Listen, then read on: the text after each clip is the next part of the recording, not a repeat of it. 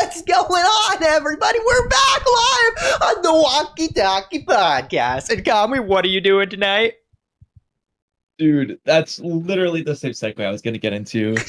Guess what? Guess what we're bringing back? We're bringing it back, and we're not just bringing it back, we're bringing it back in style. We're bringing back the walking while we're talking. And I don't just mean me walking on the treadmill on stream. I mean, we're going outside at midnight, the way that we used to. It's summertime, you know, sun's out, guns out, it's midnight, but you get the gist. Instead of sun's out, guns out, it's lights out, microphones out. Mic's out, yeah. Yeah, lights out, mic's out. Okay, you're making that a quote. That's actually okay. That's actually like a life quote. That's actually so good. Like not even a podcast, like a life quote. It's like ideology at that point. Yeah. So we're walking back. Summer's here. We're bringing it back with Sal with vintage. Even we're going vintage with this. So back to the OG nostalgia days to counter all those haters out there, like all of our fellow haters. Who wanted to call us out for not walking, and so yeah, it's to prove all the fellow people wrong.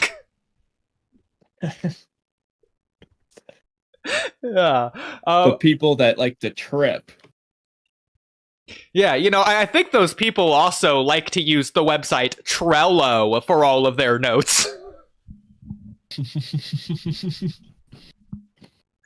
They use Chat GPT.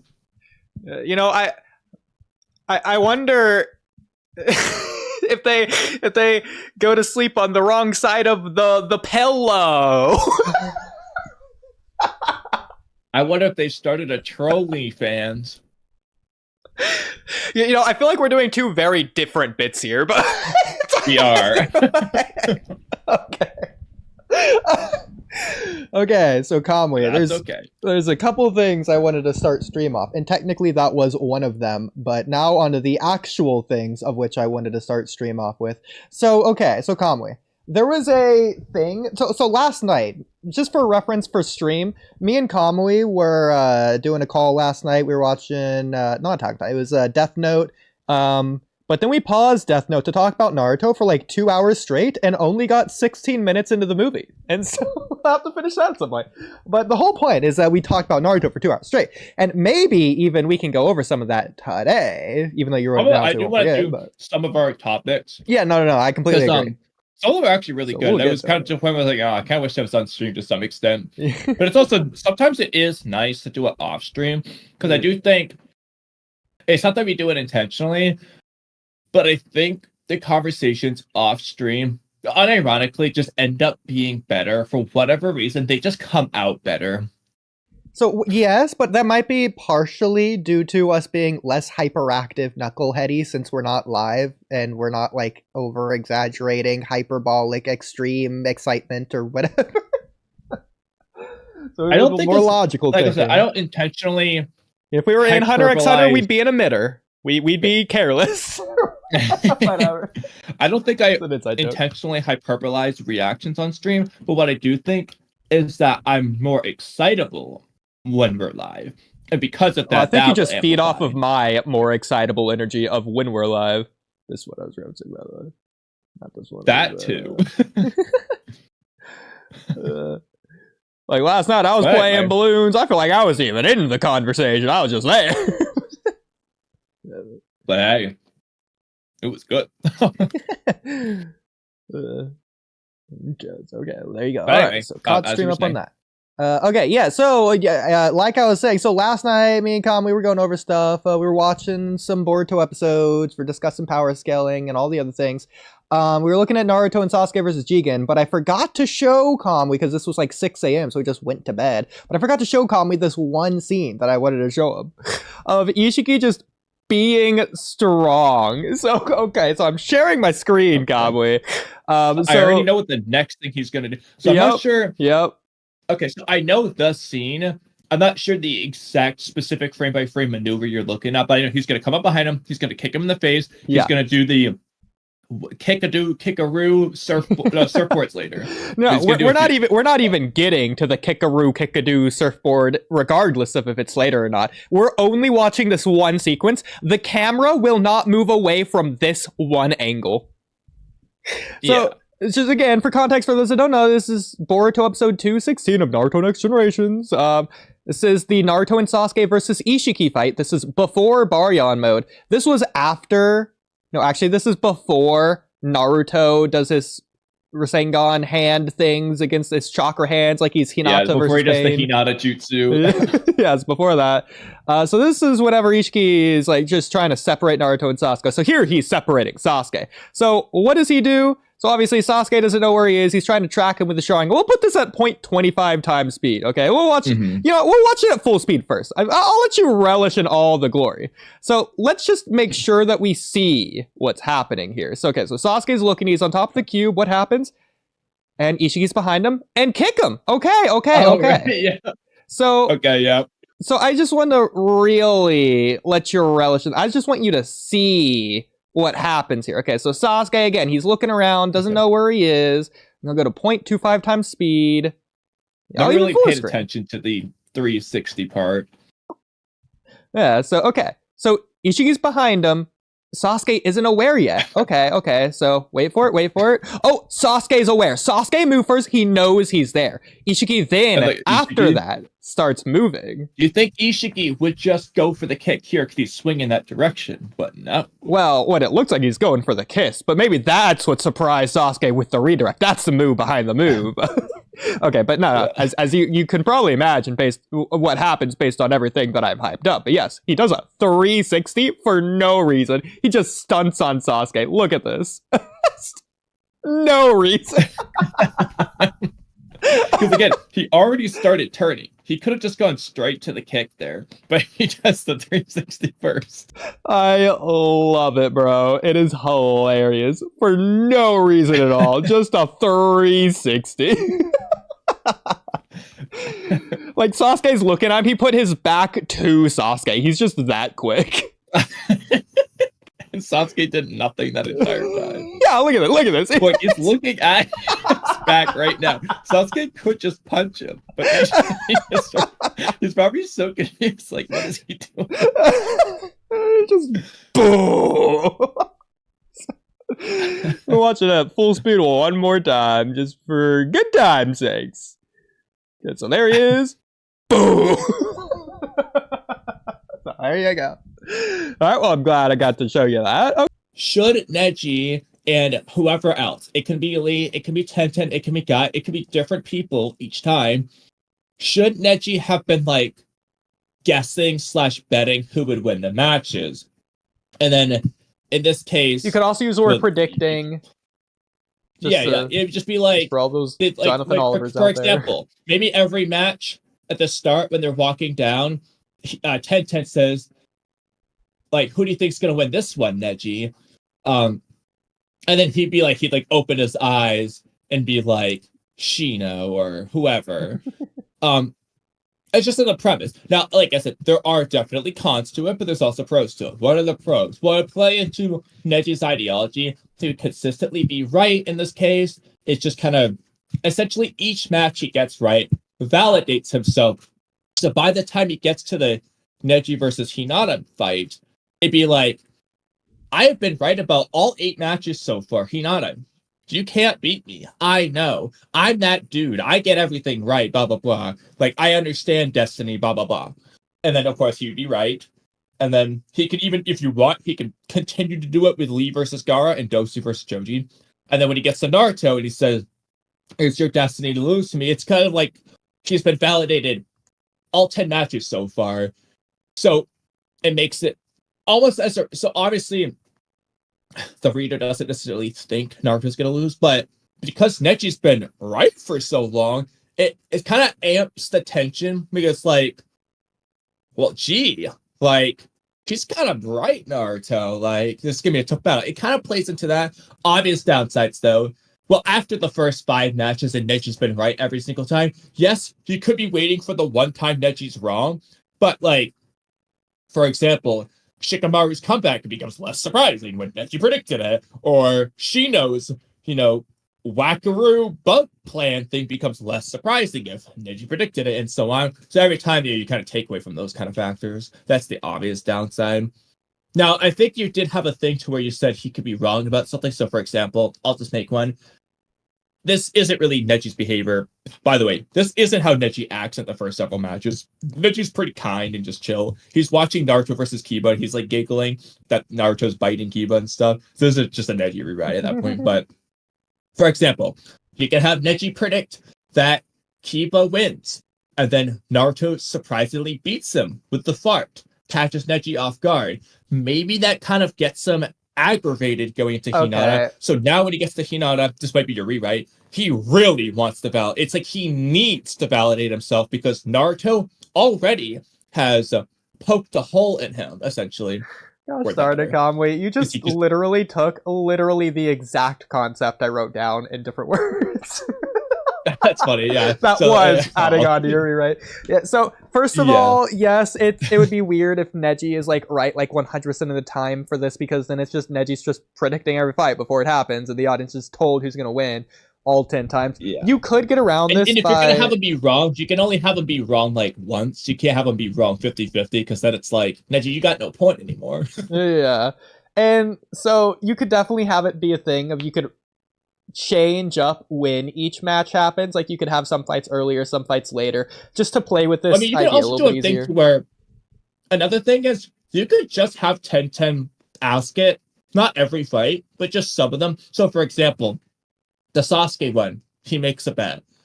Skip Shino, Konkuro, he makes a bet, and so on. You could just like do 3 fights maybe. Okay. He makes a bet. Naruto versus Kiba being the third, hypothetically. Could be a thing like that. He could also make bets based on like his own defeated, team. That's when they stop doing it. Yeah, he could also make bets on his own team. So just those 3 fights could be something. Sasuke will win. Sakura versus Sasuke will win. Sakura versus Ino, he's like,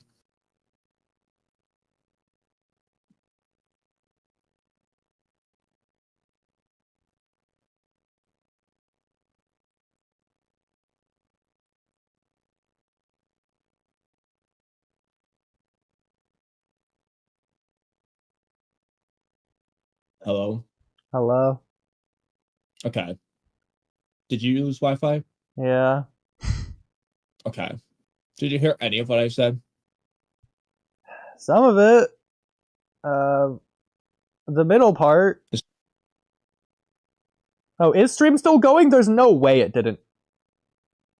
It had to have ended. Did it not? It's still going? How? My Wi-Fi was out for like a minute, literally on it, like actually 60 seconds. Okay. What just happened? Oh, it just kicked me off the stage as well? Okay, well, yeah. Okay, did you hear any of what I said? No. Is stream still up? Somehow, yeah. Okay, perfect. Okay. Well, so do you want me to finish what I was saying, or you say what you were saying? You know what? I heard it, but that stress just wiped my mind if you want to re-say it. Okay. So my idea was he'll have 3 bets, basically. It's going to be Team 7. The lead up is to it.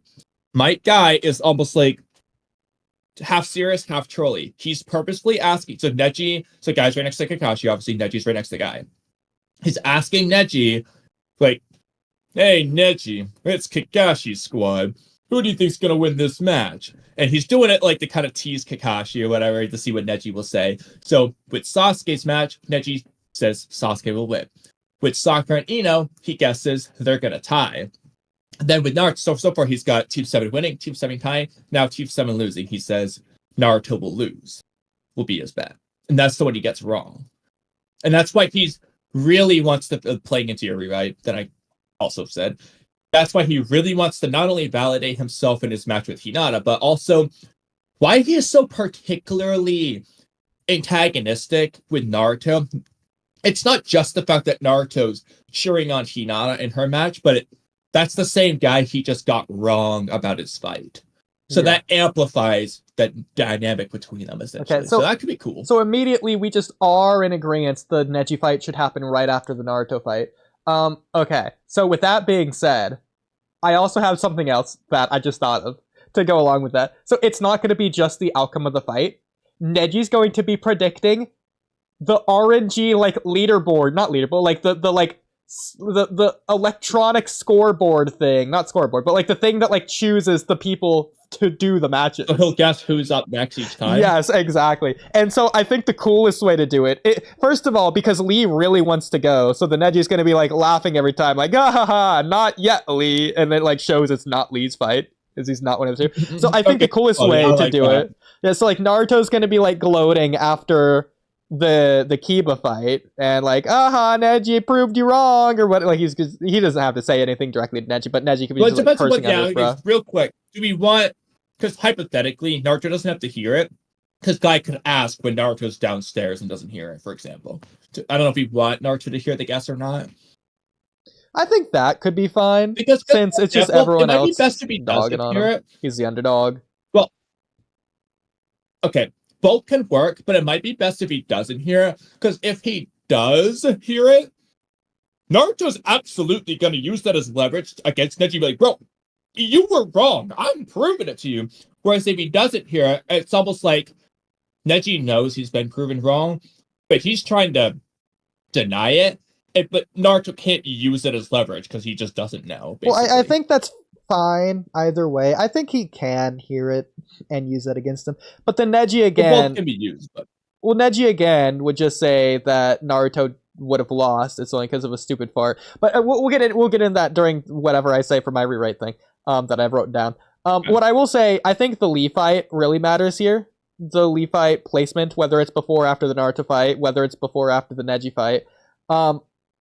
And that goes into my rewrite of things as well that are kind of funny. The way that my rewrite's mostly funny, but like the whole point is Neji stuff. So I think Naruto can totally hear it since Naruto already has a deep, like, serious moment with Neji, and like Rock Lee stops him after not only the Rock Lee fight, and the Hinata fight.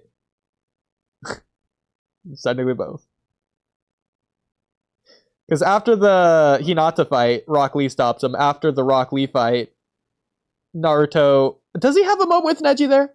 Or does he just jump down and have a moment with Kakashi? It's Gaara that he walks by. Gaara. Does Neji not say anything there? He said things that is mine. Okay, you're walking away, you're very quiet. I was washing my hands. Okay. What did he say? Neji just thinks it is mine. Okay, thanks, it's fine. You could have a moment there as well. Either way, that wasn't the real point of what I was getting at. So I think here it could be totally fine for Naruto to be gloating that he won. Maybe to Neji, maybe not. The whole point is that Neji's really annoyed because of Naruto. And so then, like, all right, we're gonna get the next match started. Like, Hayate says that, and then like the leaderboards start going. Before they decide anything, Neji is like,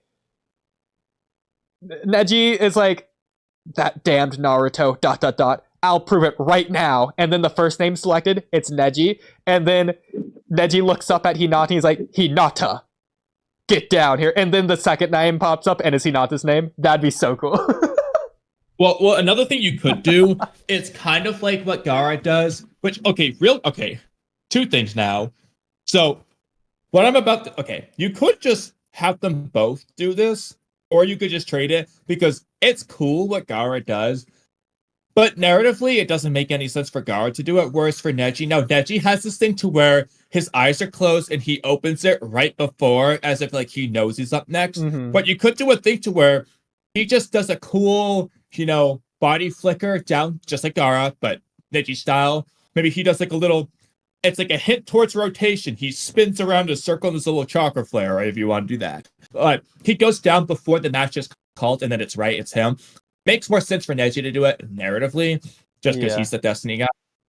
And Gaara can do it too anyway, just to have the parallel, because Gaara and Neji are like the two top dog antagonists anyway, so they can just both do it if you want. But whereas I agree, I feel like Gaara doesn't need to do it. I feel like Gaara shouldn't really do it. I agree. Because at that point, if you're doing that, it's the top dog antagonist. That's gonna be some weird power thing that makes no sense that we would just complain about 20 years later on a podcast.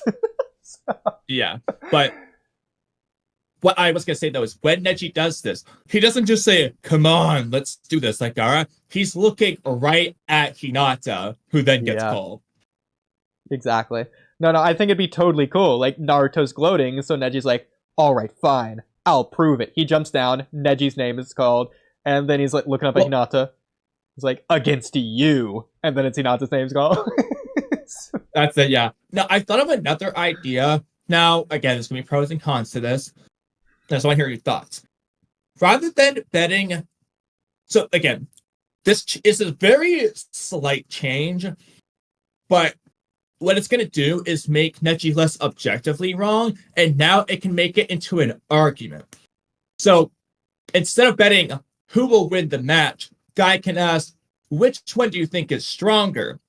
So, Neji will say, Sasuke's stronger. Neji will say, Sakura and Ino are equal. Then he'll say, Naruto is weaker. Now, what's that going to mean? Naruto's going to win, obviously. What's going to happen is Naruto's going to be like, ha, ha, I'm stronger, proved you wrong. Neji's argument would be, no, Naruto, you are weaker. You just, not, I want to say cheated, but, you know, you farted. So his argument will be, I'm still right. So obviously Naruto's, quote unquote, proving him wrong, but it becomes, what I'm trying to say is, it's less objectively right and wrong. In this case, it would be like, it's a gray area. It could still aggravate Neji all the same, but thoughts on the idea anyway. So you're getting into what I wrote anyways and the real concept there, which I'll just pull it up now. I'll share my screen as well. There we go. Let me go to it. Going to rewrite tab and real quick, I'm going to start switching over because I'll start walking in a minute. Okay. So for Kamui's Neji predicting all the prelim fights rewrite. Let me close that down. Let me zoom in. Okay. What if we had him correct Guessly all... Am I heard? Yeah, you're here. It sounds awful, but you're heard. What if we have him correctly guess all fights up until... Yeah, I hear you. Do you not hear me? I don't hear... Oh, wait, hold on. Setting problems. Hold on. Totally ruining the clip, but... For those watching on YouTube, skip ahead 20 seconds. Okay. Did you get it? Yeah, okay. Do you hear me? Yeah. Okay, perfect. Okay. What were you saying? So I'll just restart. For Kamui's Neji predicting all the prelims fight rewrite, what if we had Neji correctly guess all fights up until the Naruto fight to where he guessed Kiba, and is pissed that Naruto won through a fart, thus making Neji wrong, and the next fight would be Neji versus Hinata, which gives more reason for him to be pissed, and he just doesn't guess any fights after this one because he's still pissed because Kiba should have won, thus making Neji still technically correct. So that's basically the idea that we've been saying. Something else I'll say is that it'd be really cool because Hinata's scared anyways. It would have been really cool if this just had another layer, an extra reason for Hinata to be scared or even extra scared because Neji just predicted that he and Hinata would fight right then and there. Right. I agree. Okay. But the idea that I'm getting at is the same idea that you're getting at. It doesn't have to be who's stronger, though I completely see why you're saying that. I think that's fine. To a degree, it sort of takes away from it because whereas Naruto won the fight, if we're taking away the Uzumaki barrage and Naruto won because of a fight, Neji's destiny isn't wrong per se. It's not that Naruto overcame destiny. It's more so that he got around it or whatever. Through a fart of all things. It's ridiculous. A fart of all things is a reason that Naruto got around destiny. But, Naruto was destined to lose that fight. Kiba was going to win the fight. So there's... It's not about being stronger, he just was going to win. Because we could also have Neji predict a fight that someone who's weaker was going to win as well. Whichever fight we want to say there. Yeah. But, part of that depends on whether you want to do just the Team 7 thing or every match, but... Well, first of all, I think every match would be great because we could have Neji versus Hinata be the penultimate fight, and then a hilarious thing we could do is by the Choji fight, Neji just walks out like Tintin's like, Neji, who do you think's gonna win? And Neji's like, I don't care anymore, as he just leaves. So he just doesn't predict that fight. That could be cool. I do think another doesn't matter to me.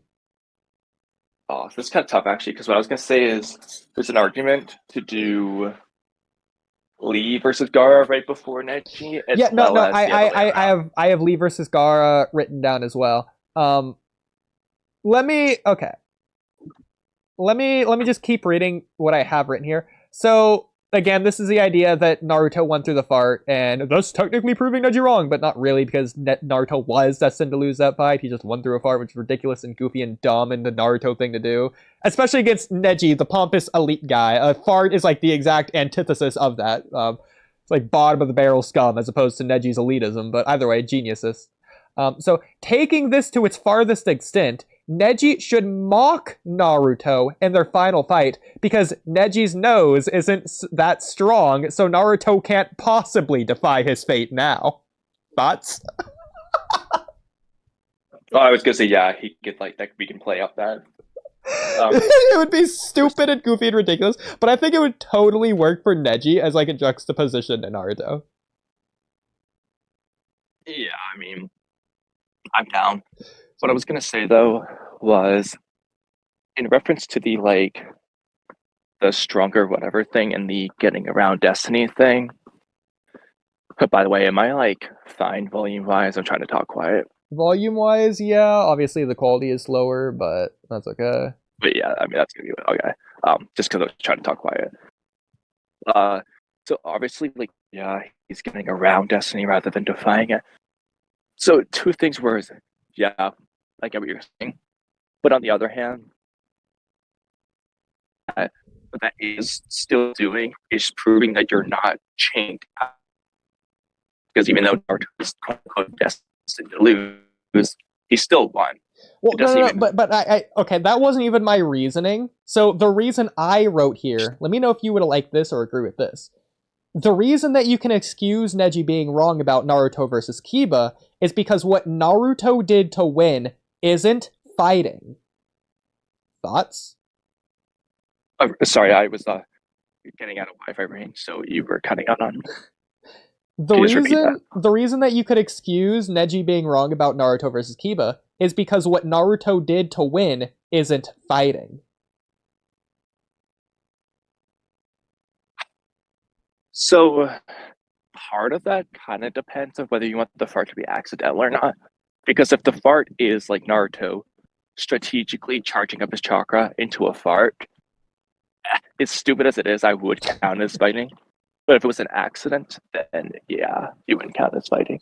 Sure, but if Kiba's going to be passed out from it, because we were just saying earlier, if Naruto does get the multi-shadow clones off, he's just not landing the Uzumaki Barrage either way. Right. So that's why I was presenting the idea of the who's stronger thing. Because there's a pro and con, because it does take away from the destiny aspect, because it's not about who wins, it's just who's stronger. Yeah, I agree. But part of that, the reason for Neji's belief, at least in terms of the fight, is just based off who is stronger. So Naruto can say, use that like an argument to be like, well, just because you're stronger doesn't mean I can't win, type of thing, and so on. So what I will say is, in my opinion, there's arguments for both, and I think both would be good as a premise. I'm not even saying that necessarily doing this is objectively better than not doing it all, like the actual series, but I do think regardless of what's better, this as a premise is actually pretty good, and I think both versions would work. It's just kind of picking and choosing which one you think is a little bit better. I think the stronger one doesn't work as well. You could have it be both though, especially if we're doing the thing we were saying earlier, to where Neji during one of the fights is going to say, this character is weaker. But in despite of that, they're still going to win the match. And that could be like a surprise thing or whatever. The point is that he's betting on the weaker character who ends up winning anyways. Yeah. He was still right, which makes him, if anything, that's probably the best way to do it, because that's like Neji like is one with fate. He knows even the unlikely outcomes, not just the most likely one. Whereas I completely agree from that standpoint. On the other hand, it kind of starts to beg the question of why is he saying like that Naruto can't be a winner or great or whatever? Because if he thinks other weaker people can do it, why is it like Naruto can never? Like, it kind of makes his beliefs a little bit weird, and that's why I think is a pro and con. Because on one hand, it's making him look more right, but on the other hand, it's like his reasoning makes less sense. I disagree. It's not about strength. It's about whether or not you're a failure. Because being Hokage is being not just great, but the best. Not in terms of strength, but in terms of success. Okay, not so anyone let's can get do a good it. let's get a good example then of where you think the character is objectively weaker and Neji's going to predict it right and so on because of the failure thing. Like, so we can put this in applicable terms. Like, who do you think's the best example? You could say Shikamaru and Keen, but like, I don't even know if I really say Shikamaru is weaker than Keen is the problem. What about Kankuro and Mizumi? See, the problem is, narratively, they're presenting Kankuro as being stronger.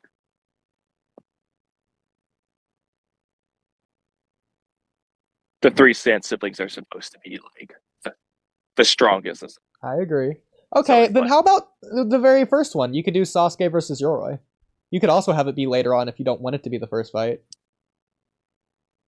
So I was thinking about that one. I think that it honestly would be the best. Because Sasuke should be seen as the underdog in that fight. He's the character we're rooting for anyways. Because of the curse mark especially. Holding him back. So there's a couple... I agree, but I really should brought my gloves. I have to walk back gloves. So I agree, but there's a couple problems. First off, Sasuke is supposed to be the super strong, hyper amazing genius or whatever. So to say that he's being presented as weaker, he's only from the perspective of. So I think there's things you could do to rewrite this though, but as it is, it's only really from the perspective of us who know that Yoroi is part of Kabuto's gang to think that Yoroi would be like stronger. Just based on that alone. But nobody else knows that, so obviously Neji's not putting that in perspective. Again, we'll come back to rewriting it later. But the other thing is, from Neji's perspective especially, he's seeing the curse mark as like strength, not a hindrance. The reader knows that it's paralyzing Sasuke. But from Neji's perspective, he just watched Sasuke use that thing, and holy moly was he strong. So that's like what he's thinking. He's thinking, oh, Sasuke's got more than 10, if anything. Kind of the issue there. Well, no. That's actually what I was going to point to say this would actually be a good thing. Because he's already seen Sasuke, considering he was there when Lee fought Sasuke at the end. I think he arrived, right? It wasn't just Sky. Neji was also there. Or was that not a thing? You want to say that again? So when, at the very beginning of the Chunin exams, when Lee fought Sasuke, towards the end, did Neji arrive? Because I know Guy obviously did to stop the fight. No, but Neji's not there. Neji's not there at all. Neji's not. Okay, we could just throw him in there. Because then when's the first time that Neji sees him? The Forest of Death? Correct. Well, no, he sees them when Izumo and Kotetsu are doing their little genjutsu trick. Okay, well, I'm not going to count that. I'm just going to rewrite it to where Neji sees Sasuke fight Lee. It could just be the whole team shows up, not just Lee. Okay. Makes sense anyways. But or is he going to see the Forest of Death thing? Or... So, okay. That's a different rewrite because we both agree Neji just should have done something anyways. But because he just canonically doesn't do anything, you could just write it to where he just wasn't there. Say that again? You could just write it to where he wasn't there. Okay. I mean, yeah, you could. Stop, Max. Stop it, puppy. I don't know if I want. On one hand, I agree. On one hand, I like him being there. It's kind of tricky. I mean, I think it's fine if Neji just doesn't think that Sasuke can use it, or if he just knows Sasuke can't use it. Maybe he overhears Kakashi, or maybe it's just announced to everyone Sasuke's not allowed to use it. Yeah, but the whole point was to keep it a secret, so... Okay, well then, I mean, Sakura knows. Maybe Sakura can tell him. Either way, I think it'd be fine if he just overheard Kakashi. Or just have him just not know about it in the first place. Since it's supposed to be secret. Even though half the people there know. Well, not half the people, like... Well, you have the 3 sound ninjas. You have Orochimaru, Kabuto, Yoroi, all of Team 7, which I'm going to include Sasuke in this. You have Inoshika Cho. So who doesn't know? You have the Sand 3. You have technically the other Proctors. Hayate might have known if Kakashi told him, but... you have... Who else wouldn't know? I guess Kiba and that team, that whole team, Team 8.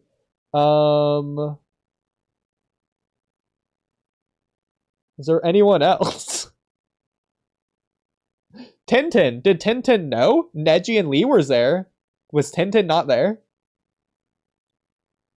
In the Forest of Death? Where was Tenten? She totally should have done something. She was with Neji. But only Neji was monologuing. Was Tenten next to him when he was monologuing? I forget. I don't know. Either way. So yeah, I think like only half the people there even knew in the first place. Either way. Hello, Walky Talky podcast. Full screen. Chat, what's the why were we not always the words make no sense. Trigger others. It's hilarious. What's up, boys? I'm a massive fan. What's up, Doug? Thank you, Doug. Massive fan of the podcast. Great with the great work. Thank you, Doug. That's awesome to hear. I love that. That's awesome. I love it. Hey, everyone. What's up, Archduke? Archduke is in the Discord, of which case, if you wanted to hear us live in the Discord without a screen filter and hearing all our pre-discussion stream shenanigans, we typically talk for like 10, 15 minutes before stream starts every single time, and after sometimes as well. Kamui's figuring out his shenanigans, obviously, but we also have a very active chat, talk every single day here. We got other room for Tag and Time, My Hero Academia, JJK. We talk about Naruto, writing, various miscellaneous topics. You can even recommend videos in the React sections. A JJK React, a Random React, Tag and Time React, Boruto React, Naruto React, React suggestions, like all sorts of stuff. We got rewrites here. We got a bunch of stuff here. To be fair, you can't access the rewrites tab. It's podcast topics, but yeah, you can suggest your rewrites, or we could just take a screenshot of it and put it in the comments first tab. Yeah, what do you think about that? There you go. Okay, well, if you wanted to join the Walky Talky podcast Discord, very active, very awesome, like 200 people here, I'll definitely invite you. So here's a link, and I'll pin it, and definitely join. So thank you very much. Welcome back, Kamui. Hello. Hello. Okay, I just left and rejoined when it just wasn't working. Okay. What were you saying? Only half the people knew about Sasuke. Well, I mean... And his curse mark. Yeah, well, it wasn't quite half, but I get your point. Well, but anyway, okay, well, no, I already went over it. Did you not hear? No, I didn't. There's the Proctors, Hiruzen, Kakashi, and Sakura. That's all that actually knows. No. Going to that fight. No. You have... Sorry, where's Tenten? Was Tenten with Neji? Yeah, but she didn't even pay attention to it, so... Okay, was Lee conscious? No. Okay, so I won't give it to Lee. I don't care whether or not Tenten was focusing on... She saw it, so she's aware of it. Yeah. Okay, yes. So you have all of Team 7... I guess Naruto wouldn't know, right? No, Naruto didn't know. Okay, correct. So you have but I guess the Sasuke and Sakura. Yeah. You have Orochimaru. You have the Sound Trio. You have Kabuto. I'm just going to give it to Yoroi and Mizumi since they're Orochimaru's underlings anyways. They did know. They did know. They did know. Okay, exactly. No, Roy you have, specifically says like that curse mark giving you trouble, kid, in his mind. yeah. So. Then you have Team Inoshikacho. If I didn't say Kabuto, Right. you have Kabuto as well. Everyone but the Sand team. Yeah, so you have the Sand team and Team 8, and Lee and Naruto. Kakashi probably told the proctors, if not at least probably Hiruzen. They were all talking about it. Okay, so yeah, probably 60 to 70% of the people in that room knew, if not 80%. Okay. Yeah, exactly. With that in mind, okay, so how are we playing that into this, though? Is Neji predicting Sasuke because of the curse mark? You could do that. So, okay, it could be a thing of to where maybe Tintin asks, who do you think's going to win the fight? Or no, maybe Tintin asks, who do you think is stronger between these two, Neji?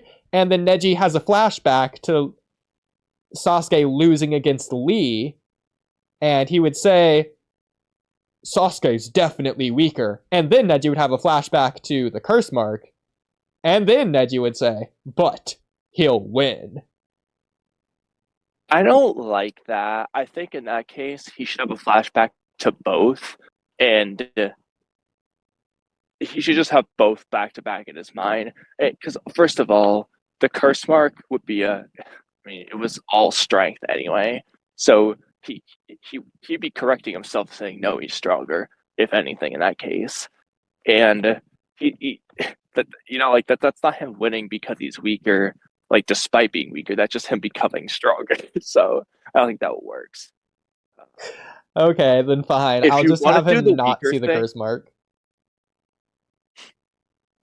See, that could work better in that case. Yeah, since it's supposed to be a secret anyway. The other thing you could do would be to... There's various ways you can do this. Oh, actually, hold on. Works.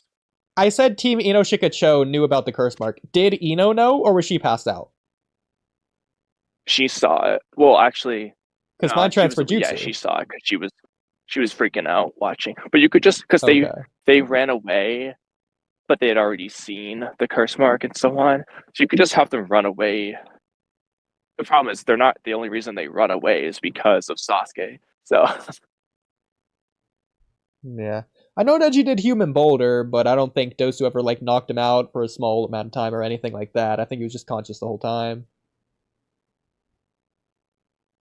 But yeah. Yeah, they were. I'm trying to... Was Keen conscious? I'm trying to think of... Keen was knocked out, so she never actually saw the curse mark. Never actually saw it. Okay. So there you go. I'll give you that. Keen might not have known. But to be fair, she was almost definitely just told about it. If not beforehand, anyways, obviously. She would just know that's the reason they're going to go fight/kill him in the first place. But actually, no, they didn't know about the curse mark until it came out. Okay, that's Dosu fine. Was surprised, but yeah, but that's he definitely fine. probably... I'm sure Dosu and Zaku probably told her anyways. Yeah. But I was trying to think if there's a way to get... See, the problem is if you have Team Inoshikacho leave before Sasuke's curse mark, the only real sensible way to do that have them knocked out, all of them. Okay, I guess that could... Okay. What I was going to say is you could have them leave, and then the reason they're leaving is because Neji shows up instead of Sasuke, so that only Neji sees it. Well, no, I think Neji should show up because... Okay, first of all, I think Lee should show up when Team Inoshikacho all gets knocked out, and then Neji shows up when Lee gets knocked out. There you go. So you want Team Inoshikacho to show up first in this case? Yeah, I feel like that might be best. I mean, either way. So there's the pro and con to that, because on one hand, so the way that would have to go is Sakura is getting her moment before anyone comes to save her. Yeah. In order for that to work, so you're not just going to take away that.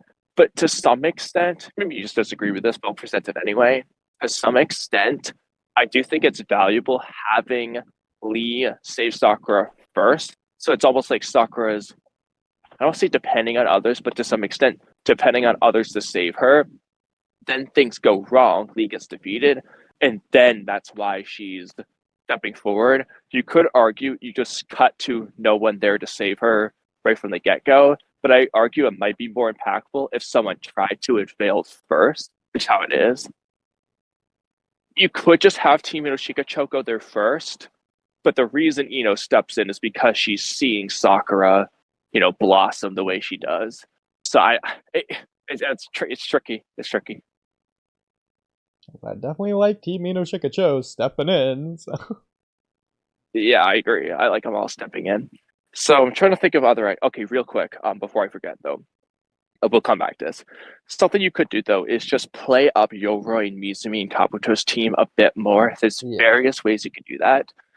One of which would be just through statements. So these guys, let's just say it's not just Kabuto. Like this team has taken the tuning exams several times and they've always dominated.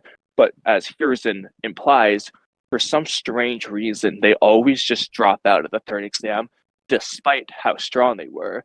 So nobody knows what their deal is, but they all know that they're like really strong. So you're just playing out through statements.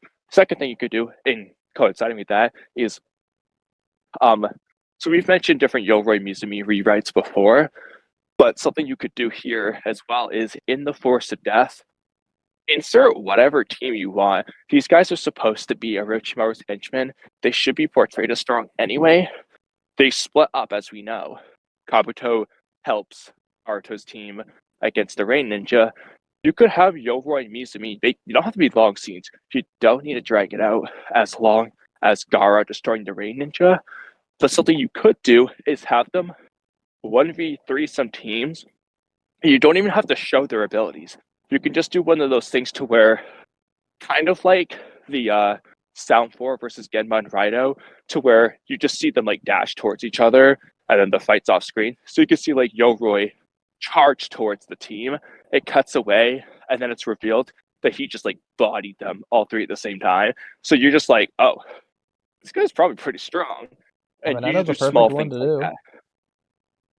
Huh? I know the perfect one to do. Since Lee's fighting the Sound Trio, just have Mizumi and Yoroi fight Neji and Tenten. Specifically, Yoroi fights Neji, which would parallel Yoroi fighting Sasuke, which is also important here because Neji's betting on, comparatively, what he's seen from both Sasuke and Yoroi individually. Okay. So, if you're gonna do that, though, I think Neji needs to win. So he's gonna bet that Sasuke will win just like him. Why wouldn't this is Forest of Death? The point is to get the scrolls. I think it would just be a tide where they both just leave without taking one another's scrolls. Neji's not gonna bet that Sasuke's gonna beat a guy that Neji himself didn't beat, because Neji definitely thinks he's stronger than Sasuke, especially if he's only seen the Lee versus Sasuke fight. Okay, fine. So the only way that works is if Neji wins and he's like, Sasuke will win just like me. Granted, based on the Lee fight, I'm not sure if you would think that. That's what's tricky about it. Then it wouldn't be I feel like Neji a conclusive shouldn't fight. See the Lee fight, to be honest. It wouldn't be a Neji conclusive fight. The Lee fight. The Neji fight, so Yoroi would just decide to stop fighting Neji because Yoroi only wants to fight weak people so he can just steal their scrolls. But that's not making Yoroi look strong. No, I think it's fine, because maybe you could even have a line of Yoroi saying he could eventually beat Neji, but it would take too much time and energy, and he wants to take as many scrolls as possible.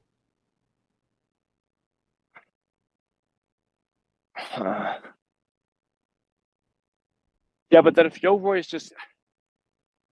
I mean, I know we're playing into where he's underestimating Sasuke, blah, blah, blah, but this is tricky. I mean, okay, what do you think about... Okay, so real quick, I think Neji shouldn't see Lee versus Sasuke, so that it's not making him think lesser of Sasuke. He's kind of thinking, like, highly of Sasuke, because that's all he knows to think. But second, I feel like you're going to say no to this, but what do you think about the idea? So remember I just said Yoroi body is a team 3v1? What if Neji just sees that with his Byakugan, so when it's all over, it does like a fade out, whatever, panel, cool looking thing of Neji's Byakugan watching? So Neji saw Yoroi, but he never interacted with him because there was no reason to. He could even like smirk and be like, he'd be a worthy challenger later on or something, whatever you want to say. But like, I mean, it's definitely less cool, but I'd be okay with it. Especially if Yoroi defeats the team and intentionally leaves the scrolls there, because either they already have the scrolls or they're not fighting them for the scrolls or just fighting for the blood. In which case, that could be the scrolls that Team Neji takes in order to pass the tuning exams, the Force of Death. Well, I also like the idea that Neji just bodies a team on his own for his scroll too. I mean, it happens off screen anyways. It doesn't really matter. What you care that he bodied some weak team that doesn't have a name? I don't want Neji just stealing a scroll. That's not even something he would do because he went out of his way to say he won't fight weak people. Do you really think he's just going to take free scrolls? Well, he could just have a line of like, aha, I guess destiny really is on my side. Whereas, yes, that works. I don't know. That. On the other hand, I don't like it. Like, I like it and don't like it. I think you're thinking too much about it at this point. That's exactly what we do. It goes to show how much I care. Exactly, because we care. That's right. Okay, so let's think about reasons for Yoroi Mizumi. So one thing I was... Okay, you can assign them a lot of reasons why they're doing what th're doing. One is just mustache twirling villain. They're like Orochimaru. They're just having fun beating people up and killing them or whatever. Another reason could be they're also testing people themselves. Like Dosu's teams meant to specifically test Sasuke, but maybe Orochimaru asked Yoroi Mizumi to essentially scout out people to recruit, not as vessels, but just as like henchmen. That could be the reason why they're doing it. Or they could just be evil. Either way really works. But I mean, just side note, you could just have... I know Orochimaru's face stole the grass ninja, and he's there with Sakon and Ukon, who don't do anything. This not really relevant. That could just be Yoroi Mizumi. Yeah, it could have just been Yoroi Mizumi. That could... I mean, that's fair. Not gonna lie. Yeah. But the real question is, would it have been Kabuto instead? If we're doing that? In that case, yeah. Well, I guess Kabuto's... Oh, the real question is, why are Yoroi and Mizumi bothering to do that when they're already registered as a team in the training exams? There's no reason to be the grass ninja. Yeah. You're right. Okay. But it something just you could do though. It's just so weird having Sakon and Ukon just randomly be the grass ninja. No, something you could do. It's funny though. I will admit, I like it for the funny factor, but that's funny. Something you could do is only so the girl Orochimaru takes the body of the face of. Orochimaru could have only killed that one person earlier on. So rather than like, just before the Force of Death or whatever, it could be a thing to where Orochimaru did this ways back, and that's like we're left wondering. So you could even do a cool montage of this. This is actually really fucking cool. So you wouldn't notice any of this the first watch. So like obviously the tone thing with Anko, you would notice. It's pretty, but everything else would be these subtle ass things you don't notice. But then there's like a panel montage of like a bunch of scenes of Orochimaru just there looking creepy or whatever it is he's doing. And it's like, oh, he's been there the whole time. And then what happens when he tells his team to fan out into the woods, I'll do this alone. Yoroi and Mizumi could then, go kill the other grass ninja. Oh, that's what you were thinking. Okay, that's how you tied it back. See, what I was thinking that would have been really cool is the traitor reveal, Orochimaru kills his own grass ninja teammates. And, like, we as the audience aren't expecting it. It's just out of nowhere. Okay, that could also be really cool, too. Yeah. So, something I was thinking is, based on what you were saying, Orochimaru could just show up to the village as the grass ninja with the other two grass ninja in the same way as, like, the sand team does. Like all the way back in, like, episode 20. And then they just are, like, in the forefront there the entire time. Like, not in the background, but, like, directly on screen. Like, we don't need a flashback montage of, they've been there the whole time. They just are there the whole time. And that just has been Orochimaru the whole time. In which case, I would have it be that Orochimaru killed the grass ninja on the way to the village in the same way he killed Rasa on the way to the village. Okay, but if that's the case, you're going to have Sakon and Ukon be the grass ninja again. he could do it when one of them are on the bathroom break. I don't. Okay. No, but I'm just saying that then Sakon and Ukon will be in the Forest of Death, like you said, which is just kind of weird. It's funny, but weird. Wait, what? Because if he kills them beforehand, no, I'm saying he just kills one of them, and the other two don't know. Oh, okay. So that's what I said originally. He would do that before the exams start. It would be like a reveal that he's been Shiori this whole time. Yeah, well, that's why I said it's like on his way in the same way that he killed Rasa. Right, okay. Well, it just sounded like it was a new idea that's just slightly elaborating on the one I said then. I just thought you meant... Okay, anyway. Well, I meant how to get there, in which case he's going to be there from the very beginning in episode 20 in the same way that the Sand Ninja, right? Yeah, that's what I wanted. What I meant... So what I was saying there is he doesn't need to be like Gaara having a major meeting scene of, hey, I'm Gaara, blah, blah, blah. But it could just be a thing to where, kind of like Dosu watching, he doesn't really do much in that scene. It could be a thing to where, like, the Grass Ninja are just there. Orochimaru could even lick his lips. We don't know what that means, obviously. But then in hindsight, we start to realize, like, oh, shoot, this has been Orochimaru the whole time. I got something cool. Up to no good this whole time. So the scene to where Konohamaru shows up and Kankuro wants to, like, bully him or whatever, and, like, the conclusion of the scene is, like, Konohamaru's whole team, like, running away. I think from Sakura wanting to beat them up, right? Yeah, Sakura's gonna beat him up. Okay, so what if it's like Kankuro? It could be Sakura. What if it's Kankuro chasing after Konohamaru or whatever, and like Konohamaru bumps into Orochimaru, the Grass Ninja, and Konohamaru just like looks up at him, is like scared. He like runs up backwards. He bumps into like Kankuro, and like maybe you could do a gag where he's like he just like loves Kankuro, like he's hugging Kankuro because like oh he's not Orochimaru, he's way less scary in comparison, and maybe like Kankuro's looking at him like oh wow. This guy's even scarier than Gaara. He probably wouldn't have dialogue like that, but you get the idea. Like this guy reminds me of Gaara or something. I mean, it could be a funny thing to where Sakura's chasing him. Konohamaru runs into Orochimaru, or Orochimaru does something creepy. Konohamaru runs the other way and runs into Kankuro, and that just transitions into that scene. And then Orochimaru just watches from a distance. He sees Sasuke throw the rock. Okay, this is stupid. It just completely contradicts the other Orochimaru we wrote down. But what if Sasuke throwing the rock is the reason he gets interested in Sasuke?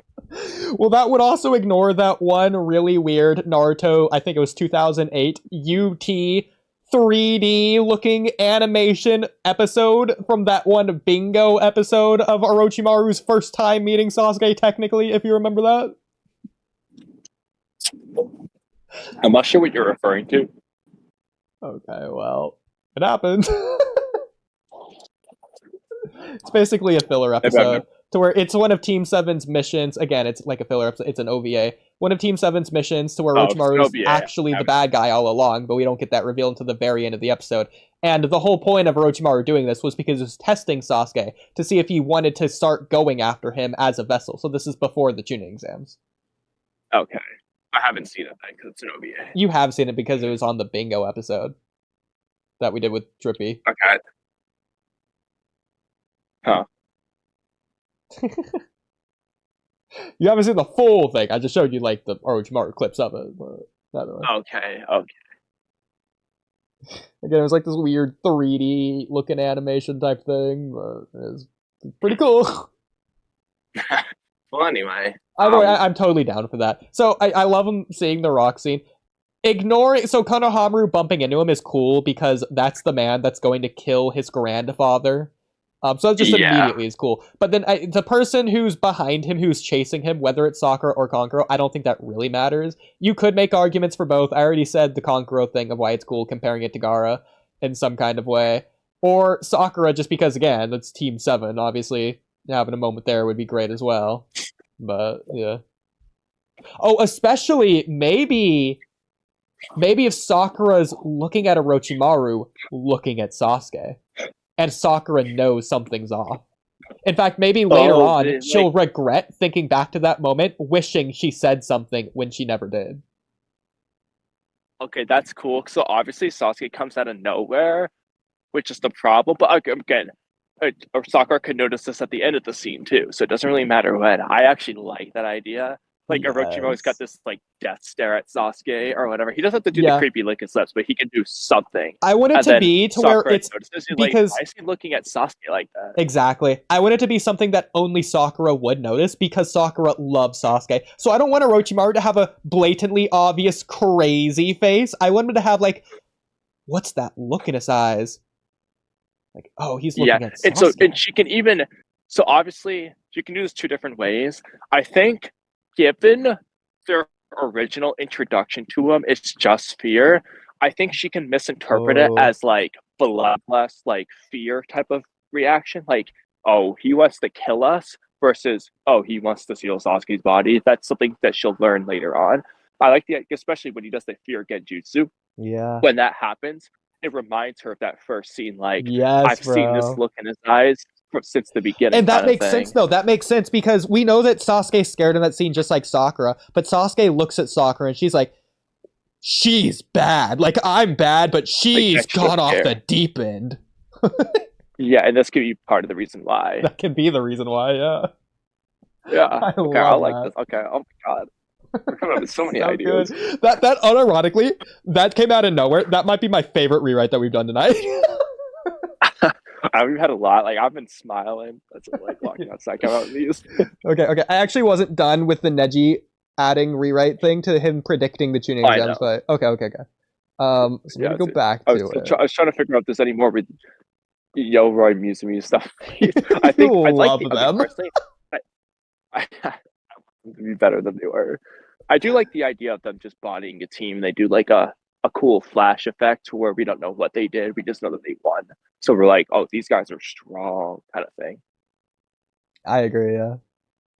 But unlike Gaara, we're not going to play up the cruelty of the scene the way we did. It's going to be more of a mystery, and then we get the revelation of their abilities in their fights. Okay. Going back to another. Okay. So I don't. Oh shoot. Okay. So this is gonna sound ridiculous. I don't remember what the rewrite was. Oh, I think I might know what the rewrite was now. Okay. I'm still gonna say I don't remember what the rewrite was because I remember it was like while I was sleeping, before I was sleeping, or after I was sleeping. It was around the time of sleep. I decided to write it down. So I had an idea of. I think this was the idea. So you know how like Konkuro's being like, hey Gar, why don't we talk to them? Because what if they have the same scroll? We should negotiate, blah blah blah. And then Gar's like, no, they looked at me the wrong way, so they're gonna die. Remember that? Remember? Mm-hmm. Yeah. Yes. Yes. Remember? Yes. Okay. You just didn't hear the first two times. The reason I was doing that was to make sure I wasn't like cutting out. Okay. So in this case, I was thinking we could do similar to how like Neji's team split up. Konkuro's team also split up. They're meeting together here because Konkuro on his own got a scroll. Tamari on her own got a scroll. So we know they're strong. And then Konkuro's being like, hey, Gaara, I've already got a scroll. We don't need to fight them. And Gaara's not just doing it because he's going to say the same thing. They've looked at me the wrong way, so they're going to die. But in this case, it's not like oh, wow, we're lucky. They have the same scroll. But like, what if they didn't, Gaara? In this case, it's going to be like, we have the scrolls. I don't care. I'm killing them. So I think it makes Gaara look even more cruel. And it also plays up the Sand team being that strong. Okay. Small thing, but... Well, I mean, whereas they did take their scrolls or whatever, the reason Gaara killed them is because they looked at them the wrong way. It had nothing to do with the scrolls. It just coincidentally worked out to be lucky. Right. In this case, it's going to be a thing to where they don't even need the scroll. They have them. Gaara's just going to kill them, and they're not even going to take the scrolls. They're just going to leave. Yeah. And that's going to be extra freaky to, like, Kiba's team. Sure. It's like, they're not even stealing the scrolls. They're just killing people for the hell of it. Okay, at the very least, would you be okay if Kiba's team stole their scrolls for free, like taking candy from a baby? Okay, on one hand, yes. On one hand, no. On one hand, yes, because that actually is... No, well, the reason... Okay, on one hand, yes. That's the whole reason Kiba was doing this. This is the reason Kiba wasn't the first team to finish. It's because they were going to do the steal scroll thing. So in this case, it makes sense. They're going to go take it because that's what Kiba wanted. By On the the other way, it hand, would have been though, hilarious we're, like, if, in a hurry to run away. Kiba's like, imagine how much of a meme it would have been if Kiba's team was the world record holder for the tuning exams. I know. Not Gaara's team, not Minato's, not Itachi's. It's Kiba's. They would have been, though. That's the crazy part. They would have if they didn't stop for the Gaara thing. To be fair, obviously Gaara was taking his time, even if it was to steal their scrolls. If Gaara actually was trying to set the world record, he easily would have, even if Kiba just went straight there. Oh, right, yeah. They would have done it in not just 1 hour. They would have done 10 minutes. Yeah. Actually, we could probably get some easy speed scaling based on that. It's 10 kilometers. They're starting from the exterior. They have to go to the middle. If they do it in an hour, how fast are they moving? 10 kilometers an hour? Actually, that's only, 5 miles an hour? That's not that fast. Never mind. Yeah. I was going to say, are they moving like 50 miles an hour at least? But no, it's not. Well, I mean, like, a 10K in 30 minutes is really fast for a runner, like in human time. And they're stopping to like fight and stuff, so I mean they're probably doing like a really fast 10K runner, like in terms of the actual time they're running. Sure, which isn't that impressive for the exactly world, that is, if I can compete with that, it's not impressive. That's not even superhuman. That's just human level. That's just normal human impressive. Yeah. So they should have just done it in like 10 minutes. I agree. That would be like 6 minutes. Yeah. But just enough to do the fight and then they go. Yeah. In which case, I still would have had the tuning exams be 24 hours instead of like the 3 days or whatever they had. Whatever. It's 5 days, actually. Exactly! Like, I get the whole idea is that it's a survival exam to see if you can survive in the forest of death with limited resources, surrounded by prey, or, well, whatever, the bugs. All of it, yeah. Surrounded by prey. That's not scary. That's pretty good. Makes it real easy. I mean, technically they were. Did you see how easily Naruto was catching fish? Surrounded. But either way.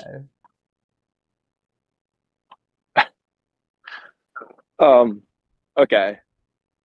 We should probably. Do you want to move away from the forest of death now? Okay, let's go back to the Neji rewrite, as I was trying to say later. Yeah. Okay. So the last thing I said, and I want to say it again, just out of short, it's hilarious. Neji should mock Naruto in their final fight, because Neji's nose isn't that strong, so Naruto can't possibly defy his fate now. It's just hilarious. Yeah, I mean, that's what I'm saying. I think he should mock him like, you won't be able to win with a fart this time. Exactly. Like, yeah, you'll have to actually fight, and you can't win through fighting. Sorry, Naruto, my nose isn't Kiba's. Stupid. Destiny is on my nose's side. Okay, this is so stupid. He shouldn't say this, but he should absolutely say this. My nose is telling me that I'll win this match. I smell a victory on my side. When he gets into the Sasuke retrieval arc, Naruto, your eyes are even better than mine, and your nose is even better than Kiba's. Naruto, sometimes your nose is even better than mine. I think Kiba's like, it's better than both of yours. And Kakashi randomly shows up. Actually, mine's the best. Mine's better than Kiba's. Okay, no, okay. This is so stupid. Instead of Naruto saying Kakashi's nose is better than Kiba's, it's like it's better than Neji's.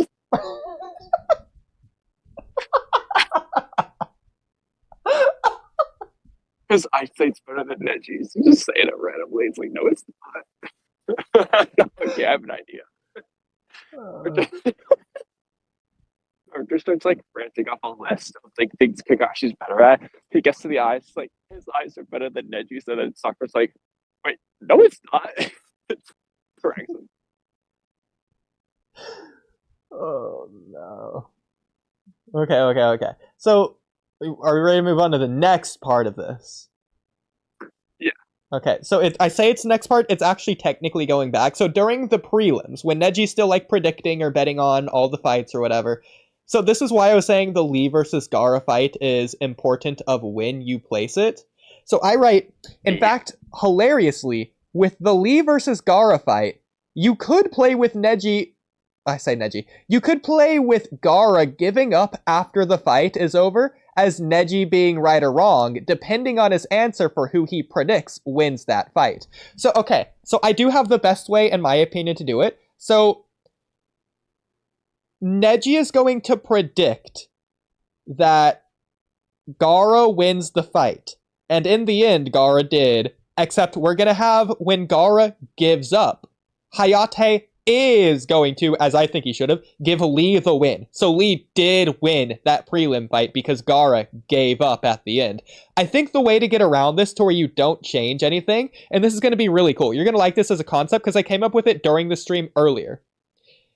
If one of the fighters is unable to fight in the final match, it's just going to default to the other person they fought in the prelims or whatever. So, for example, in the Konkuro fight, it's because Konkuro gave or forfeited his match against Shino, it was going to instantly move on to Mizumi. Okay. And so what you're saying. The way you're going to get to, obviously, it's not going to be Lee versus Sasuke at the rematch. It's going to be Gaara versus Sasuke. It's because Lee is incapable of fighting, so you default to the loser, who Gaara did lose against Lee because he gave up in the prelims, is how we're going to get to that. So it's still going to be Gaara versus Lee. Gaara's going to be fighting in the finals. Nothing changes there. Well, two things. That also means Choji's going to be fighting in the finals because that was too dead unless we just rewrite that. But that aside, the only problem is that if you're not changing anything else, Lee was disqualified before Gaara said he quit because Guy stepped in, and that Guy stepping in is the reason Gaara quit. So I know it just doesn't work. I know. So Hayate don't care. Hayate can't give it to Gaara because Gaara already won officially before he quit. I understand why you're saying that. I would just remove that.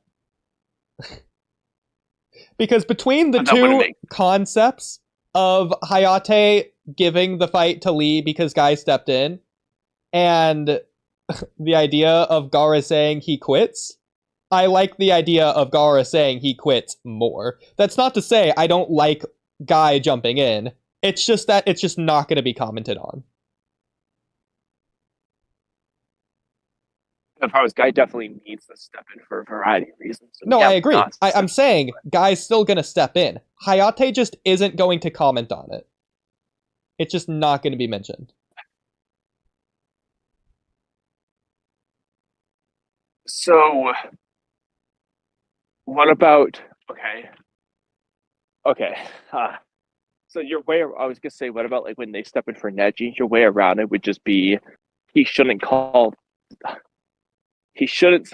The problem is he tells Neji the match is over before they step in. But if you just remove that, they step in, and then the reason the match ends is because Hinata gets knocked out. You could do that, yeah. Because I think that's fine.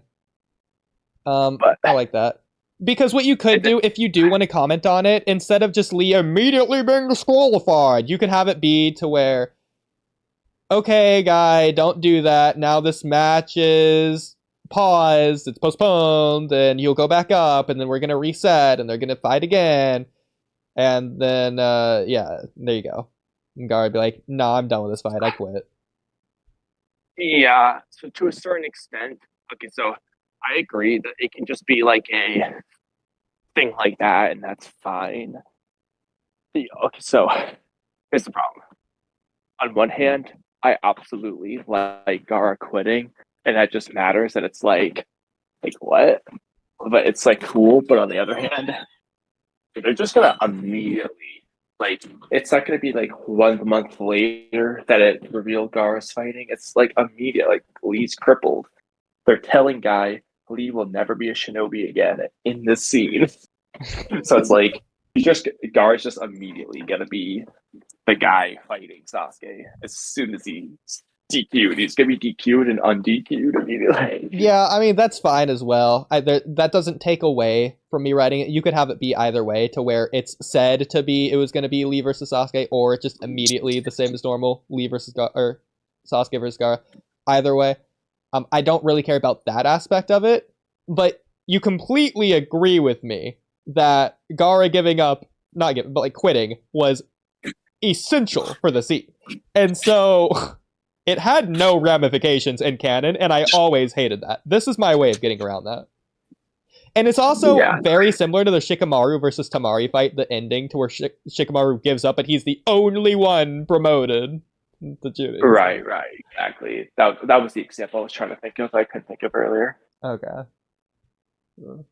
So I think that works. Because you could also make the argument, oh, well, it's unfair to Lee, because it's possible Lee could have dodged that sand blast. Maybe Guy was just overreacting. You could make that argument. Yeah, I mean, I'd be fine with this, at the very least. Okay. Because it could even... Okay, actually, I'm going to play this up even more. Okay. So, obviously... Tamari ends up with Shikamaru. I want at some point for Tamari. Okay, actually, you're gonna love this. Actually, okay, because think about this. Gaara quit, and so he quote unquote loses to Lee. Konkuro forfeited Shino. Shikamaru quits against Tamari. At some point, she could either maybe in Shippuden, I don't know. Just at some point, I want like Tamari to think. Like, I'm surrounded by quitters.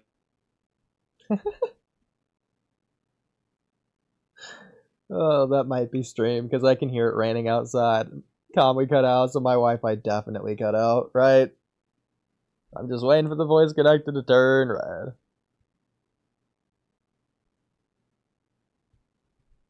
Let me see how bad it's raining out. Yeah. Did I just quit out? Bad. Okay. No, it's that it's pouring down outside, and so I'm sure my Wi-Fi's gonna cut out. It's probably why it cut out earlier. No. I got like quit out of the app randomly. It looks like. Oh, really? Okay, that's weird. I wasn't expecting stream to be able to even hear what I was saying there, but I guess they did. Okay, that's weird. So I guess you didn't hear what I said. Well, the last thing I heard was Tamari saying that she's surrounded by quitters. Okay, so in this case, Gaara quits versus Lee, Konkuro forfeits versus Shino, Shikamaru quits versus Tamari. I want there to be a line at some point that she either says, I'm surrounded by quitters, or all my loved ones are quitters, or something like that, just because it's funny.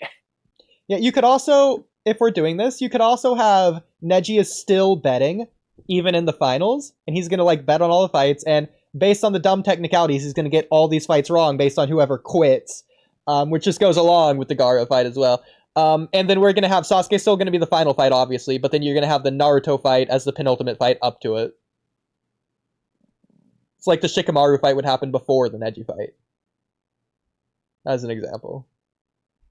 Or even, you could hilariously do the Konkuro fight as well, and again, because Konkuro's forfeiting the match, maybe right before Konkuro forfeits, Neji's like, Konkuro's going to win for sure.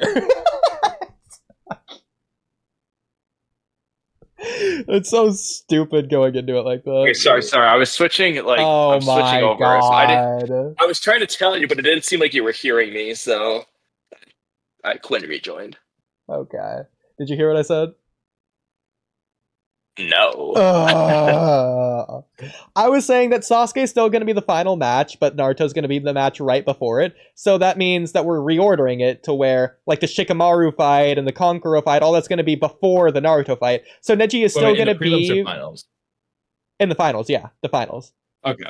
Yeah, so Neji's still going to be predicting all these matches because Naruto hasn't changed him yet. So he's still going to be predicting all the matches and he would be getting them right. But based on every single person who quits, he's going to get it wrong. So for example, like whenever the Konkuro fight's about to start, Neji's like, Konkuro's going to win for sure. And then like directly, immediately after that, Konkuro's like, I quit my match.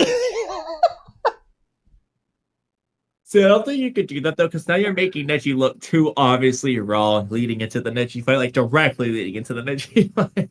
Well, no, okay. The reason I say this is because if you remember the same thing with the Lee thing, Lee versus Gaara. So what I write down, maybe the Naruto and Lee fight in the prelims will be back-to-back with Neji being infuriated that he was wrong twice in a row based on dumb technicalities that aren't actually a fight.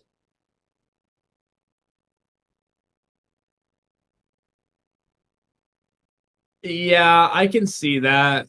That's why I was trying to kind of tricky on the placement of the Lee fight, whether it should be before or after. Yeah. So because in this case, to some extent, yeah. In this case, Neji isn't going to be wrong realistically on any single fight. It's just going to be people quitting up and a fart.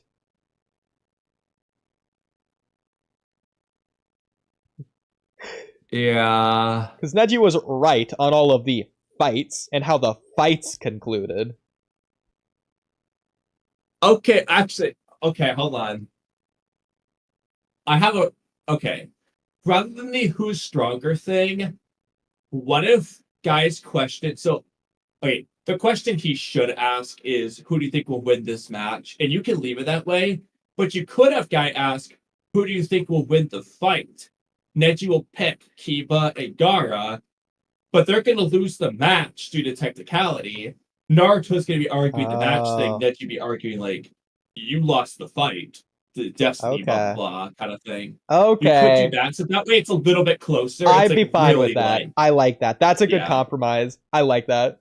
Yeah. I also think that, I was saying this earlier, Neji could be arguing with Hayate about stopping the match. In the prelims. Oh, but like, in the prelims. Guys stop the match, so Gaara should have already won. Well, that as well. I was thinking about the Kiba fight. Okay, you know what? Actually, instead of Kakashi saying it, what if Neji like convinces? He's like annoyed. He convinces Hayate to make Gaara the winner because guy stepped in. I don't feel like he's persuading, but like he's the voice of reason. That Hayate's like, you know, he's actually right. You know what? I like that because that's really cool because that's cool on so many levels. First of all, that makes Neji cold, callous, and cruel because he's caring more about his own being right on destiny more than he does his own teammate Lee. Okay. In that case, tell me what you think. I think the Lee fight should be right after, as in canon. So in this case, he's already ramped up from the Hinata stuff, and now he's like going all out. It's like he's so pissed. He's like, I almost feel like this could be better. I mean, you might disagree. I think I might like this after the Neji versus Hinata fight, though, when he's doing this. You could do that. It would be a completely different rewrite from the one we're currently doing. But well, no, it would still work either way, because in this case, it's the same idea. Like, he would just be... Instead of it leading into Hinata, it's coming out of Hinata. That's the only difference. But it's the same premise. Like, he does the bet thing, but like you said, he's cold calculating. He cares more about being right about destiny, blah, blah, blah, than he does about his teammate moving on. Yeah, not only moving on, Lee's crippled for life, and he's still caring more about this than he is his own teammate. Like, he's not being considerate of Lee at all as a human being. Yeah. He could say that he never cared about Lee in the first place because Lee was always destined for failure. He was just waiting for it to happen. Yeah. Let's have her be relative, like actually relative to Neji and Lee. You say, okay. I don't want to get into a Tintin argument. Every time we see Neji, Tintin, and Rock Lee training, they're all equally exhausted, and Tintin's doing just as much of them. In fact, Lee's the one going farther than Neji. Neji just can't do it. Neji can't do it, just like Tintin. But they're both, like, relative. Lee's the only one that can do it, but even Lee's tired. Okay. Relative as battle max. I'm not in terms of guys training. Okay. Well, How do you... Guy's training... He's training to be battle combatant. Okay, but for whatever reason, it makes no sense, but it just didn't translate to Tenten. So we're gonna make it actually translate. Bro, you just hate Tenten. That's the reality. The series is telling you otherwise. No, it's not. It's showing you otherwise. You can't say it didn't translate. Yes, I can. She just isn't as strong as them. Tenten cannot put up a tough battle against Gaara. She can't put up a tough battle against Tamari. She's not on their level. She just isn't. Whatever. You didn't even see the Tamari fight. You only have the anime. Yes, I did. No, you didn't. Anime. You saw the That's how I end know. result of it. No, I didn't. I saw the whole fight of Tamari putting on a show, making it easy. What, you mean using all three of her moons? The same thing she didn't even do like in any other fight? She didn't need. Well, actually, no. She immediately used all three moons versus Shikamaru. First of all, second of all, she didn't even need all three moons for Tenten. She just did it just to flex. I don't think that's true. I think she needed all three moons. She really didn't. Considering that she can stop Lee's taijutsu kicks with weights, of course, I think she could just out taijutsu Tenten. Okay, you can say stop his kicks. If Lee just kicked harder, she just wouldn't have stopped it. Whereas, yes, based off things. Okay, also, you agree that Lee is faster than Tamari. It doesn't matter if she can stop one kick. That was probably a jab kick anyways. Well, to be fair, she did outspeed that kick and called him slow. Okay, bro. So, if Tamari's faster than Lee, then Tenten losing to Tamari is not a problem. Tamari is just that strong, and Tenten is strong. What I'm saying is where that's more true. Like, what I'm basically... Okay, the tuning exams can be whatever. Let's search for... whatever. The fans will, obviously. I search for... It'll be compared to her team. I think she is. You can disagree. That's fine. I would say at the very least they're all comparable in base, okay? She doesn't have an 8 gates to make her stronger. She doesn't have a curse mark to make her stronger. She doesn't have Byakugan. They're just all comparable in base. Maybe. I might be willing to give you that. But in this case, she'll have her own thing to make up for it, obviously. Like, actual thing to make up for it. And she just will, in general, be... Like I said, she could be objectively the weakest, but not by much. Like, she'd be relative. The same way that, like, when Sakura, quote-unquote, catches up to Naruto and Sasuke, everyone's gonna agree that she still is the weakest. But it's like, she's relative. She's actually relative. In this case, I want that done. Okay. Again, I would say she already is, but I would agree. We'll just have her be relative. I want the whole world to think that, in this case. Okay. I agree. I do want the rest of the fandom to read the series, but we can move on. Exactly. So I don't know why you're even against my rewrite. It's only making you happy. Okay. It's not a rewrite, it's just a writing. It's good. It's a rewrite. Okay. Ten is not going up and winning against Kidomaru or putting up any fight. She's getting bodied, okay? Okay, Neji got bodied by Kidomaru. It doesn't count. But so would anyone else. If anything, the Neji and Kidomaru fight was a tie. It was. I agree. Actually, we can get into that. I mentioned somewhere, I wrote that down somewhere in a topic that, like, Neji's just the only one. I mean, yeah, it's a tie. I consider it a tie the same way I consider Kankuro versus Shino a tie.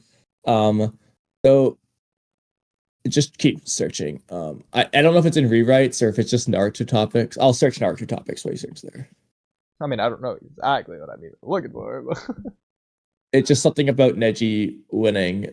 Yeah, well, can we search the word tie? I didn't write Tai. Okay, well. God, where did I write this?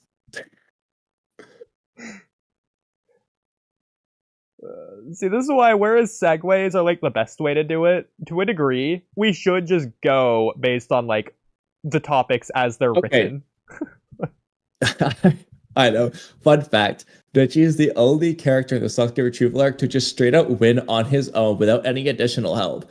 Naruto lost to Sasuke and was clearly losing to Kimimaru. Lee lost to Kimimaru.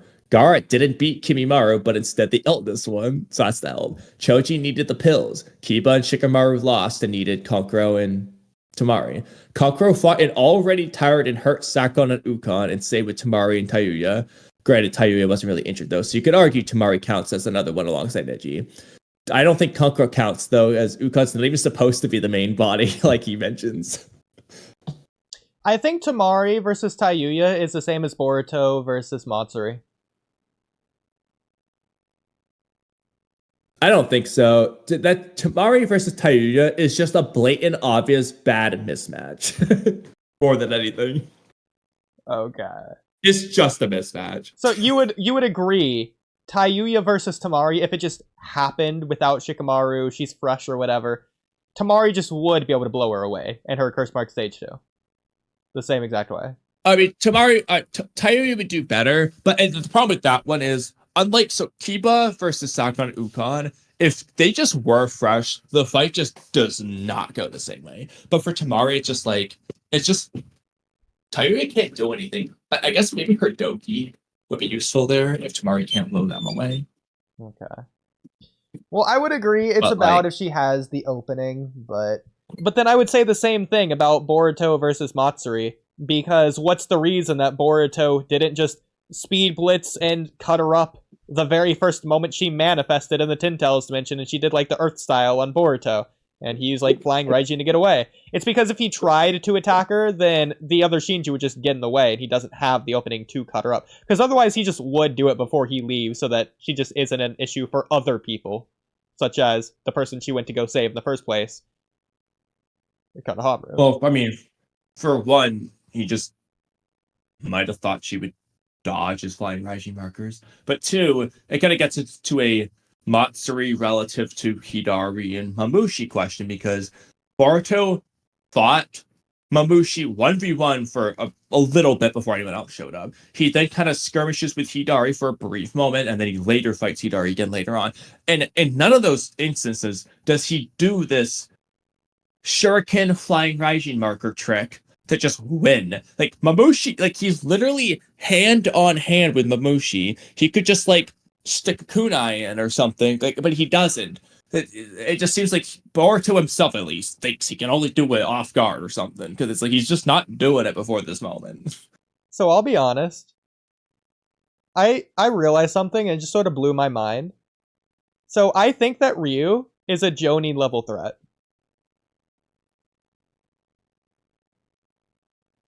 On one hand, I agree, but on the other hand, can you elaborate? You can say whatever about Matsuri because she beat Gaara, so she's a Kage level threat, maybe even slightly stronger. And the other 4 Shinju, they're the 4 horsemen of the apocalypse, whatever you want to say. Ryu's a newborn. We saw how Ryu did. It just makes sense based on all the scaling. Okay, I'm sorry. I have to cut you off. You cannot be doing your newborn thing after how many times you have vehemently argued against Mello and everyone else about the newborn point. That is the most hypocritical point ever, for one thing. And second, it is absolutely ridiculous because, as you yourself have pointed out, Ryu does not act like a newborn. If anything, he seems to understand society better than any of the other Shinju. And it's a one-day difference between them all. Well, that's what I mean when I say it. I don't mean newborn. I mean second generation. Like, he's not in the first generation, which was what I really meant. Okay, but we don't know if that matters or why it would matter yet. At the very least, it would make sense. Well, we know something seems to matter. It would need to be something. I mean, You could argue that's why Mamushi's the strongest, because he's the first to appear, but if that's the case, he should be stronger than Jiro, so... No, I just think it's about the first iteration, really. I think there's something special about those 4. I don't know what, but... I mean, at the very least, think about it. Gaara versus Ryu. Who do you genuinely think would win, based on what you've seen? We're going to exclude Sage Mode Mitsuki. We're just going to give Sage Mode Mitsuki the actual power he had in the Ryu fight, which made no sense. Which was base Mitsuki level. This is kind of the problem with that, is it's like... So what I mean by this is I'm not comparing, well, how would Gaara fight up against Sarada and Mitsuki and Yodo and Araya? It's more so based on how Ryu fought. Could he beat Gaara? You're not gonna like this arc. Especially the desert. You are going to hate it. But I am gonna present it. Ryu kind of just like bodied Code. I disagree. And we agree that Code is stronger than Gaara. And not Jody level. Like, Code was just helplessly... Code didn't overpower the sand and rip off the iron sand. I don't know where Code is. He just was helpless. Stats-wise, I don't know where Code is, because the whole point is he has a Shinjutsu. That's what elevates him. That's what makes him Kara-inner. He just has the claw marks. Because Boro, Sarada said he's surprisingly slow, and Sarada just was a Genin. You could argue she's tuning level fine. He's a slow tuning or like a fast Genin. Is how fast Boro was. But Code isn't surprisingly slow. But why is Boro strong? Because he has not a Shinjutsu, but the virus. He's the Kara-inner. He was like physically strong. He's picking up that giant ramen pod with ease. You know what I mean. You know what I mean. But yes, his main thing is his virus and whatnot. So how fast is Code really? Because again, he is fighting base Boruto in the Code arc. You know, honestly, you want to segue to that whole discussion about Chigen and stuff? While we're at it, should we just pull up our own tier list to make? Honestly, that's not a bad idea. Right now I'm cooking, so I won't be able to see everything, but that's fine. When I'm down, I'll be able to look. Okay. I'm going to... I will say, I kind of forgot it, but hopefully I'll remember some counter arguments to our argument from yesterday. Yeah, so for those... That I had some. I just don't remember what they were right now, but I'll remember it later, hopefully. For those that don't remember the beginning of stream, or that weren't here, me and Kamui last night, we were in a call, we were watching a movie, and then we paused the movie, and we just talked about Naruto and Boruto, really Boruto, for like 2 to 3 hours straight, and just didn't watch the movie. Mostly like power scaling things, and just how things just make sense, and we just like came to a pretty strong conclusion of like where we think people should be. Yeah. Or at least it would make more sense. I again, I'll hopefully remember soon. I did have a pretty strong counter argument, but that doesn't negate the fact that our arguments were pretty strong. It's kind of like a maybe it doesn't make sense, but we'll present them all. Yeah. My tier list is kind of breaking for some reason. Okay, no, never mind, I got it. What should the tiers be called? That's a great question. I think okay. God, There's 2 different Otsutsuki. There's 3 different ways we can do it. Uh-huh. One is just do like letters like S, A, B, C. That's one way. Probably the worst way. One way is to do descriptors like Otsutsuki, God, whatever. The other is to just use a baseline character. For example, Ishiki level or whatever, like Hashirama level and so on. You could just use a standard character we all are aware of and have them be the tier. Okay. I think I got a pretty good thing going. God, Otsutsuki, Kara Inner, Kara Outer, Kage, Jonin. You could argue Kage could be above Kara Outer. It should be. Okay, I'll just remove Kara Outer. I was thinking Owl there, but I'll just remove that. So it goes from Kage Inner, or sorry, it goes from Kara Inner to Kage. Would you be okay with that? That one's debatable. I agree. Because it's arguable with good arguments that Kara enters over Kage, outside of Naruto, obviously. That's how I have it. So then you could do Kara Outer, Kage, Kara Inner. Yeah, okay. I was just going to have Jonin be the Kara Outer tier as well. I think Kara Outer's over Jonin, just based off Ao versus Konohamaru. I agree. Okay. I have to make a new tier. How do I... I gotta do add a row below. Okay, so this is gonna be Kara Inner. And then we got Jonin, then Chunin. And we don't even need to worry about getting. Do you want me to? I'll make. You know what? Screw it. I'll just make getting. We'll just do it all. Depends on who we're including in the tier list, really, for what that matters. Okay. Am I still sharing my screen? I am. Okay. So I'm not there yet, but I'll be done soon. Okay. I'll just start with the obvious ones, throwing Shibai and God. And just to get him off, do you want me to just throw Damon up there? I mean, it depends on whether you want to have like a separate tier in between, like, the gods. Because, like, for example, if you're not going to put Ishiki there, you could have like another tier for them. Whatever you want to do. Okay.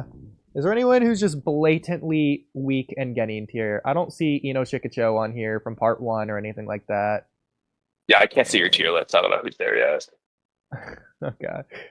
Oh, there's Amado. We're not gonna rank Amado.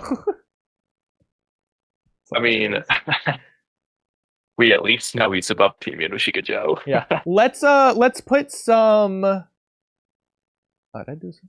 I did.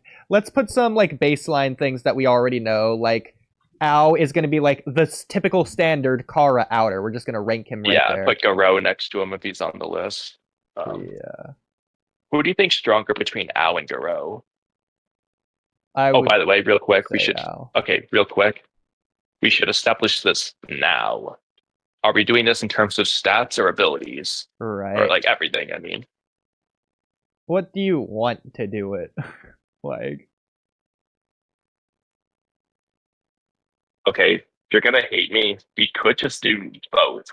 One will be quicker than the other. Because during the discussion, if we discuss it, we'll just know the placements. So, for example, if you're saying Delta over Boro in terms of stats, but Boro over Delta in terms of abilities included, we've already discussed it, easy placement kind of thing. Okay. I'd be fine with that. Yeah, so if you just pull up a separate tab, it won't take that much extra time. Yeah. Okay, I got another tab. Okay. Actually, it just saves it. I'll just pull up the tab at the end and we'll just rearrange it then. Oh yeah, good idea. Okay. So which one are we doing first? I'll let you choose because I kind of decided that last thing. Okay. At the very least, I'm just gonna throw some characters up here. So like Momoshiki's an Otsuki tier, Chojiro's and Kage tier. Obvious stuff. I'll put Kinshiki next to Momoshiki. Below him, actually. Actually, Kinshiki's a funny one because you could argue he's stronger in terms of stats, but Momoshiki's stronger in terms of abilities. It really doesn't matter. Arguable.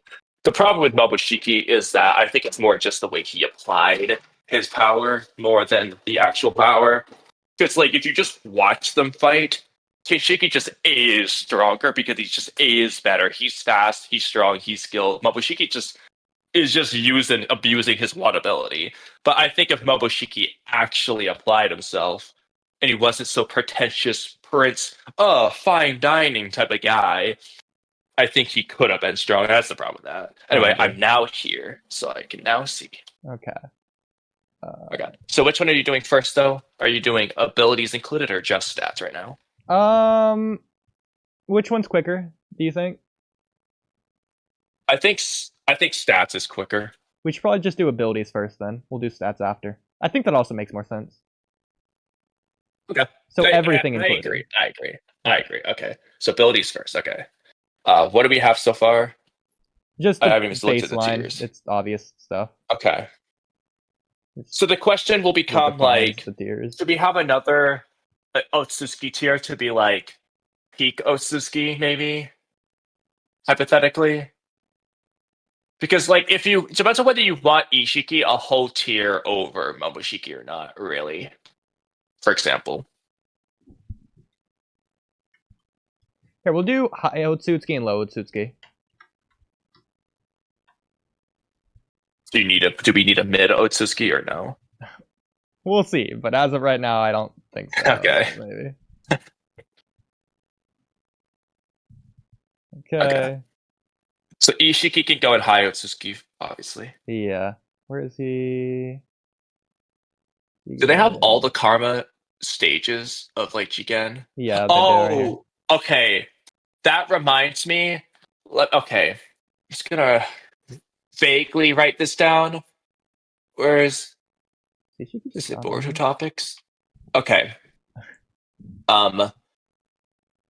Kawaki was the counter argument. Please remember Kawaki, Parma, and limiter things who mention. I think I might have had an argument on both sides of the counter argument. So like both the counter argument and a counter argument to the counter argument or something like that. But it had to do with Kawaki. Now I'm glad I remember that. Oh, they do have base G. Okay. So in that case, what do we have here? Okay. Okay, just go for a second. Just okay. Sure. Okay. Well, actually, I'm not gonna lie. Academy Sumire low key might be junior level. I agree. If not Jody, but we're going manga to where she's scientific ninja tech nonsense girl. Okay, I was gonna say I want there to be two. Can we add an entry for anime Sumire just for the meme? We put her over. We label it anime Sumire. Yeah, I can't add. Yeah, you can. Yeah. Do I have a picture of Sumire? Blatantly the anime. Sumire 6. I'll just do the Sumire for. There, this is gonna be anime Sumire. Well, I'm freaking Joey. And Joni, you put her Joni just for the meme. Right next to Mitsuki. Okay. Yeah. Okay, just for the meme. Do they have a part 1 stage Mitsuki? Okay, actually, let's also add anime stage Mitsuki. And for the meme as well, we're gonna put base Tubu Vortex Mitsuki over sage Tubu Vortex Mitsuki. So that Mitsuki's going to the top.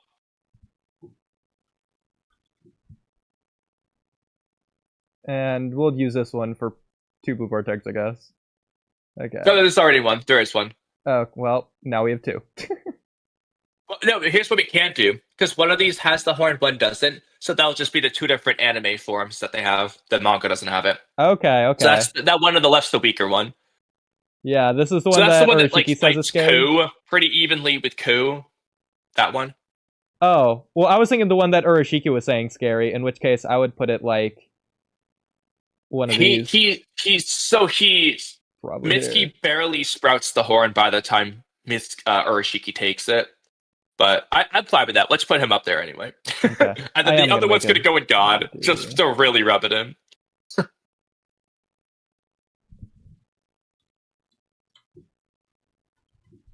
Here, just making this a little bit separate there. We'll do it like that. I don't think go to the bottom. That one, the last Mitsuki, yeah. I want him in God. I want to really rep this in. Okay. Just add Urashiki here. I don't see. Okay, I was gonna say I don't see Urashiki, so let's put him there. Do it like that. Yeah. All right. Did they have fused? Should we get fused Arashiki as well? Sure. Got to, sure.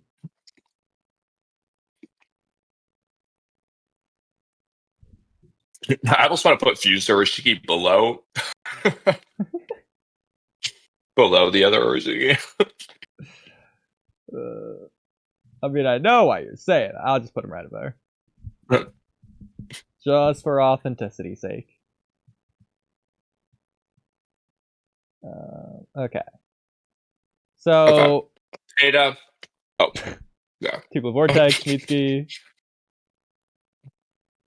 Getting. Because realistically, I think this is probably along lines. Yeah. This actually might just be down here realistically, and the fact these two might actually just be. It depends which part of the series you want to rank it. But I mean, honestly, I think Mitsuki was Jonin level. That part 1 base Mitsuki. Yeah, okay. I think it unironically is just like that. He barely got stronger for whatever reason. Because Ao's still a tier above him, so that works. Real quick though, if we're doing abilities, so scroll. All right, you can grab fuse bubble. Actually, grab Ishiki. Okay, no matter. Darwi's Kage. Yep. But for abilities, so move Code to the left of Delta and Boro to the left of. It should go Code. Assuming you're going left is strongest, right? Yeah. So then Boro over Delta. That's just how it is narratively stated. So with abilities, okay, we can get Koji. There. So Koji, I think, would be this. Okay, this is debate. Do they have a base versus karma code? Yeah, they do. So that's just base code, I'm guessing. Mm-hmm. I mean, we both agree that karma code is like no different, but where's the other codes? Oh, there's unlimited code. Okay, it looks like I don't think they have a white karma versus no white karma code, so we can add it separate if you want. Sure.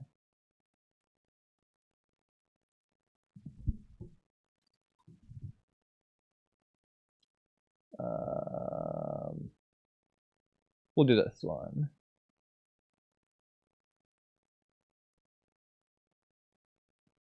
Okay, right there. Oh yeah, just go side by side. But so the question is though, would you put Koji over not karma code, or do you think code's already over Koji? It's a good question. Because the same Koji... as stage when we add in stage mode Koji as well. Like, where do we put those guys? Koji narratively does have a lot of ties with Delta. I would think that Koji should be above Delta. I agree. I think that's only implied that he's over Delta. Okay. But I don't know. But it's also ominous says that Code's Jigen's strong right hand man. So he could just be saying shit, but like that kind of implies Code at the top. Code should be at the top of the car enters, yeah. He just should be. You could do a thing to where Koji over base Code, but then you could do a thing. No, that wouldn't work. Okay, I think you put Sage Mode Koji in between the two codes, probably is what it would be. Yeah, be fine with that. Right next to the Clogram. I don't know what the other Koji is there, but right there. That's 2 blue Vortex, which has 10 directions. Again, if we're gonna say that that Shinjutsu gives you the craziest power amps. Predict the fight, yeah. There it goes. Which I think that's fine because Code gets his limiters taken off anyways. Yeah. In which case, we might as well just rank this. Same tier, above. Okay. If we're at this point, we kind of just need to have that discussion with the Jigen thing. Because or we should wait on these characters and do it all at the end. Yeah, that's fair. Okay. So but yeah, he's definitely over base Jigen. We'll get back to the tier list, I guess, if we want to just have the discussion without looking at the tier list to distract us. So you have it written down even, so that makes it even easier. Boruto topics. Okay, yeah. So is this one? Well, I wrote some bullet points, but sure. Okay. So we could first start by so we'll present some of the points, and then I'll try to remember the potential counter with Kawaki related stuff, if I can remember what I even thought of. But so, all right, for people who don't know, so Oodie, like I said, we were talking to Call about this. One of the things we were talking about, though, so the whole thing started because of basically Ryu / the other Shiju versus earlier characters like Shiken, Momoshiki, and so on. Because depending on where you scale Shiken and the quote-unquote stronger than Shiken characters, things either really don't make sense or they can make sense. So, stronger than Shiken, what does that really mean? Is it just base Shiken, or is it the Karma Seal Horde Sprouted Shiken? Every single person on this planet on YouTube has seemingly taken the stance it's obviously stronger than the Karma Sealed Horn Jigen because that's the strongest form of Jigen we saw, and seemingly doesn't really mean a whole lot if they're just weaker than that other Jigen. However, we have some pretty reasonable arguments for why the stronger than Jigen thing might just mean base Jigen, and a lot of people just don't realize how strong base Jigen actually was. Because low-key, he's strong. He's like actually just is really strong. 1v1, he can fight KCM 656 from Naruto in base. Like he can. Think about it. Karma 1 Jigen was fighting 2v1. Pretty darn good. Yeah. I think we can go back and forth saying things, so I presented it. Well, so first of all, okay, this is something that you probably should have presented since this was your point anyways. But you think that when Jigen takes power from the Tin Tails to go fight Naruto and Sasuke, that isn't amping his stats. That's not making him any stronger. That's just allowing him to fight for longer. Basically giving him stamina or conditioning. And I think that for a lot of reasons, we'll just do a quick TLDR. So, think about it. What does Ishiki have? Overwhelmingly tremendous, endless power.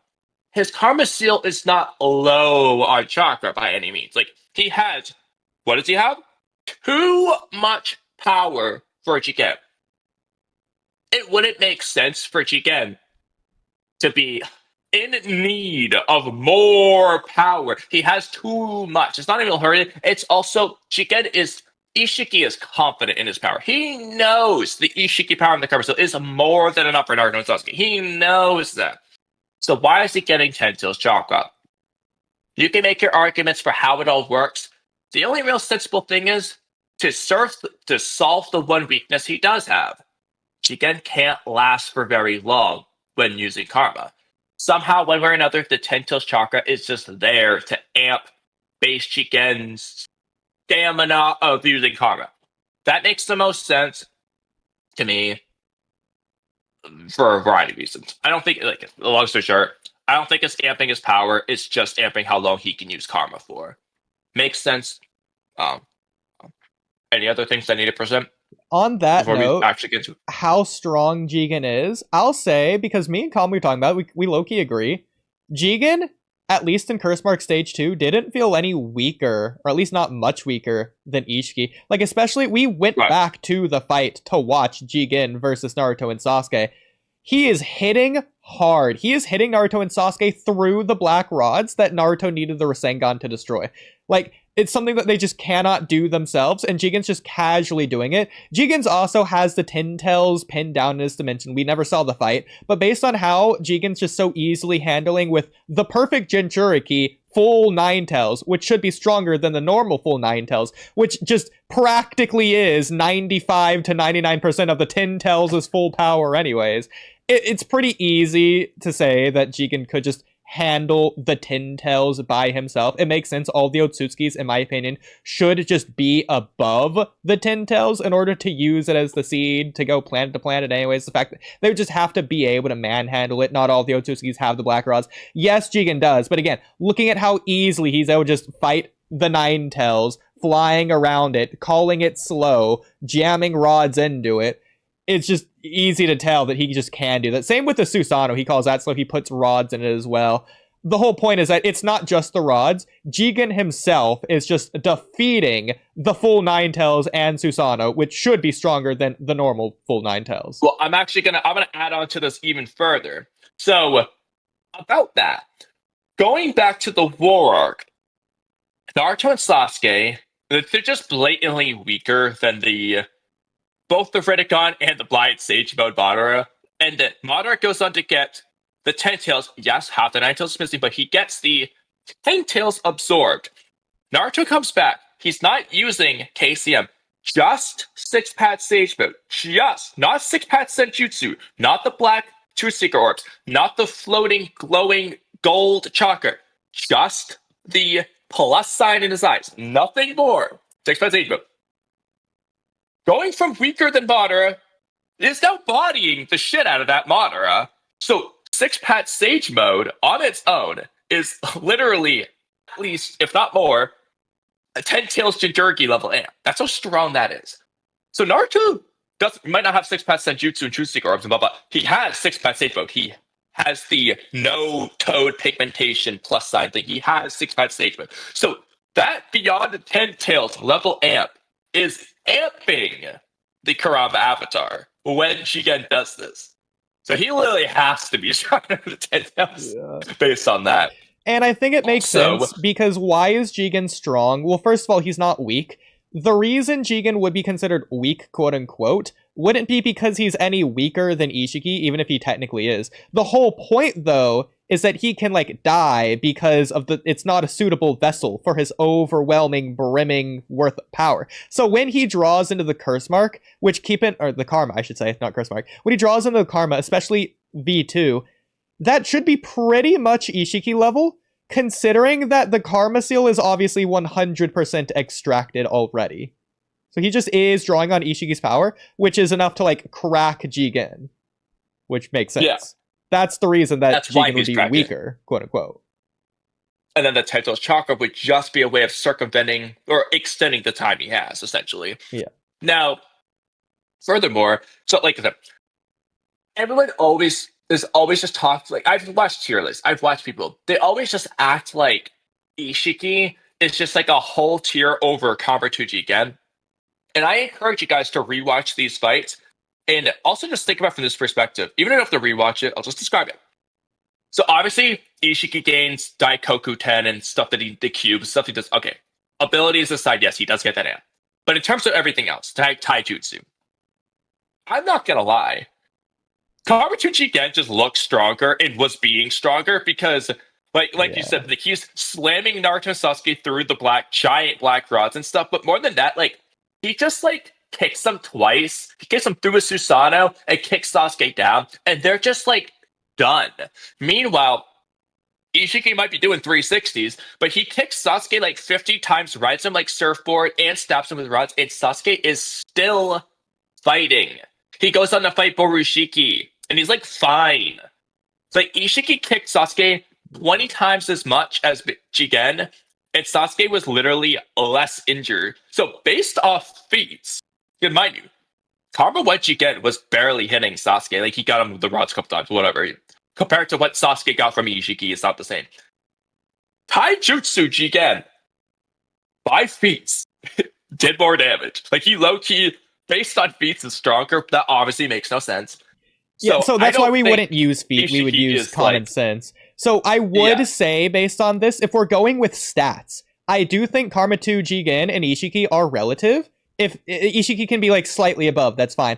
I do think if we're using abilities, everything included, because Ishiki gets Daikoku 10 and access to his full arsenal, and he can last longer. He has 3 days instead of 10 minutes exactly. So I would put him a tier above based on that. But in terms of stats, I think he is just Ishiki level. Again, you look at what Naruto and Sasuke say about Ishiki and Jigen's punches. Both times, they just refer to it as it's a heavy punch. It's strong whenever they get hit.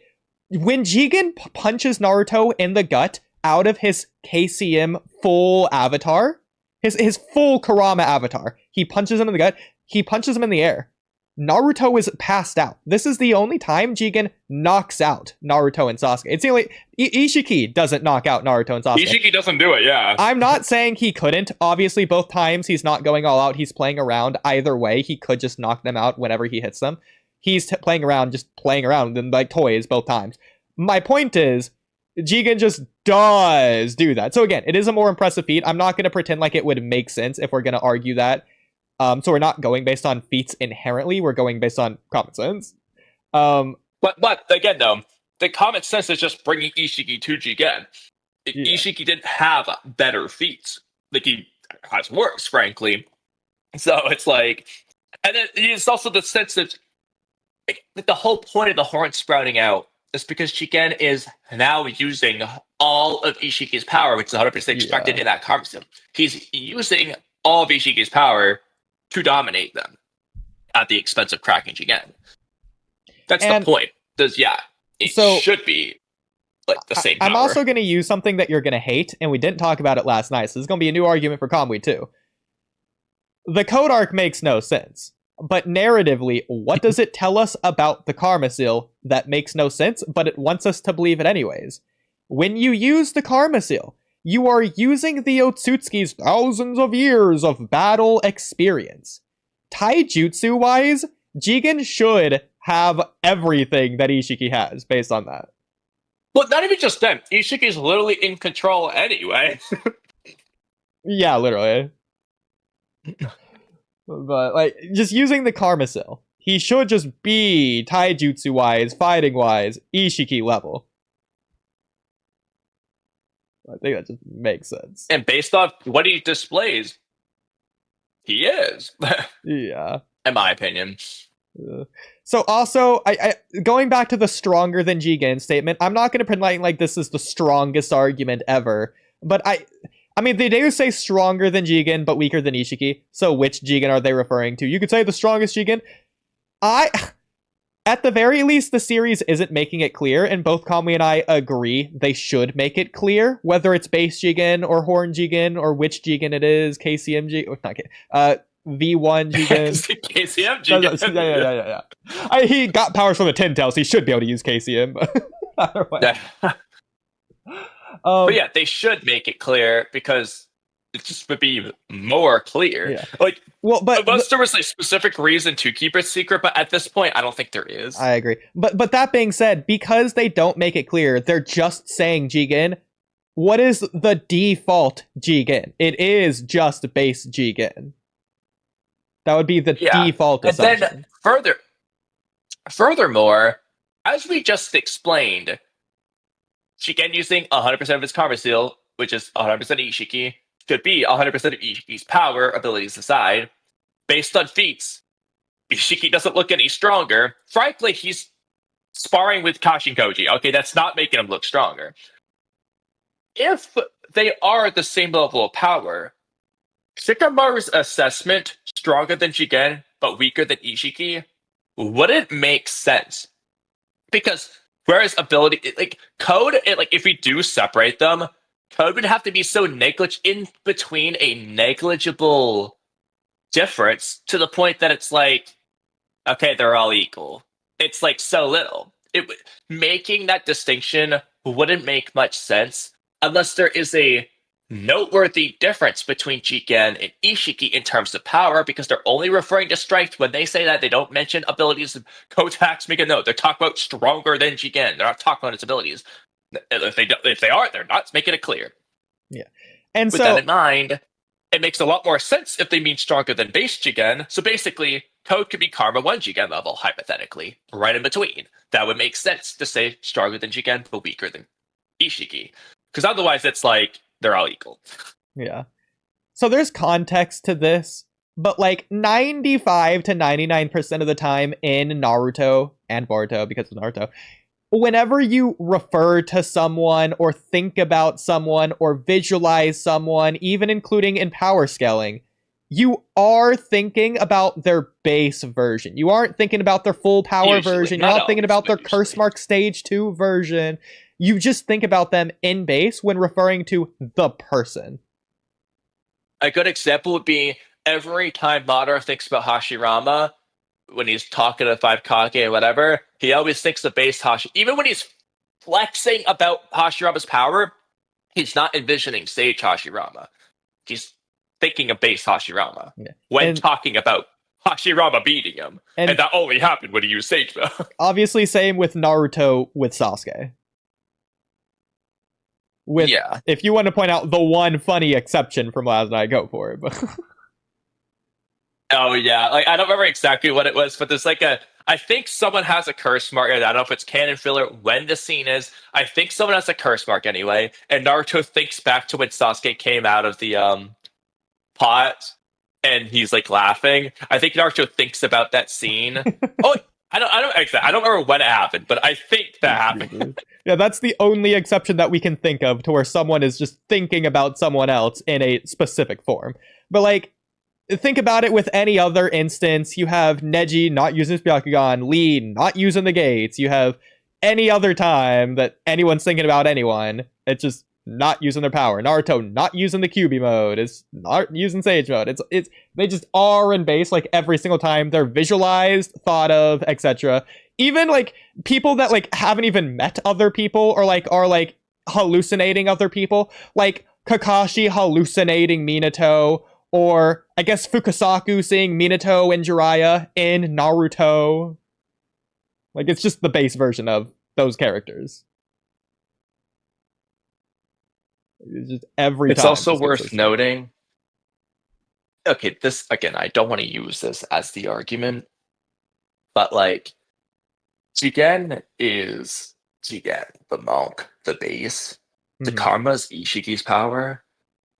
So stronger than Jigen technically makes the most sense if it's base, because otherwise it's like stronger than Ishiki, really, because it's Ishiki's power. Yeah. Which actually gets into the narrative argument that you liked a lot, which was Code loves Jigen or Otsutsuki or Ishiki or whatever. He loves Otsutsuki. He wouldn't want to be walking around stronger than base Jigen because that would just like undermine his authority. Like Jigen shouldn't have to go into his curse mark to be stronger than Code. Code wouldn't like that. The whole reason Code chose voluntarily himself to limit himself is because he was stronger than base Jigen when unlimited. And then again, we don't really want to use this as the argument, but in the anime, base Jigen just like they flipped Code. Yeah. Like no dift. But yeah.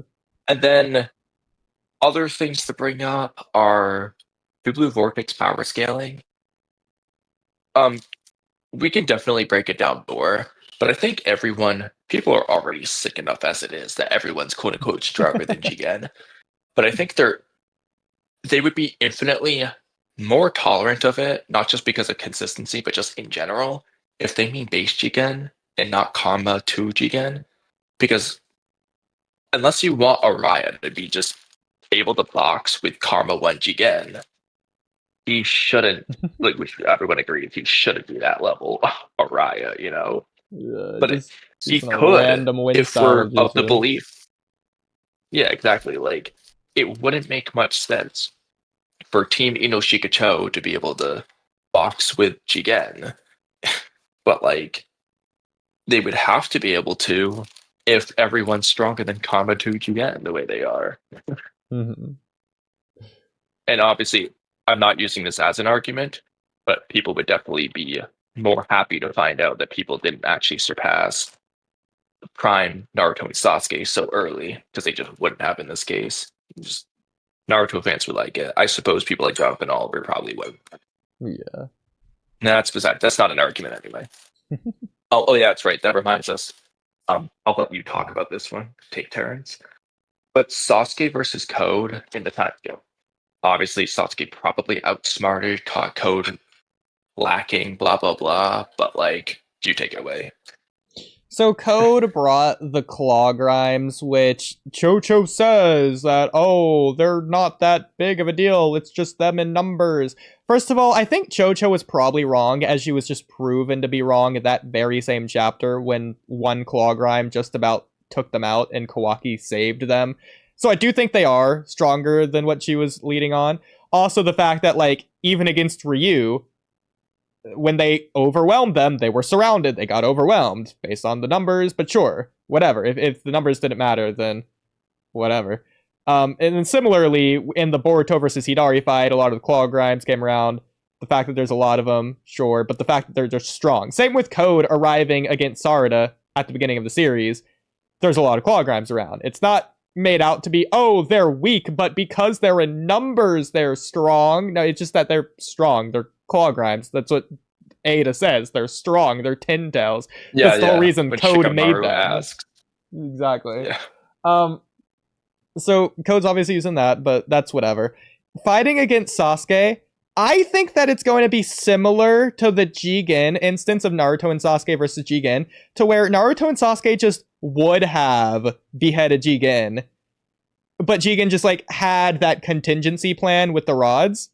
I think it's going to be similar, because obviously the only reason that happened is because Jigen was just like underestimating them, basically playing with them. So he said that will never happen again. I think there's a better example for that would be when he right before he opens the horn state of the Karma Seal, where Naruto and Sasuke do their little strategy, and then Jigen has to teleport away, and he's like, that will never happen again. Blah, blah, blah. Like, all abilities have weaknesses. Mm-hmm. Probably a similar thing. You just had to point that Sasuke out. just... keep going. Sasuke, and probably with Boruto's help, too, did something smart. They got Code's eye. Code underestimated them. Now he's serious, and they know that they can't, like, Sasuke even admitted they can't win. But, like, okay, keep in mind, Sasuke couldn't land a Rinnegan Sasuke with KCM 6 Best Stage of Naruto and their avatars couldn't touch Jigen when he was in Karma 2. Now we have a non-Rinnegan Sasuke and whatever strength Boruto at this point. He's not that strong yet. He hasn't in Koji training. And you're mean to tell me that they can slash the eye of stronger than Karma 2 Jigen? Everyone agrees. That's ridiculous. I don't care how off guard Code was. That's just ridiculous. But if Code's only stronger than base Jigen, it's a lot more reasonable. Yeah. Especially fighting with Boruto, who I'm not going to hype up as like the strongest person of all time. I don't think he was anywhere near Naruto's level at that point. But if he can just like do anything at all in the fight, that'll at least create an opening for Sasuke to get the underestimating Code eye in this case, because he's not going to have the contingency rods to stop Sasuke's slash. If Sasuke's able to get it off, he just is able to get it off. There's nothing Code can do to stop that at that point. But I would say another instance of characters clearly directly stating that they're underestimating their opponent, that making a big difference, is Konan versus Obito. I don't think anyone in their right mind would say Konan and Obito are actually relative if Obito is going all out. But the irony of that fight is Obito tells Konan, don't underestimate the Uchiha. And then he says, like, 5 minutes later, I underestimated you. That's why this happened. Yeah. The whole point is, whenever you play around with your opponent because you're underestimating them, typically you get hurt. That's like a thing in Naruto. So it would make sense for Code's character as well. It would, but within reason. Because again, Karma 1 Jigen underestimated them. And well, he didn't die, but he got like, quote unquote, beaten there. But Karma 2 Jigen was just too strong for that to happen. It's not like Naruto and Sasuke got dumber. They're still trying to do strategy. It just was, the power gap was too much. It's the same reason they didn't beat Ishiki. Whenever they did stuff, Ishiki was just too strong. Actually, Code would just be too strong. Maybe you remember, maybe you could look it up. Was Code using the white karma in that fight against Sasuke and Boruto? I think so, but I'll double check. Okay. Because if he wasn't, that's just the most obvious proof of all time. But he also just activates it willy-nilly anyway, so I don't know if it doesn't even seem to do anything anyway. Yeah. He's got blood all over his face. That kind of makes it hard to tell, because I think Karma's on the side he's covering. Ooh. I could be wrong there, but okay. Well, I'll also note, because on. I did ask, and Kamui did say, so yes, the Karma does give a stat amp, but what directly is it said to give to Code? Outside of, like, the Code arc, oh, it gives the Otsutsuki battle experience, which I don't even think should apply to Code. But we know that he gets stronger because Kawaki's like, well, first of all, he just does get stronger, and Kawaki specifies that he's fast and strong while he's doing that, but we don't know by how much. Well, what I wanted to say there is you mentioned that it's stated that his claw marks get stronger, like his ability gets stronger.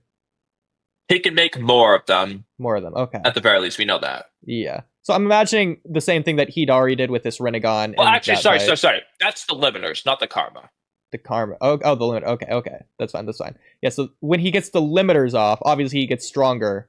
But what's stated is his claw marks in particular. You know, his Shinjutsu, the thing that makes Code as crazy strong as he is. Because again, it's abilities in Naruto that really make a character strong more than their stats, even though stats matter. If we're throwing abilities in, that's the thing that makes or break the difference.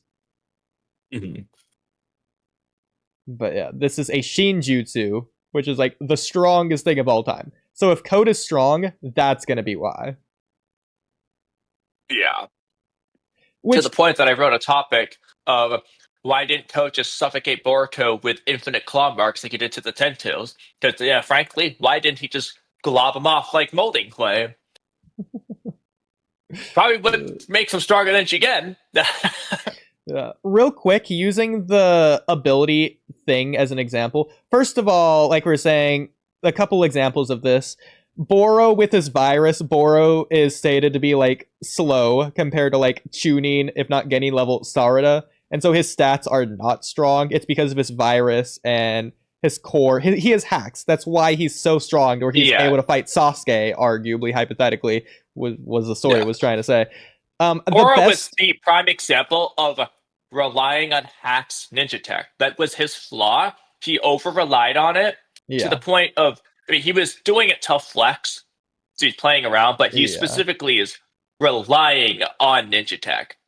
Which was hacks. But the whole point is the ability. It's similar with other things, like, and technically this is like the antithesis of the idea, but without like taijutsu, Lee is nothing. Without puppet mastery, Konkuro's nothing. Without ninja tools, Ten is nothing. Without the fan, Tamari's nothing. It's these things that give these characters such strong capability in fights, not their stats on their own. Yeah. And so I think that's why they'll call Konkuro strong, even though it's all he's doing is power master jutsu. And Konkuro is not going to spar with you in taijutsu. He's going to lose. He doesn't even have that much chakra, probably. He's strong because he can use puppets really well. Yeah. Best example. The most obvious of these examples, and this is a hypothetical, so I'm not saying this is the case, but Ada. If Ada just hypothetically isn't a fighter, and she just unironically is just like a weak little girl, just like civilian level. Like she would lose to the ramen guy, arguably, normally. Then it just is her ability, omnipotence, love charm, whatever, her Shinjutsu, that puts her at the tier of Jigen plus. So then that is a Jigen level ability. Purely ability. Yeah. Now, I'm not saying that is the case. She just might have a kick that's stronger than Jigen or whatever. But like that's just like we don't know yet. But... Exactly. Yeah, but that's just an example of abilities just making characters strong, if not literally their whole arsenal, like as strong as they are. Yeah, but that can put them in tiers above. But this applies to the Shinju though, because if we're gonna say that Ryu is relative to the other Shinju, but then if we're also saying that Ryu has the strongest ability, and that's what makes him as threatening as the other Shinju, then that means if you take away that ability, that means Ryu's stats should be below the other Shinjus. Right, and that could be why Mamushi felt so strong to us, because in his case, he basically is all stats. Yes, he has his crab claw hand.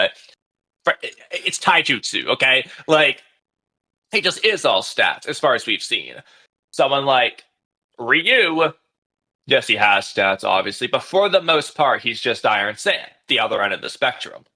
So, as a combatant, they might all be relative, probably. As far as we've been led to believe, they're probably all relative.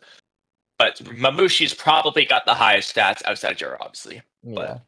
And obviously the same applied to like all the other magnet style users. Rasa is strong because of his gold sand. The Kazekage was literally the third Kazekage was literally only strong, sated because of his iron sand.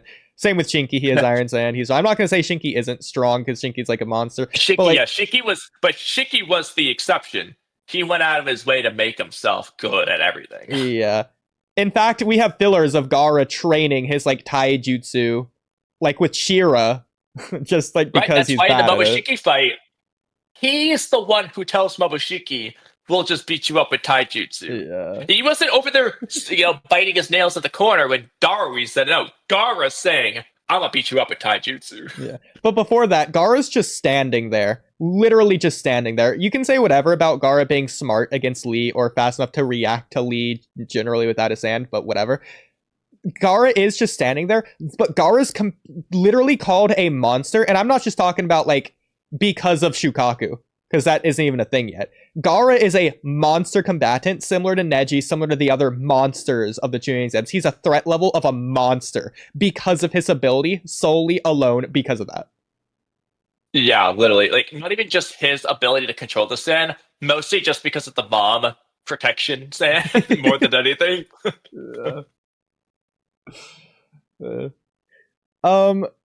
So with that being said, that should make some of these tier list placements a little bit more obvious once we rank them. Well, real quick. Okay, yep. Okay. So, we don't have to say every single thing. We don't have to discuss, like, Ryu versus Momoshiki right now. But about the Kawaki thing, so I don't remember exactly what I was going to originally say. I think what it was is I thought of something, then thought of the counter argument. So I'm going to present it together. A lot of this does depend on when Kawaki got the limiters. And the reason why I'm saying, so the Amino adjustment to enhance defense and decrease offense specifically. The reason I'm saying that is because in the code arc, obviously Kawaki fights Borushiki even. He beats up limiters code. Code seems to strongly believe, and nothing suggests otherwise, especially True Blue Vortex suggests otherwise. Code seems to believe that once the limiters are off, he will be stronger than Kawaki, including his horn state. Mitsuki straight up tells Boruto, the fact that you beat Code, your power must be off the charts. I don't think Kawaki could do that. Again, putting no limiter Code over Kawaki. Depending on when Kawaki got the limiters, this either supports or counters it. Let's start with supports, which is what I think is the case. If Kawaki already had the limiters on in the code arc, this is what I think is the case, then Kawaki wasn't Jigen level even with the horn. Even if he's 100% extracted, but just assume that, because Code says it 2 chapters later. He still wouldn't be Jigen level because of the limiters, which means if horn Jigen level, sorry. Which means if Code's stronger than that Kawaki, it doesn't make him stronger than horn Jigen. Because that Kawaki, probably like base Jigen level because of the limiters, hypothetically speaking. So that would support our arguments, and I think that's the case anyway, based off my Kawaki limiter video. Yeah. However, just to play devil's advocate, if Kawaki didn't get the limiters until 2 Blue Vortex, that kind of throws a wrench, because Kawaki says Kawaki was 100% Atsuki, whereas, yes, he might not be as proficient as Jigen, blah, blah, blah, blah, blah, blah, blah. He's using the horn, he's probably using all the karma steel. He might not be quite as strong as Jigen, but Naruto, Kawaki, or Naruto, Code, everyone's saying, oh my god, he's another Ishiki, blah, blah, blah. That would be implying his power should be comparable to Horn Jigen if limiters aren't on yet. It would be implying that. So if Code was stronger than that Kawaki with the limiters off, he would therefore be stronger than Horn Jigen. That's if the limiters weren't on. Personally, though, I think the limiters were on. It makes the most sense narratively. It's the most consistent in terms of the plot. So I'm going to say it supports our arguments, actually. Okay. In fact, that's one of the strongest arguments. Assuming we get a revelation, granted, I don't think Ikuro's ever going to address it, but assuming we get a revelation saying when the limiters were put on, I think that cinches our case here, actually. Yeah. And since you mentioned it, I'm just going to talk on it anyways. In like chapter 6 of 2 Blue Vortex, might have been 7, might have been 8, I think it was 6, might have been 7. The Mitsuki versus Boruto fight, Mitsuki does say, Boruto, you fended off against Code. Your powers must be off the charts. Me and Mello have agreed in the past on Boruto's feats being relative to Code's here, which would actually put Code relative to Boruto, if not arguably stronger than Boruto. I'd actually be okay with that. But, like, the story's blatantly telling you, with abilities, with everything all together, hacks combined, everything, Boruto, you are blatantly stronger than Code. Right, yeah. Which I think this also matters with Sarada, because say whatever about whether you think Mangekyo increases your stats or not. It makes you stronger because of your abilities, no question. It just does. Yeah, that's the point. Is that regardless of stats, Yeah. the abilities is the thing that matters. That's what's elevating Sarada into a different tier. Yeah. Okay. Let's get back to the list now. Okay, so who do we want to rank based on everything we just said? We're gonna do the Jigens. Yeah, let's do the Jigens. That's a good baseline because we're talking about stronger than Jigens. So okay. So well, real quick. Okay, we should just establish whether we think base Jigen is over like Mabushiki, Kinshiki, and so on. And our argument is going to be yes. The question is it a whole tier?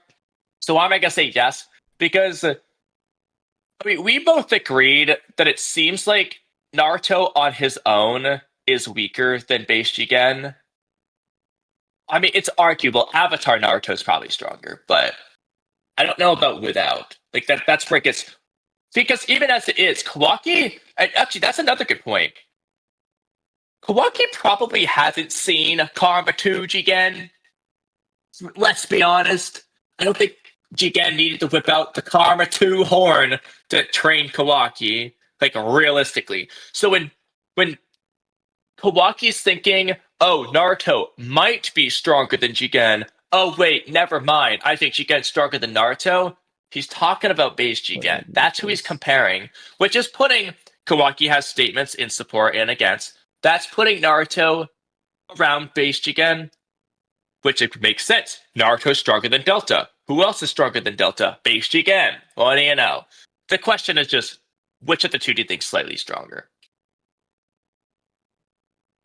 I mean, so yes, he does go into Karma V1 when Naruto's fighting him, and that's when Kurama says, this guy makes Delta look like nothing.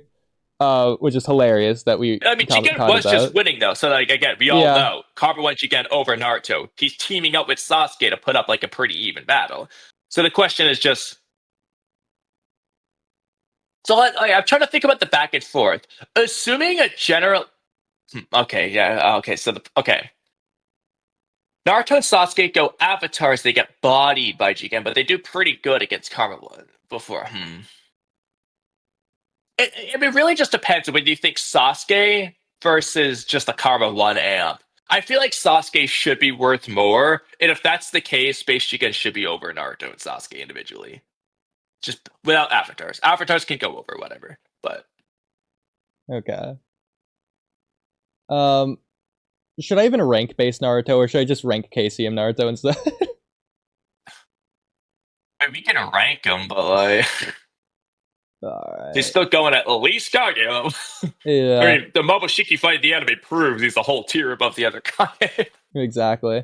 So, where in the Kara Inners do you think base Naruto would rank? That's actually kind of a fun question. I mean, it is a fun question, but like, so, I mean, Boro's the dumbest one to address, but I'll address it. I mean, it's Boro's ability is probably just going to beat Naruto unless he goes into it knowing what to do and blowing him up. Base Naruto probably can't beat full power Delta. Probably. I don't think he can. I mean, I think he would just go at the bottom of this, I feel like, in base. Yeah, I agree. Now, with the KCM stuff, I mean, he should either... This is why I was wondering what we should do about base Jigen. He should either...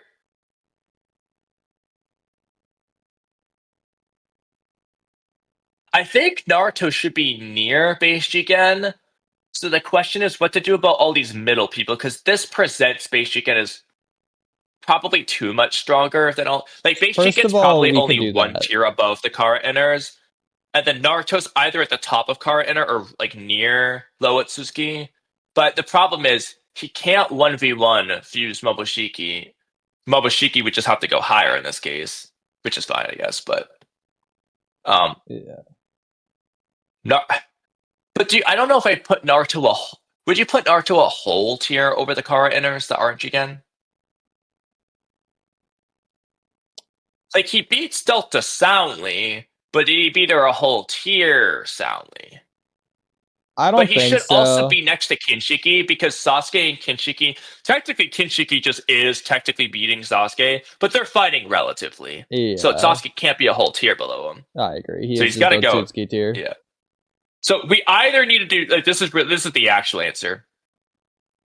Either the Otsutsuki tier, okay. Low Otsutsuki and Kara Inner is the same. Yeah, that sounds good. I was about to say, I think you need to just remove low Otsutsuki Okay. and just Kara Inner. Because Sasuke himself even tells Boruto that the Kara Inners are probably Otsutsuki level We'll threats. just change this to low, I guess, which is ridiculous to say. But and then just put to... Otsutsuki. I think just do Otsutsuki peak Otsutsuki. Like the thing I was saying before. Okay. Because Ishiki is seemingly like the peak of Otsutsuki that aren't gods anyway, so... Oh my god, what the heck? There we go. Okay. Okay. So now you're going to delete low Otsutsuki, but put everyone... Yeah, so it's going to be a big tier. Okay, so let me know if I mess up a little bit here, but I think this is all in order. Yeah. Okay. Looks pretty good. So now the question becomes like... I'll let you do this real quick. Okay, yeah. So in regards to like a few of these, for example... Fuse Momoshiki versus base Jigen. So, shout out Rain. I think especially after today, you're on my side that Convert 2 Jigen over Fuse Momoshiki. Yes. Anyone who agrees with us today will agree with that. But the question is base Jigen versus Fuse Momoshiki now. The other question is, would Naruto Sasuke combo be a whole tier over Momoshiki or rel? Because on one hand, they were dog walking him, but on the other hand, Momoshiki kept fighting for a while there. So I feel like they were a whole tier over him though. I agree. I think they beat him pretty handedly because the whole fact that they were going against Jigen, he was playing around. He did go into karma states though. I think it's fair to put him this high. Yeah, especially with the novel statements, it's like the perfect teamwork. Jigen, though. Yeah. So is this good though? Well, I'm asking, who do you think stronger, Fuse Momoshiki or base Jigen? It's tough. Probably base Jigen. I think narratively, that's definitely probably implied, but kind of tricky. Yeah, I mean, people do argue. Because people say that Delta was relative to Fuse Momoshiki. Like, people debate which one is stronger there anyways. No, I mean, I've always been the Fuse Momoshiki. I don't like people's arguments for the Delta point. Okay, that's the thing, but... Sure. Like, I understand that, but... Well, the whole idea is that Jigen is obviously stronger than Delta. Jigen is the strongest Kara Inner, so... Yeah. If anything, I do think Jigen should be in a different tier, but it's just base Jigen.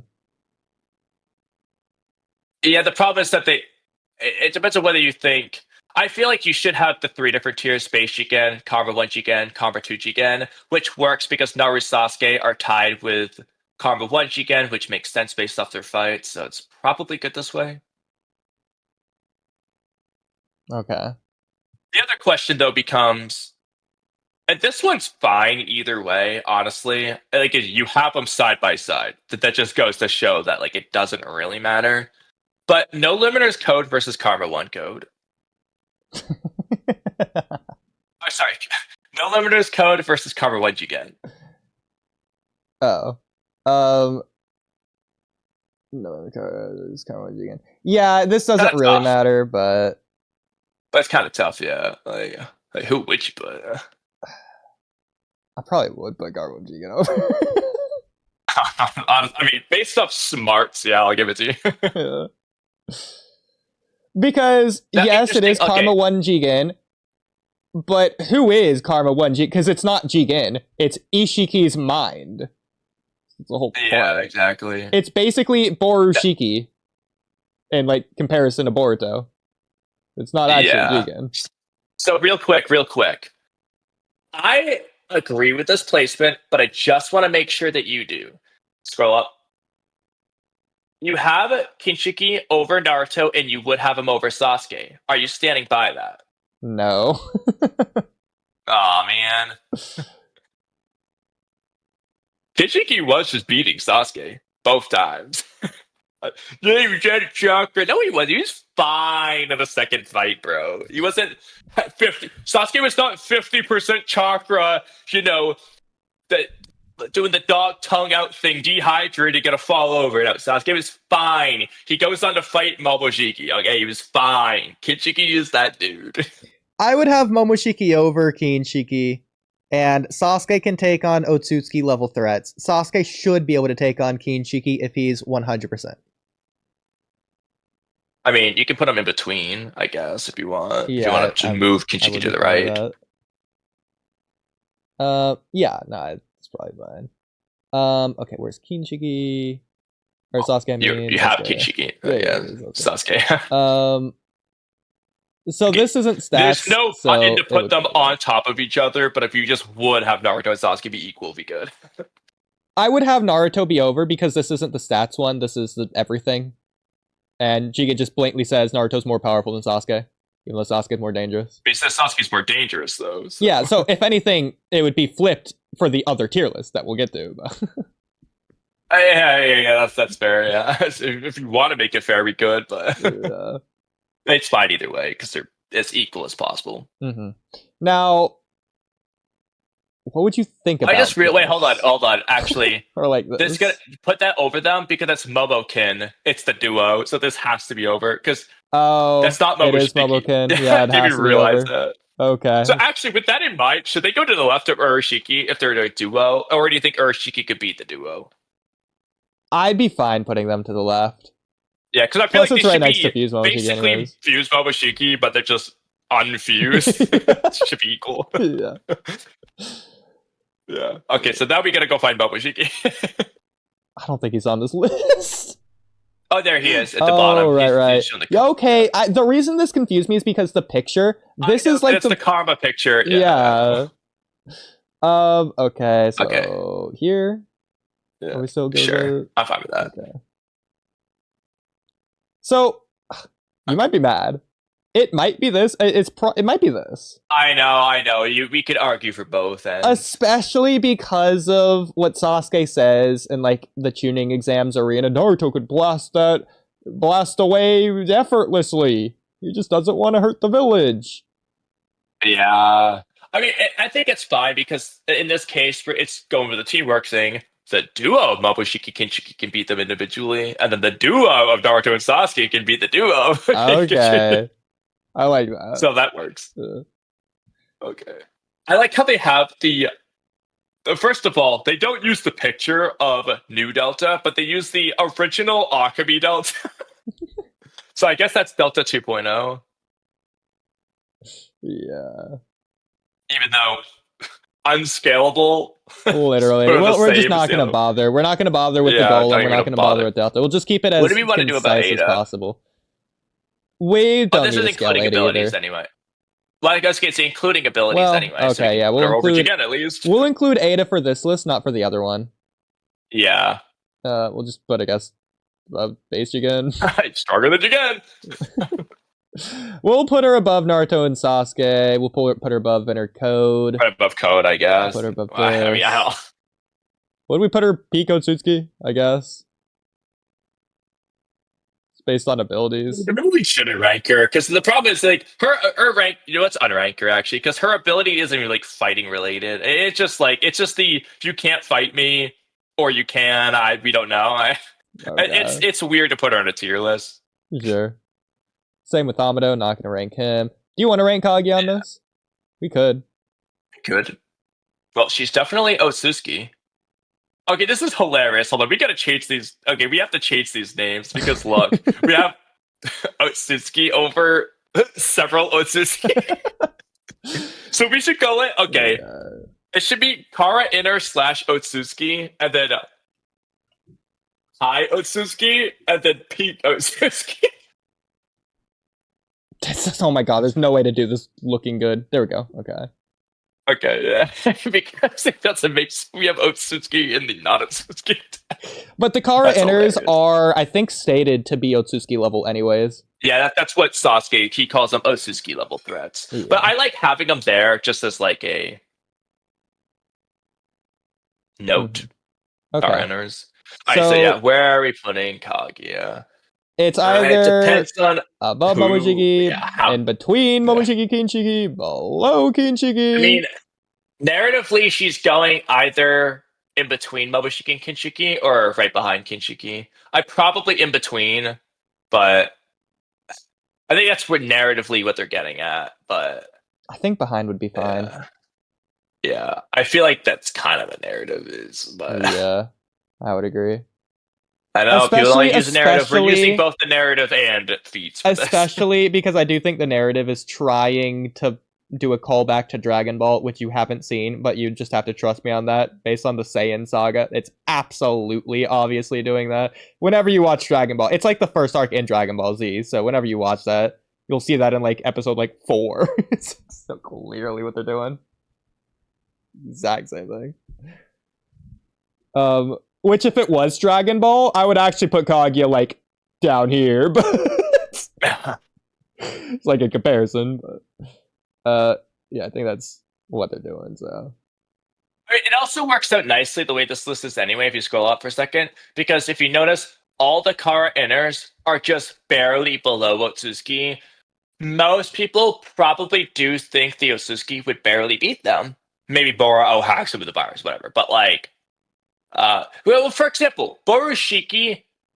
I hate to say, but Borushiki, like, you could argue that they're a whole tier below. I'm not going to, but Borushiki, like, Boru's like, oh god, Otsutsuki, and Borushiki just dominates him. yeah, Granted, I have Borushiki pretty high, but like, that does show that like the Otsutsuki are better than the Kara Inners, and that fight makes it look like it's a whole ass tier. But where do you want to have Borushiki? Above Sasuke? well, this is below interesting. Sasuke? This is interesting.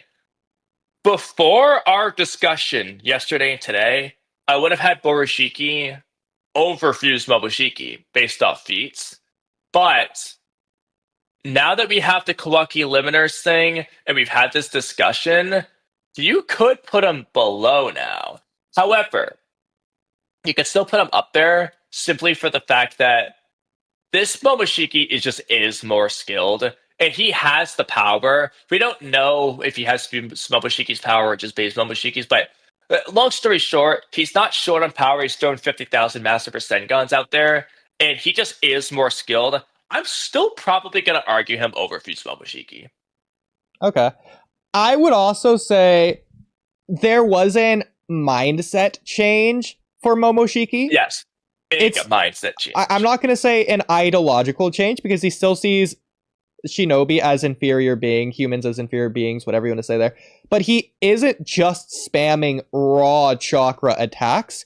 He's making new Rasengan. Yeah, he made Ninja the Rasengan a small, ninja tactics, exactly. He has learned. It's one of the things them. I really like. It's a small overlooked Momoshiki character thing. In fact, I have been waiting for like 3 years to just I want to make a video on it too. Video about why doesn't Momoshiki use his abilities as Borushiki. I have had this video 99% written out for like 3 years.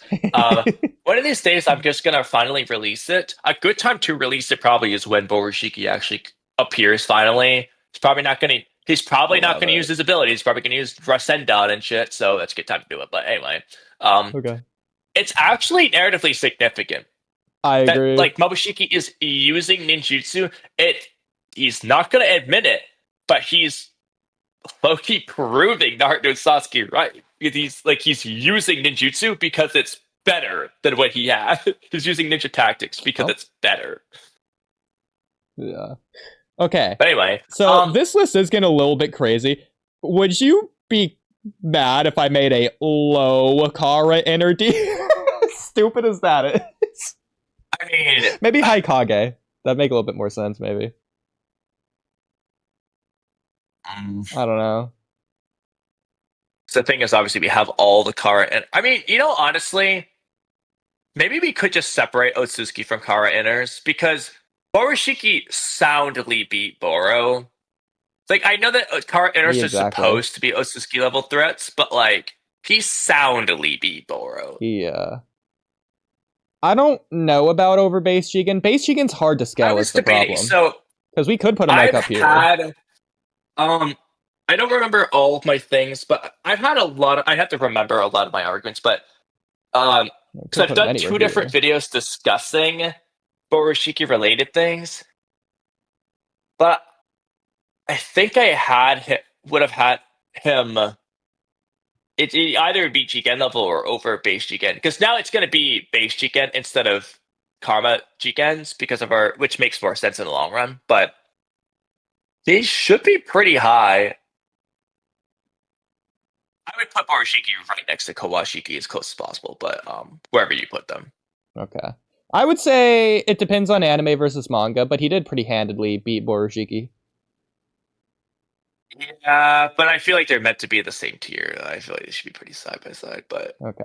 I do agree with what you're saying. But he should obviously be a whole tier over Code as well, because he destroyed. I mean, he destroyed Code in Boro, so he has to be a whole tier over. Yeah. The question is whether Jigen should move up or not. I mean, I think that Borushiki was. I think Borushiki was struggling. Kawashiki wasn't struggling. Kawaki beat Code a lot harder. I do think they're in the same tier still, but Kawaki's just. Maybe you could put Kawaki more to the left, but Code has to be higher than him, so. I'll put him. I mean, it just depends on whether you think Naruto and Sasuke could beat Borushiki or not. And Kawaki. Really? Yeah. That's what it boils down to.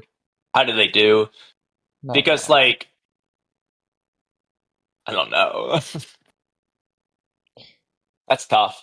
I don't like it. Like, I think the question is just going to be: do we leave Naruto and Sasuke where they are, or do we put them all the way to the right? I mean, it was implied that Borushiki was going to kill Sage Mode Naruto, but that's obviously not. That's not saying much. Yeah, exactly. We all know he would have. But Naruto was told to just take the attack head on. So. Yeah, I mean, I wouldn't use that scene, even though it's true.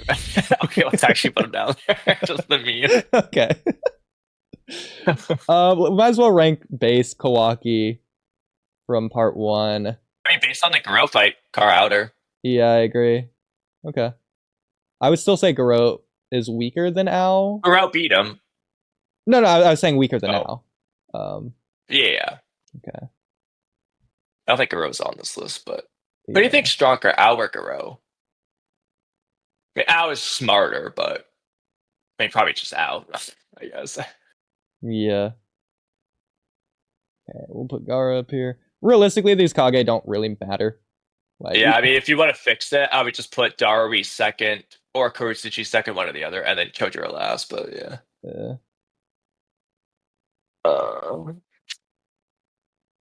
Okay. We could do some Borutos. We'll do Baryon mode. Real quick, do you have... Oh yeah, Baryon mode, obviously Naruto, right same tier, but like, this doesn't matter to me. Do you have a preference? Okay, so what I would do I would have Ishiki over. Ishiki won, like he outlasted. Yeah. So he has to go higher in terms of combat ability, but you could put Baryon mode Naruto higher in terms of stats because he was winning. I agree. Until then, that's what I was thinking. Yeah. Okay, so he'll be higher on this list. He'll be high. Baryon mode will be higher on the other list. Yeah. Okay. We'll put Jura we can do Toe stage mode Naruto. Oh, Jura is going to go in. Yeah. Well, okay. See the problem? Yeah. So that's the problem. Yeah. The so problem we'll just make a new is. Tier. Well, no, it's you can't put a new tier because we don't know really. Because Jura might be God. He might be Pico Suzuki. Same with Damon. We don't know for Damon and Jura. That's the problem. Okay. You know what I would maybe do? You could do an in-between tier and say either God or Pico Suzuki. The point is, we know they're one or the other, but we don't know which.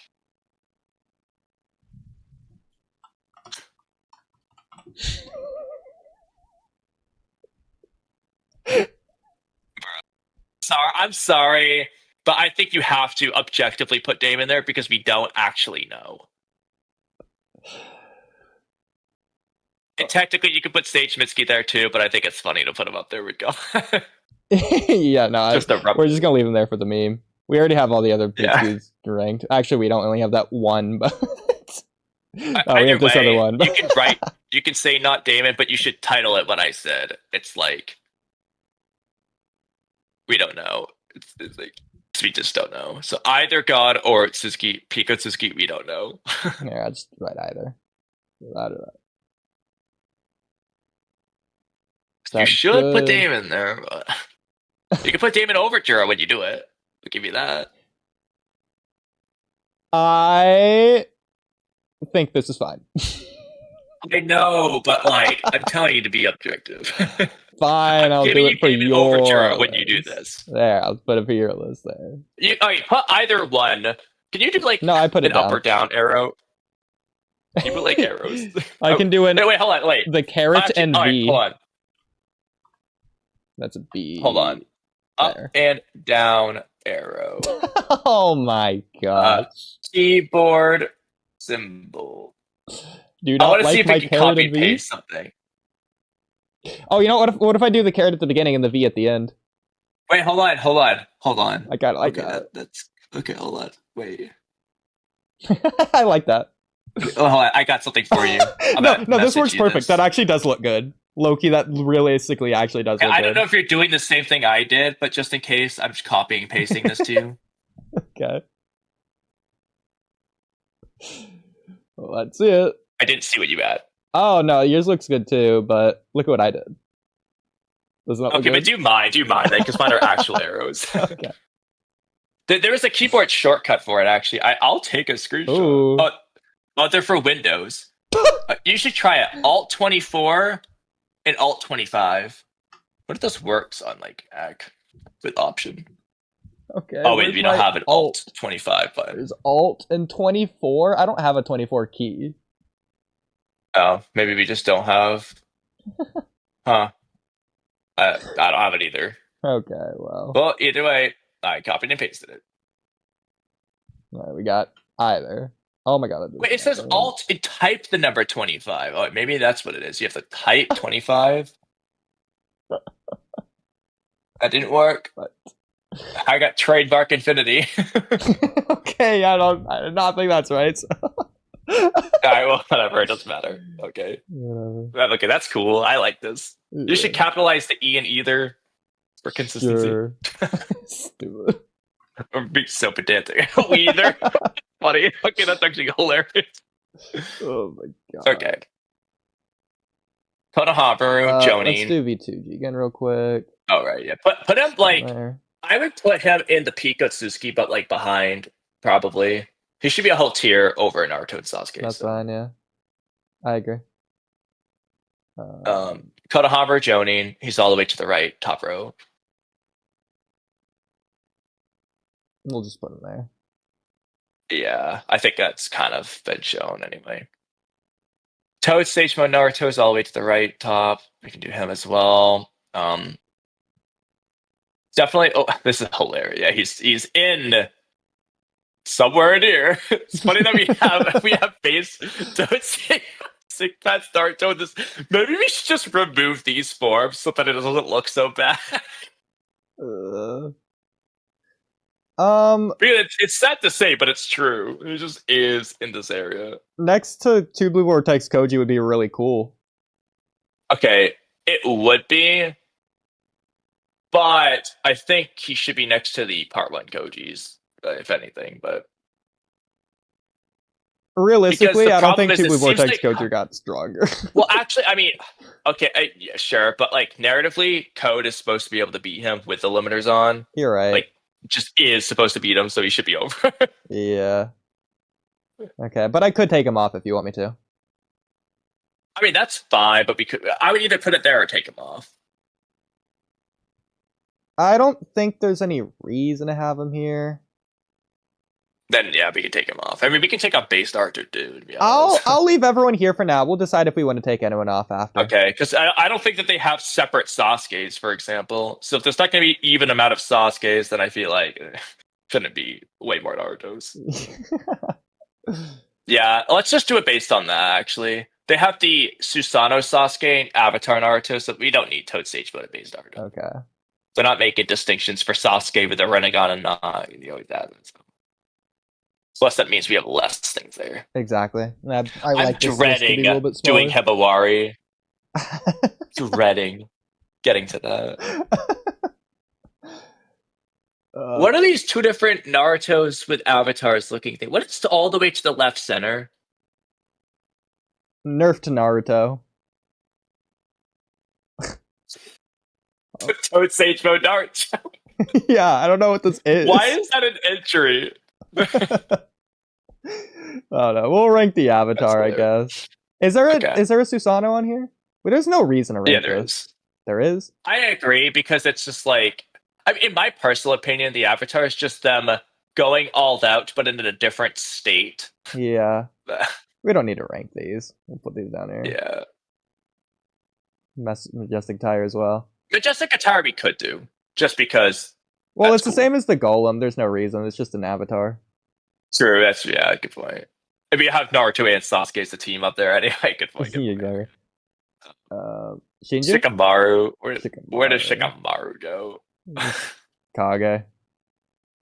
Oh right, yeah, makes sense. Here. He technically kind of like beats the Kage with his shadow possession in a novel.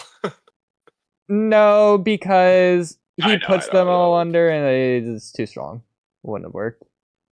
Well, Naruto broke out, but well, if he didn't, Shikamaru would have just died. The last Sasuke, that's so stupid. We don't need to rank that for this. I know. Two blue Vortex Sasuke. Why is this here? Okay, that's just a meme. That's hilarious. Unironically, we could put him as the bottom of Geni just as a meme.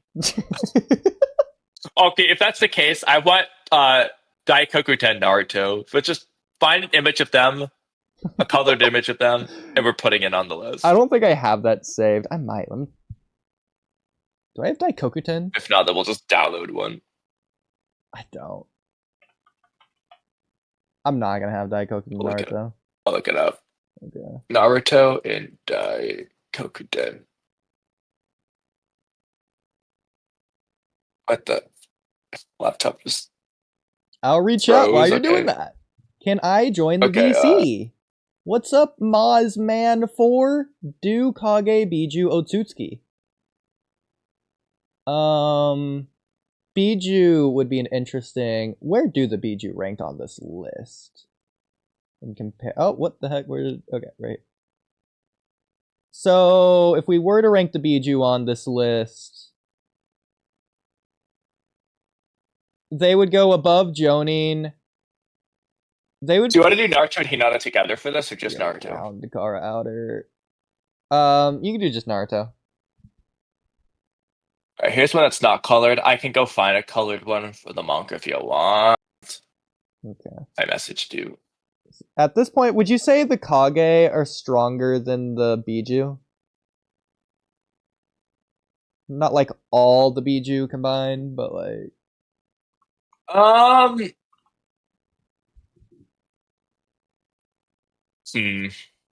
Like, could Darui fight Son Goku? Okay, couple arguments you can make and can make against. So, assuming Darui's stronger than the third Raikage, then yes, absolutely, because the third Raikage was equal to the Eight Tails, which is the second strongest Biju. Gaara is kind of unfair for hacks, but like he should be able to fight Shukaku, just sand versus sand.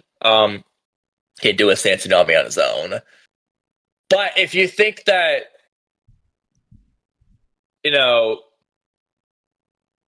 Darui's not actually stronger than the third Raikage, and they just are normal Kage, so then Darui's not necessarily, it would be weaker than Pichu. So it depends on whether you think Darui's actually stronger than the third Raikage. I mean, wasn't Dodai his second man hand or whatever, his right man hand? Yeah, Dodai was like the third Raikage's B, basically. I don't know if I would count that for anything, though. Well, Darui, we do see him against Kinkaku Ginkaku in their Kurama avatar forms, and that was like V2. He does pretty well. So how would like... No, I don't remember what he does versus Kinkaku in V2, but Darui only fights the duo in base, and then he goes straight V2 after that, and then they summon Shikamaru's team. Yeah. But I don't remember what Darui does during that strategy. I don't remember how that fight goes. Well, he might do like a Gale style attack as part of a diversion. Does he use a Six Paths tool on the Kurama avatars, or do they get beaten in the Kurama avatars and turn back to normal? They just get sealed into the pot that calls your name. But I don't remember what they do before they get they were like delaying until they got the pot. And I don't know what they do during that. But once they get the pot, they just call his name and seal him. What I mean is, what gets sealed into the pot? Is it Kinkaku and Kinkaku, or is it Kinkaku in their Kurama avatar forms? Oh, it's Kinkaku in his Kurama avatar. Okay, it is the Kurama avatar. Is it for both? Kinkaku is already in the other pot for the saying the name of the word thing. Yeah, okay. So then they just don't beat QB Ginkaku. Correct. They just cheat. Okay. Interesting. Great, that's Shiba and Darui, not Kage Darui, but... Yeah. Okay. I mean, either way, I think it'd be fine to have them above. Since we're gonna... I would assume they would be above the Sanin by this point, obviously. And the Sanin had, like, Gamabunta and all of them who were, like, relative to Shukaku. Yeah, I mean... The next generation surpasses the last, blah, blah, blah. Based on how they're doing against Momoshiki, they probably should be stronger than the previous gen, but you know could make arguments. I would say they definitely should be stronger based on this. The fact that Rasa was able to just completely just deny Shukaku, and then in the war arc, we see that Rasa thinks that Teen Gaara was a Shukaku, implying that Teen Gaara was on Shukaku's level. Gaara can do whatever Shukaku does anyway. Yeah, that was just Teen Gaara. At this point, this is adult Gaara. He would have got stronger. Plus, other arguments would be, granted, they have a duo option, but many of the Akatsuki can't just beat the Biju on their own. Shout out Datara. He just bottles the Three Tails. And true. Whereas Datara is Kage level, as we see with the Tsuchikage, with Edo Datara, they're kind of like stalemating there. So, like, that means the Tsuchikage should be able to just beat a Biju, which obviously is unfair in his case because you get particle style. It's actually the most OP unfair thing ever. But, like, the point is, like, Kage level is Biju level. You know, at the end of the day, Naruto and Gamabunta took on Shukaku. Granted, yes, they couldn't really beat him. They had to knock him out, blah, blah, blah. But if you put Jiraiya on that shoulder, that's going to make up the difference anyway. Like, they can fight Biju. I agree. Yeah, the fact that Jiraiya and Hiruzen is close, and then Jiraiya and Gamabunta is close, and then Gamabunta and Shukaku is close, so then Hiruzen and Shukaku is close. Yeah.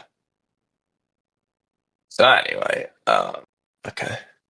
We haven't done any Borutos, so we could do some Borutos.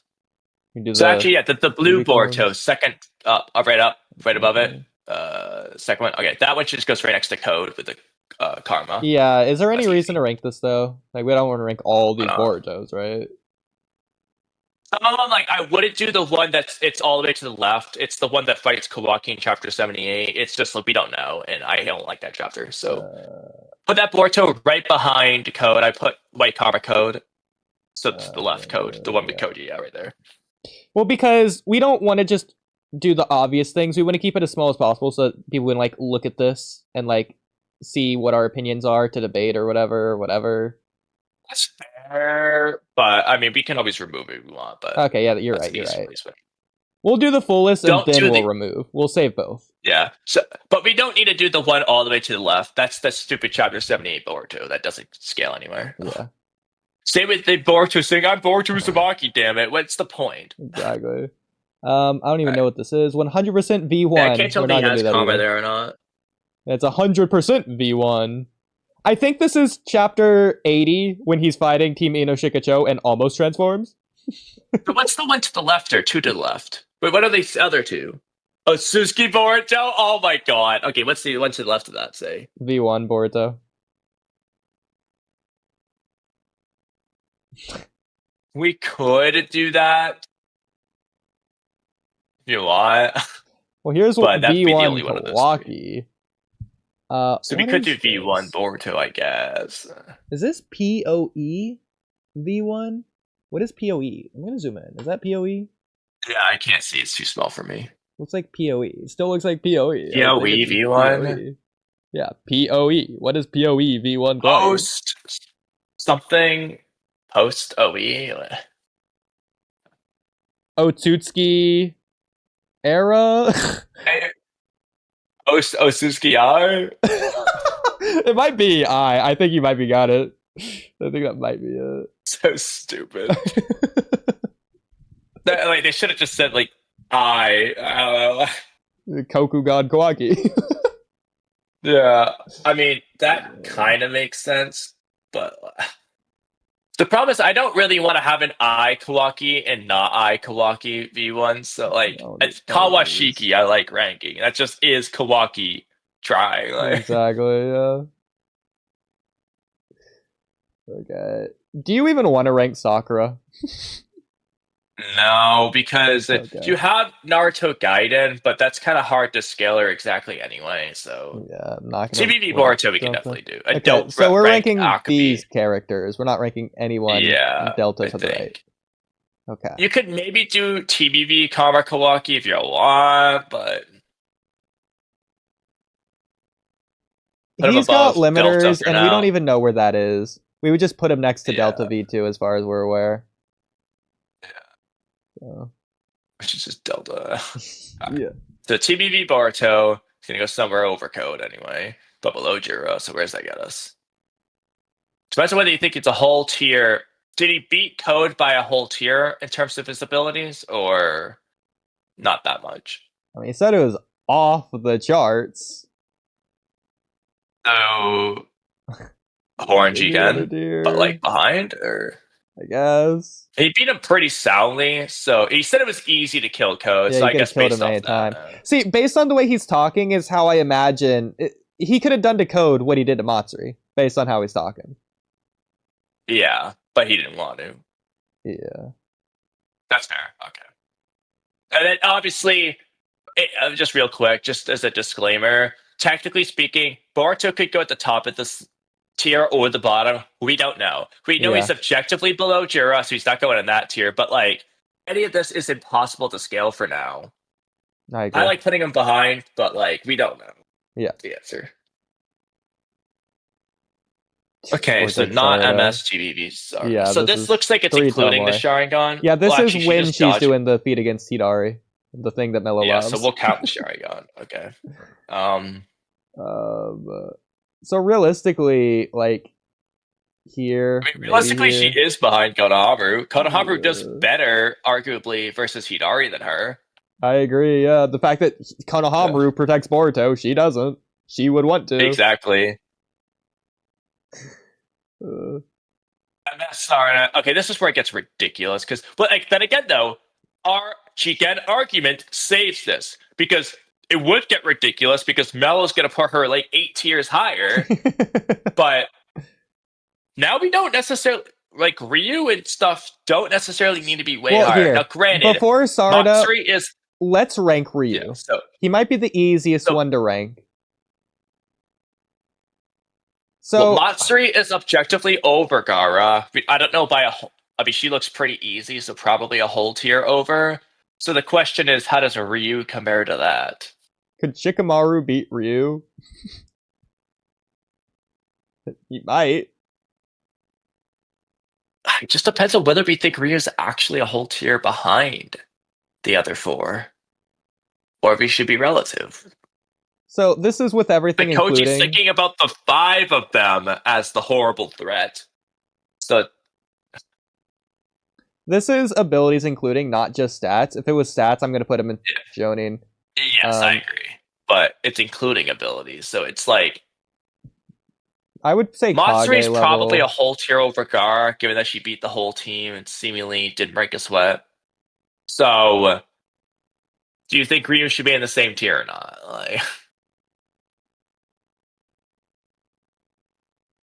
So yeah, I would agree. Matsuri should be above. I'll put Ryu next to Matsuri. The same Matsuri. tier, But then again, this isn't like the Akatsuki to where they're teamed up based on relativity because Jura and Hidari were teamed up. So yeah, exactly. But I just mean that like they're probably all the non-Jura 4 should you probably the same tier. Now here's where we get things tricky. Like, do we count Ryu's feat against Code? Because that would put him like I'm not a lot higher here. I don't know why we would. Kind of off guard, but like didn't even do anything. He just pulled him out of the queue. He could have choked him out and killed him right then and there. Okay, bro. But he did catch Code off guard for that, to be fair, so. Yeah. Okay. That being said, I would be completely fine. Again, I think that Gaara would beat Ryu with Sand Mausoleum or anything like that. The fact that Gaara is like Shukaku level. Could Ryu take on a Tailed Beast? Probably, maybe. Gaara should be stronger than Shukaku. I think this might be fine. I think he could be Kage level. He could be stronger than all these other Kage. Maybe just weaker than Gaara, who I think should be the strongest Kage. You could have him... Darui? I think Darui would just win. I mean, like, I know Gaara's immobilized, but if Gaara wasn't immobilized, I think he would still be targeting Gaara. And I don't think that they narratively would have Gaara just beat the targetee. I feel like he should go where you had him a minute ago, right behind Matsuri in the other tier. You say that, but inevitably, I'm sure in the end, Sarada will beat Hidari. It's not going to be Boruto. Yeah, but that's Sarada after character development and blah, blah, blah, not just Gaara doing it right from the get-go. Okay, so you want me to put Ryu above Gaara? I feel like he should go in the same tier as Matsuri until we have anything to firmly indicate otherwise. I think the default assumption would just be there in the same tier. Okay, so I'm fine with this for now. Let's just say they're relative. It is speculation with some of these Shinju for now. Because I do want to make a narrative argument to you. So, okay, Naruto and Sasuke in Shippuden, and even Part 1, they were going back and forth between their power levels. Really Shippuden, but like it's like whenever one gets stronger, the other gets stronger. They did do that in Part 1 as well. And they have like benchmarks. For example, catching up to Sasuke was defeating Kakuzu. We also see Sasuke fight Asona's Akatsuki around the same time. He defeats Deidara. Now, I'm not going to say one or the other stronger between Kakuzu or Deidara. That's not the point. The point is that Sasuke and Naruto fight and defeat Akatsuki around the same point in Shippuden. I think they're doing the same thing here for Boruto and Sarada. It's like a benchmark, you could say, that they're both Shinju level now. They're both able to defeat them. But I think they are doing a thing to where Sarada took all chapter to defeat Ryu, whereas Boruto defeated Matsuri in one panel. I think that's intentionally supposed to be a narrative thing that they're drawing. Yes, I think that Boruto's still over Sarada for now. Because whereas Koji wants Sarada to awaken the Mount Gekyo and blah blah blah, he definitely is putting way more stock into Boruto's survival than Sarada's. Like, he was willing to essentially risk Sarada, because if she doesn't awaken Mount Gekko, they actually all die. So that was a risk worth taking, because obviously he wants her to awaken it, but like, if she dies, the plan's not over. If Boruto dies, it's over. That's just clearly indicating Boruto is more valuable, probably stronger. Yeah.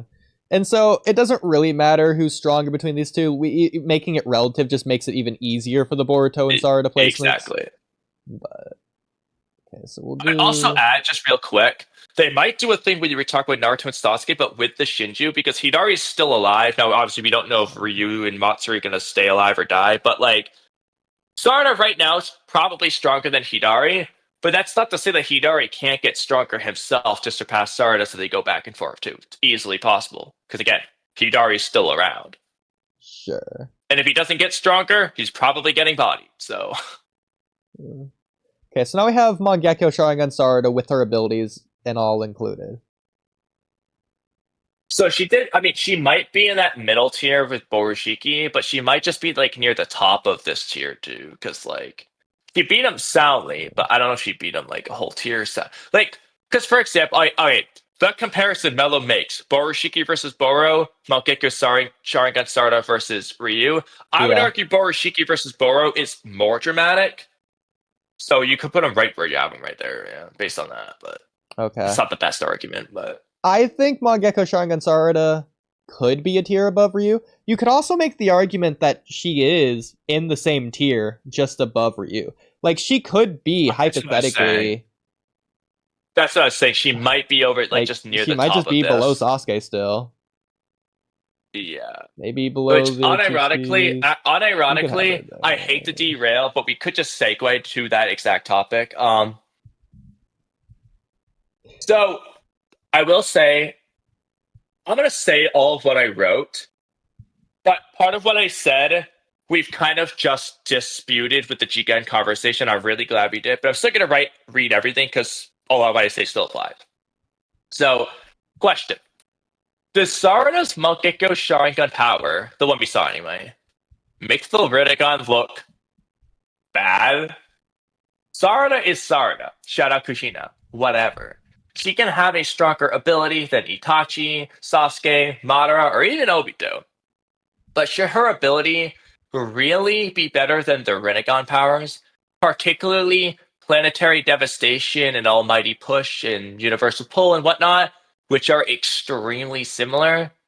Of course, you can argue it isn't better, but if you believe that Ryu is stronger than Fused Momoshiki, based off the other interpretation of stronger than Jigen, which would be Kama Jigen, where Momoshiki broke out of adult Sasuke Rinnegan's Planetary Devastation, that would mean that either Sarada is way stronger than that Sasuke in terms of power, so ignoring abilities, or her ability is that much better than the Rinnegans.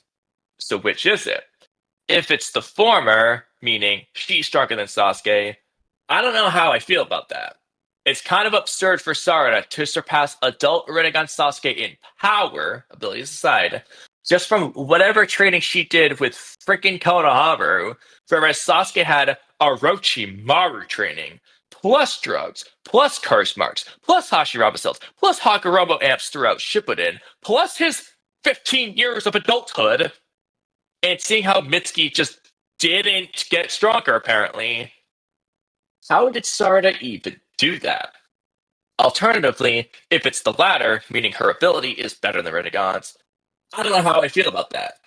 Sure, Kamui is arguably better than the Rinnegan, but it's a specific OP ability that's completely different from all the Rinnegan powers, and it just happens to be super useful, largely because of Obito.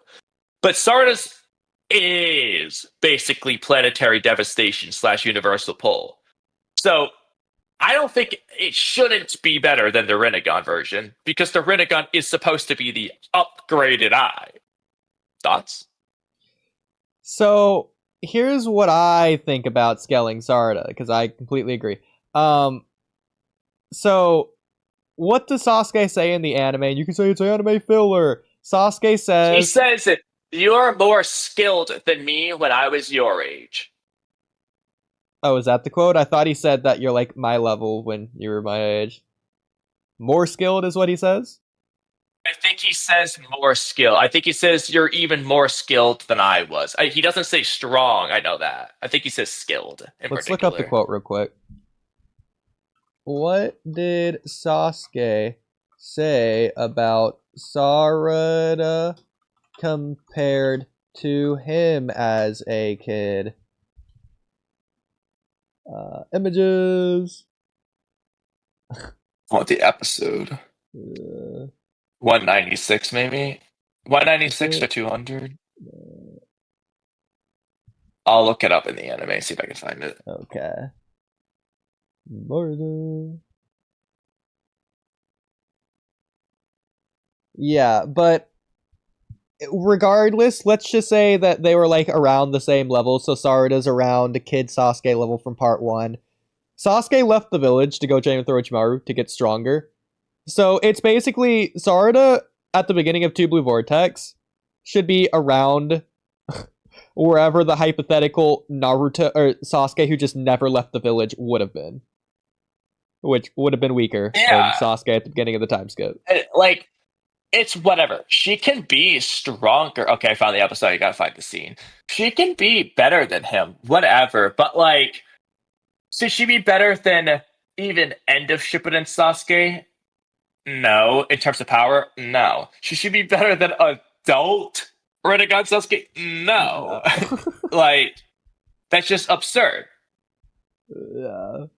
In terms of power, anyway. That just is absurd. Now, of course, if the stronger than Jigen stuff is base Jigen, that definitely helps because in this case, Ryu just isn't stronger than Fusumon Boshiki. But even then, our tier list here is using the assumption that it's base Jigen for the stronger than Jigen stuff. And even then, Ryu is still in the same tier as Momoshiki. Yes, he's at the bottom of it, but he's in the same tier, and she beat him soundly. So the fact that we even have to put her in question near Sasuke, it's like, okay. So my post still stands. Either her ability is better, the gravity ability of the Rinnegan versus her gravity ability. Either her ability is better than the Rinnegan, despite the Rinnegan being the upgraded Sharingan, or her power level, amping the ability, is stronger than adult Rinnegan Sasuke. I think both are absurd. Or Ryu just isn't as strong as we think. Which I think Ryu just or Ryu just is much lower than we thought. Ryu could just be weaker than Shinki. I mean, technically, yeah. I mean, it again, until we're led to believe that, I'm going to say no, because the standard assumption should be he's the same tier as the other. Well, I think that he's, like, stat-wise stronger than Shinki, but he obviously doesn't have any of the abilities. It's the idea that the Otsutskis are overwhelmingly powerful, but then get defeated by ninja tactics. Thus, ninja tactics are technically more powerful. Granted, Ryu himself uses some ninja tactics, but not really. He doesn't use ninjutsu. He outwits them in, like, dumb ways. But not really. Yeah. So strategy. Frankly, if it's revealed that Ryu just is way stronger, I would argue that makes everything make more sense. However, it doesn't make sense why he's so much weaker. But like, if it is the case, whatever. It makes the power scaling make sense anyway. Because I don't care what say the Mello line. says. Araya is not taking on the Ten Tails or something stupid. I agree. You know, the guy that was a puppet master and is randomly a swordsman now. Okay, that's the dumbest thing ever. Actually, you have a podcast topic about that. I do. We'll do that really quick, I guess. Let's see, where is While I try to find this Sasuke scene. Maybe it's not. When does he say this shit?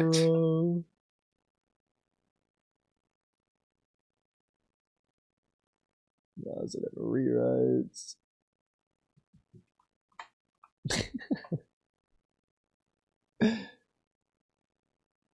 Yeah, okay. Just search Araya. Found it. So I was thinking about this earlier today, and why this just doesn't obviously work. Imagine Kankuro and Shippuden just randomly being retconned into a samurai, especially with fighting Sasori, the puppet master. Skull emoji. Yeah, actually, good point. Like, if anything, they're just taking away from Puppet Master. It just doesn't work. Yes, he's not fighting Sasori, he's fighting Ryu, who doesn't use puppets, but still. Technically, Ryu is puppeting them around, and we've been waiting for Araya to pull out a puppet this whole time, and he just didn't do it. To the point that I forgot that we were waiting, because I just, accept it, for a minute, But what's extra weird, they're still giving Yodo her hearing sensory ability, which is way less prominent than Araya's puppet mastery, to the point that I forgot Yodo even had that. Yeah, like, that's a good point, though. They're doing the and again, that hearing thing is from the anime. Like, it's not in the manga. So Ikimoto had to reference the anime for that. So why didn't he reference the puppets? And it's not like Araya chose not to use the puppets because of XYZ reason. It wasn't addressed. It's not even like he just has a sword, but he's a puppet user. Especially fighting against Ryu, he isn't a puppet user, but Ryu was literally puppeting them around. This would have been the perfect fight to do that with. Exactly. She could have, when they're puppeting him around, I think I wrote somewhere as an idea. Where did I write this? We might have just said it out loud when reacting to the chapter. Like, huh? We might have just said it out loud when reacting to the chapter. Because I remember we talked about this, but... Maybe that's why you wrote it down. Oh, wait, no, hold on. Just click on my... oh, it's right above it. I'm so stupid. Since Arai's just not using the Puppet Master Jutsu apparently anymore, it could have been cool if he caught Ryu off guard by using the Jutsu to manipulate Ryu's body in such a way to make a certain attack land. Like, hypothetically, he throws Ryu towards Sarada's Chidori, for example. Then Ryu could turn it around on everyone else by using them as puppets the same way Araya did with Ryu. Alternatively, another idea... Are Ryu's using everyone as puppets? You know what Araya could do?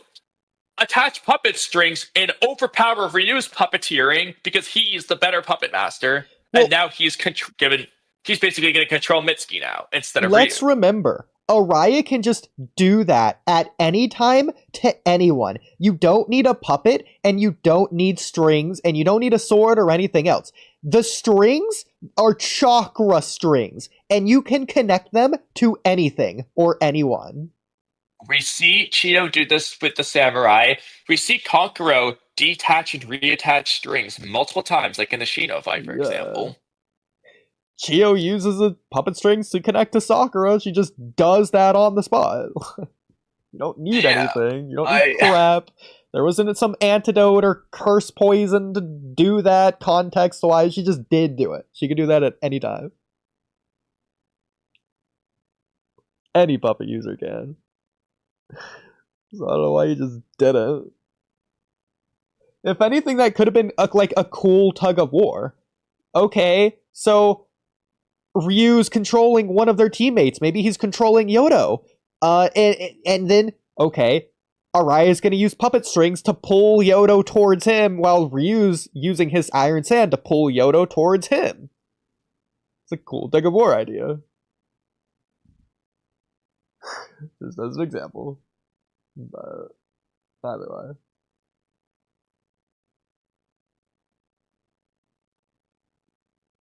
I finally found a line. You're far more skilled as a shinobi than I was at your age, is what he says. Far more skilled shinobi than I was at your age. Far more. But again, he says skilled. That doesn't mean that Sarada can beat Curse Mark 2 Sasuke in a fight at this point. Because that's a power gap. Sasuke just objectively has more power. Sarada doesn't even have the freaking stamina to maintain her Sharingan, okay? Yeah, she doesn't have more chakra, but he does have the Curse Mark 2, okay? The way I've always seen their stats in the most basic way possible as a breakdown is where the kids start at the beginning of part 1 is where the kids from Naruto were at the end of part 1. So like Boruto at the beginning of the series is as strong as Naruto was at the end of part 1, and so on and so forth for like all the kids in that regard. I don't know if that's true stat-wise, but in terms of overall ability, maybe. No, I think stat-wise it should be, based on like wherever lightning speed is, blah blah. Like there's ways to get you there. They're like Kitamaro's arrows compared to like what Sumire is doing and all the other stuff. But either way, okay, maybe speed-wise, but not strength-wise. Okay, sure, whatever. I don't want to get into that. But then I would also just like generally say you could also say the same thing with 2 Blue Vortex, to where at the beginning of the series, Chosho is the same level as like Choji from the war. Actually, I'm gonna throw a hilarious curveball at you, just in terms of power. Again, I thought this was ridiculous. But in our favorite anime arcs, the car actuation arc, I'll admit, not a highlight for me. Not only does Boruto's regular Rasengan frickin' make a pebble-sized crack in the rocks, his wind-style windmill Rasengan does the same. If you compare that to Naruto, not just carving into trees, Naruto in the water tank. Naruto's standard Rasengan just is objectively a lot more powerful than Boruto's wind-style Rasengan, not let alone his regular one. Yeah, well, that Rasengan's like raw chakra. Naruto is Kurama plus Uzumaki nonsense. You could do something Naruto's there. using base for that, but the point is that being, Boruto is like Neji. He's more of a genius. He doesn't have 1,000 shadow clones. His whole thing is being counted. Again, what I was trying to get at is maybe speed-wise, what you said can track, but power-wise, I would definitely stand by Naruto and Sasuke being more powerful, power, strength, not overall ability, power over Boruto and Sarada. I would say if the claw grimes aren't using the claw marks, you could argue that they should be around the same strength level as the random Tin Tails fodder from the War Arc. In which case, we do see the Konoha 9, Konoha 12, whatever you say, fight those Tin Tails fodders, and now we're seeing like Team Ino Shikacho in the next generation fight the claw grimes. So I think you could also do some scaling there. Makes sense. Makes sense.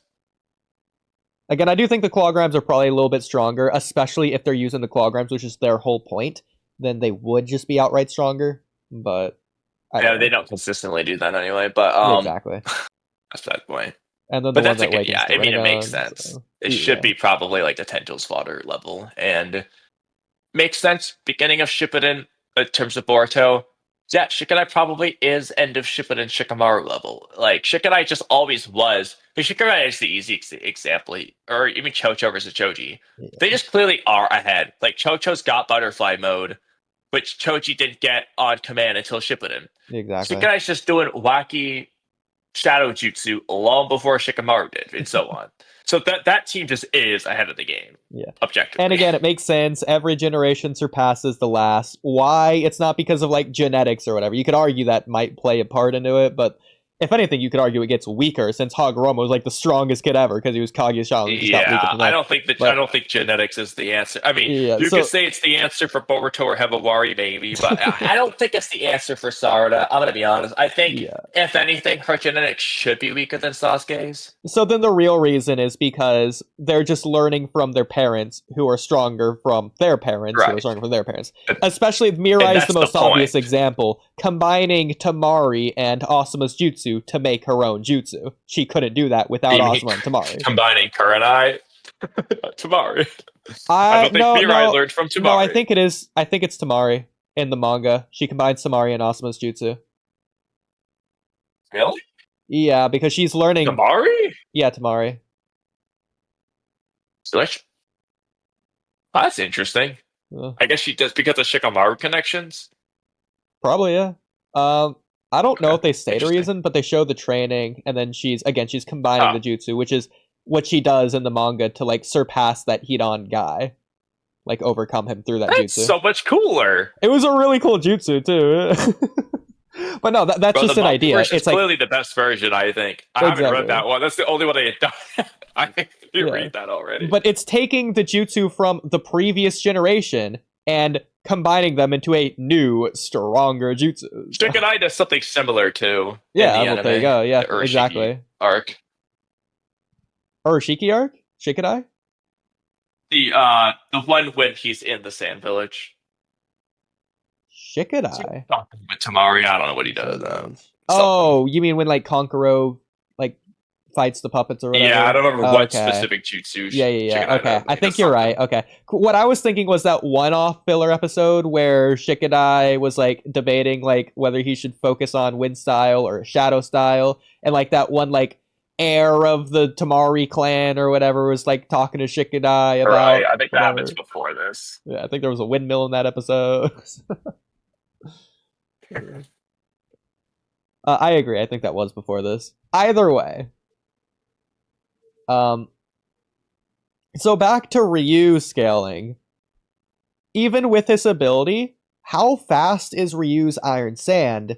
Because it seems to be as fast, if not even slower, than Araya's Wind Style, and even then, regardless of the Wind Style, the fact that Araya is able to react to counter the Iron Sand tells us the Iron Sand isn't speed blitzing Araya. But then again, the fact that Mitsuki can't react. What have they done to Mitsuki? Look, we're just not going to count neg feats or whatever. We're just going to count feats. Okay, exceptions to the rule don't break the rule. Mitsuki just doesn't count. There's a reason he's ranked where he is. Yeah. I don't think I have Araya on my notes or anything. We probably should get Araya. Yeah, we should. After all this memeing, we have to put him on here. Okay, here. I'll just look him up really quick. Araya, 2 blue Vortex. Good image. This one. I'm not going to rank Yodo since we just don't know.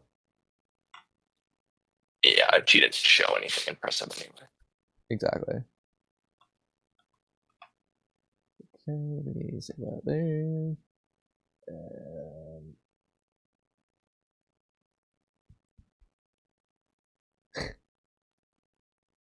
Okay, so there's Araya. Okay, so comparing Araya to Sage Mode Mitsuki, I think he's somewhere around here. I walked away, so if you just drive it for me. Okay, well, I was doing a bit to where I was using the top of the verse next to Shibai, Sage Mode Mitsuki, and so I put Araya over Shibai as the meme. But I'll scale him actually now. Oh, that's hilarious. I mean, I low-key like that. Okay, well, I would say Araya is probably weaker than Mitsuki, who was relative to Shinki at the time, who should also be below Zarda. And so, if you want to have Araya bottom of Jonin, that's fine. If you want to have him top of Chunin, that's fine. Either way. I mean, Kankuro Tamari were Jonin at the start of Shippuden. So either way, I'm fine with it. So I think what we should do, so that it's both a meme and serious, he should be behind base TBB Mitsuki and Sarada, but ahead of Sage Mitsuki and TBB. He is. He already is. Perfect. Okay. This is stupid. Okay.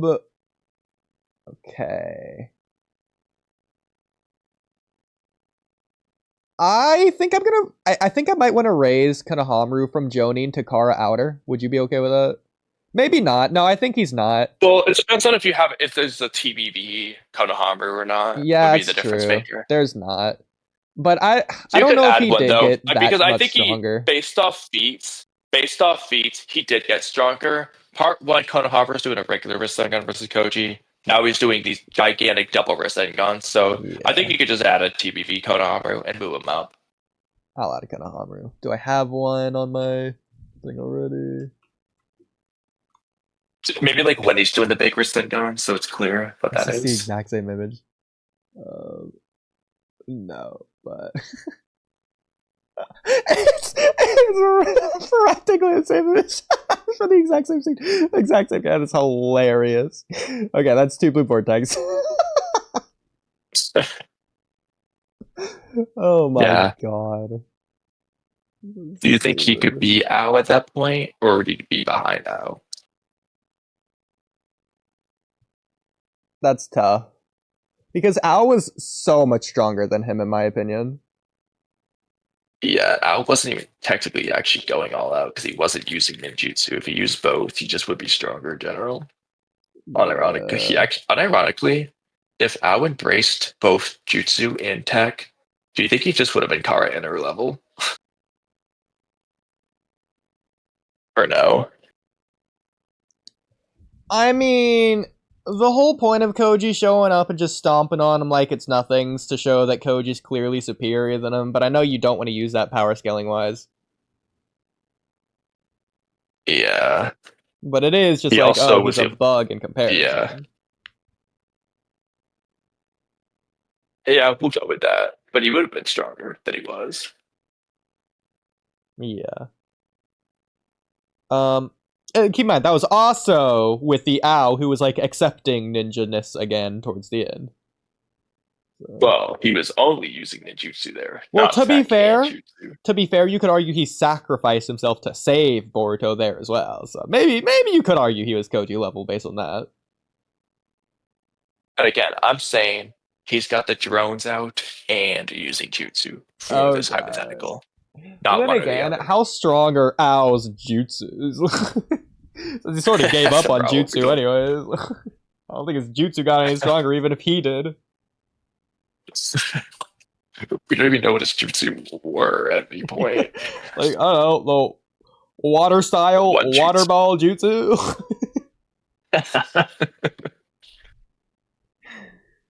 The only jutsu we know is the one he used to save Boruto. So I know I'll put Two Blue Vortex Konohamaru above base part 1 Kawaki. You could probably even put Konohamaru. I don't think he belongs in the Kara outer tier, but he might.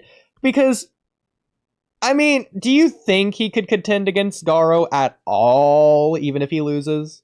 Because he did, like, reflect that one blast that was going towards Boruto. Konohamaru just makes it implied that, like, they're on a higher tier than him. I mean, he doesn't want Team 7 to fight Garo, but, like, if it comes down to it, he's not, like, running away because this guy's way out of our level or anything. He's just, like, watching. And, like, from Konohamaru's perspective, Kawaki was gonna lose. It kind of just depends on whether you think Ao was, like, a lot stronger than Garo or not, then. True. Because Ao just was a whole tier over. Yeah, we just have no idea. Yeah. I think it's safer to assume Ao and Garo are in similar tiers. Which you mean a tier above Konohamaru. Yeah. It's just weird that Kawaki was just that much stronger. I agree. But he just is, I guess. He then learns ninjutsu, it doesn't get any stronger. Mm-hmm. Okay. So, QB Himawari! Oh, we're finally at this point. Oh, God. Well, so Juro went all out. Actually, not necessarily. I know. He just made him. He made Himawari want to test his treatment. That's what he did. So where is Himawari realistically? Below the Shinju, in my opinion, all of them. He's definitely over TBV Kawaki. Based off, with the Karma seal. Just based off how he does for Stura. Probably below the Kage, who were able to take out Probably below Boruto. See, okay. Unless it's revealed later on that she was using Baryon mode, there's no reason for her to be, like, that high. Because, like, she's just using the Night Seals as chakra, as far as we're aware. If it is Baryon mode-esque powers, then she can go higher. But, see, the problem is, could Hidari push Jura as much as Himawari did?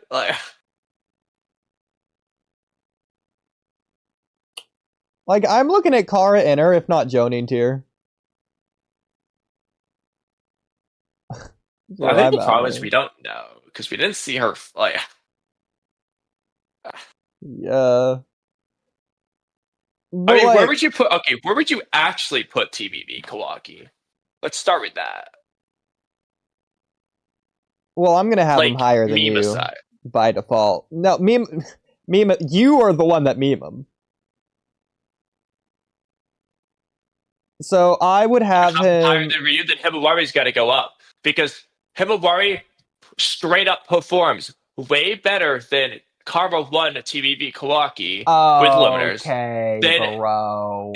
Jura praises Himawari and not Kawaki, so we've got feats and statements putting her over TBV Karma 1 Kawaki. First of all, you know already my argument for that Karma V1 Kawaki. That was not Karma V1 2 converted Kawaki. I don't care what you say. Second of all, he has a different expectation for Boruto and Kawaki Otsutsuki as opposed to these human inferior creatures like frickin' Ino Shikacho. It doesn't matter. It doesn't matter. Kawaki didn't make Jura want to test his true power. Himawari did. I don't think there's a problem with that. That doesn't mean anything, really. He also tried harder versus Himawari based off his own dialogue. And Himawari wasn't one-shot knocked out. What dialogue? He said for the first time, he decided to release just a little bit. I mean, Himawari was the first time he released just a little bit and then wanted to test the true power. So he put more effort in versus Himawari than he did versus Kawaki because it was the first time by his own admission. So then he was able to take Kawaki out before he had to release more power. Yeah, he knocked Kawaki out with less effort than Himawari, who kept getting up and fighting. He didn't knock Himawari out with more effort. I wouldn't even say he knocked Kawaki out. I would just say Kawaki was knocked out. Bro, you get that's the worst argument ever. So I hate it too. You know me. I hate what they've done with TBV Himawari. But I'm just saying she has to go higher than TBV Karma 1 Kawaki. So where do you want to put him? So I'm putting him next to Mitsuki. So actually, yeah. With or without Karma for that? 2 blue Vortex. I'm going to put him without Karma. Yeah. Without Karma. Okay, so here's okay, we don't have to do this, but I have a compromise situation. We can meme base TBB Kawaki the way we did, and put the Karma 1 Kawaki as the serious entry. Okay. So he's somewhere down there. We haven't placed him yet. He's a side profile view. Where did he go? Oh, there. He's right next to Delta. Oh.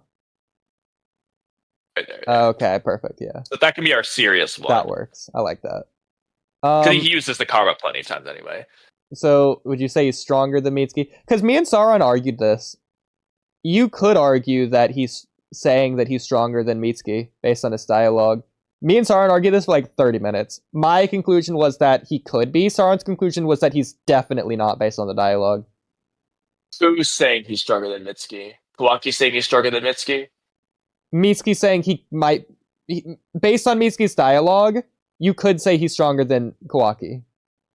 I agree. However, okay, look, memes aside, he's in Sage mode when he says that. So in my opinion, Sage Mitsuki is stronger than Kara Kawaki, but Kara Kawaki should be over Base Mitsuki. However, based on feats, Base Mitsuki is stronger than Sage Mitsuki, which means Base Mitsuki over Kara 1 Kawaki. There lies the problem. Yes. We see, at least in part 1, I don't think it really changed.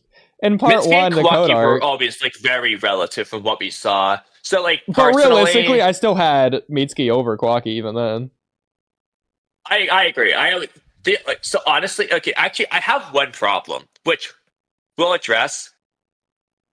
Okay, look, I know it doesn't make sense, especially on this tier.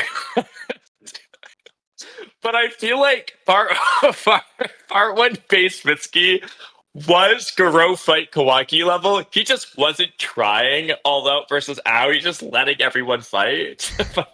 He just is up there with the Kawaki next to Konohamaru there in Himawari.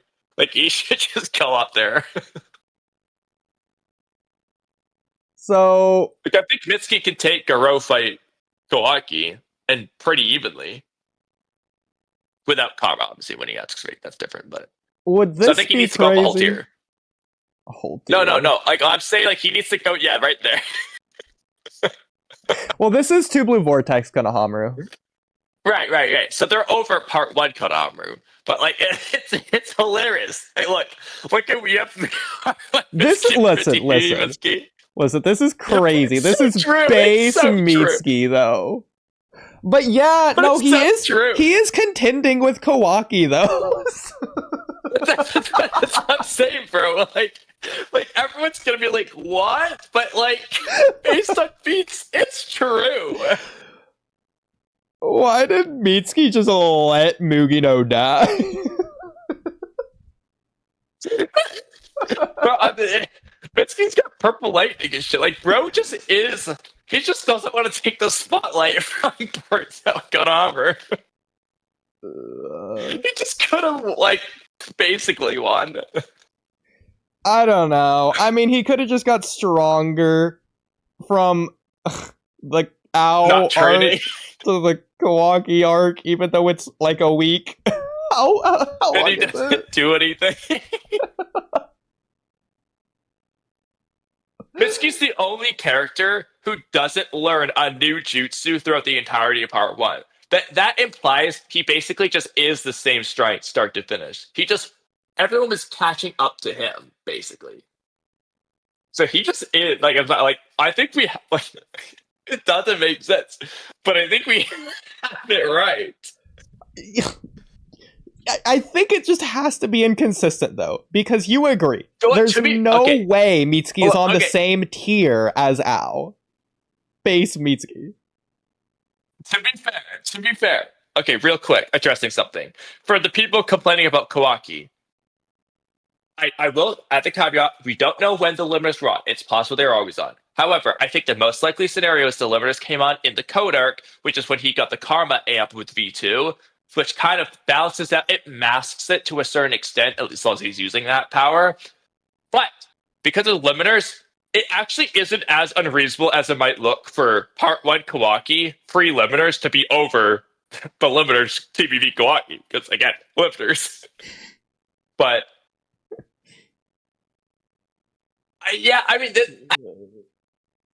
then again, though, I know Mitsuki doesn't just beat Ao, but like, I think Mitsuki's the only character Ao doesn't just like hit really hard in body at any point. Like, does he ever hit Mitsuki once? Does he land a single attack on Mitsuki? Okay, that doesn't count, though. It's like a 1v4. He's fighting from a long distance. He lands an attack on everyone else. Mitsuki's assisting everyone else. Yeah, he's not trying to take the spotlight away. I mean, the other argument you could make is just that Mitsuki and Kawaki, both of them go down to the top of this Jonin tier, and Ao just is stronger than Garo in this case. But I mean, honestly, all right, we have 3 options. 1, Ao just is the best car outer. He's just a tier above. 2, it's just inconsistent. 3, Mitsuki was just not taking the spotlight just because he wants to watch his son. Like, it's one of the 3 options.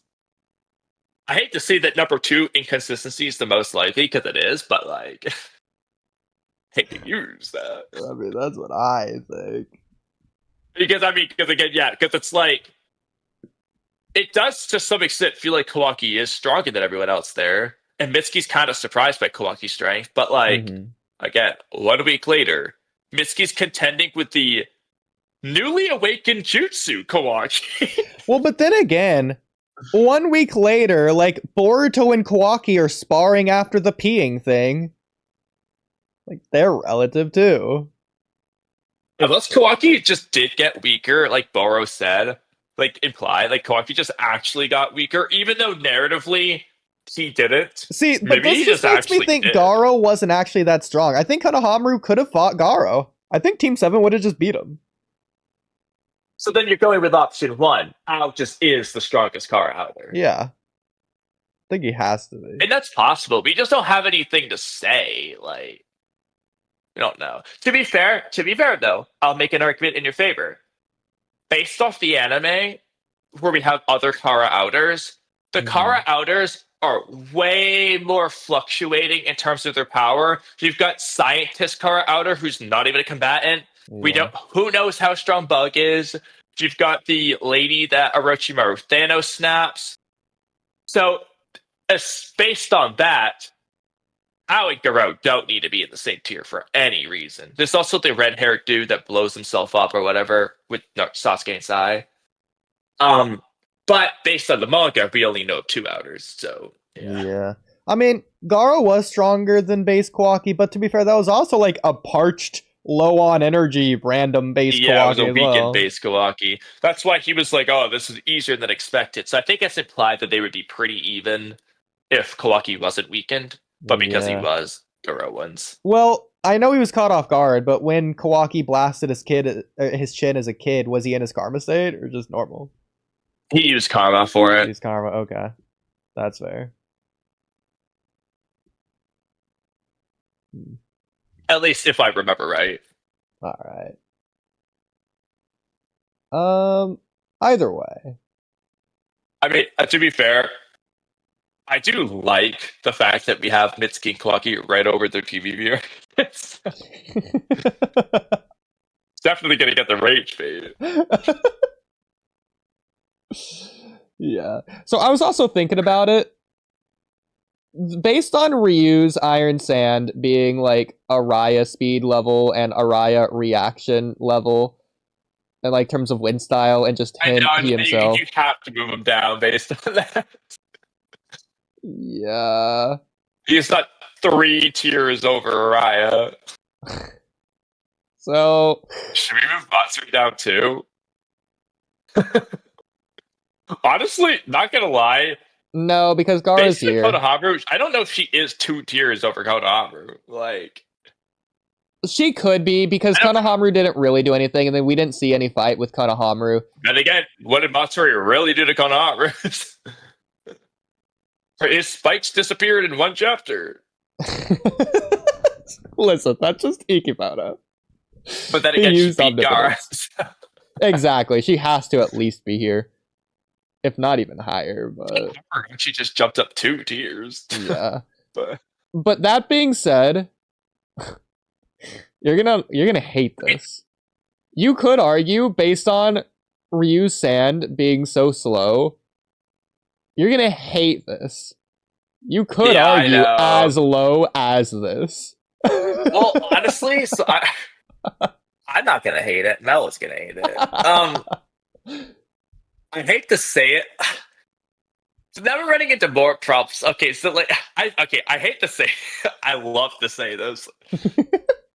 The more I'm looking at this tier list, the more I'm realizing it just is really inconsistent. Yeah. Like, it is, because to some extent, we need Konohamaru to move up a tier and Ryu up a tier, but then this TBB Konohamaru isn't 2 tiers over regular Sarada. He's not even really a whole tier over, but we're giving him that. We're giving him the benefit of the doubt.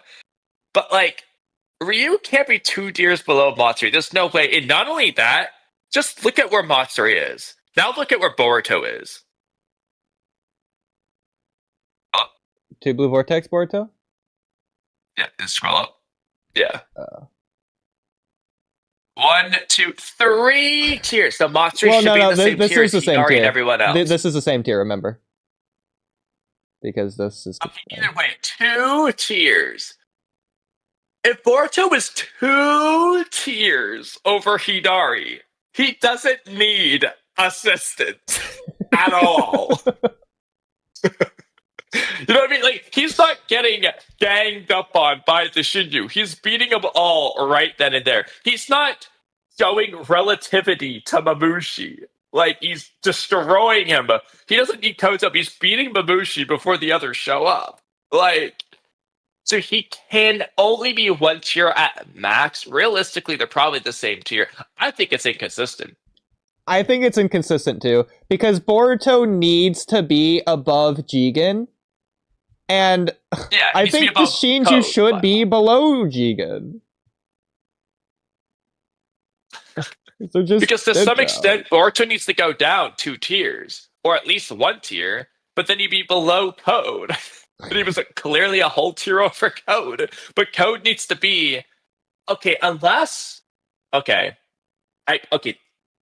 You might not like this, especially since it's gonna grow the Kara inner tier, but maybe we delete this is gonna sound so ridiculous, but maybe we delete Ayotsuki. This is ridiculous because Kara again should be a whole tier over Mage again, but if we delete that row or leave it as just Kara again, we can move the rest of that row down to the top of Kara inner, and then move Boruto down one.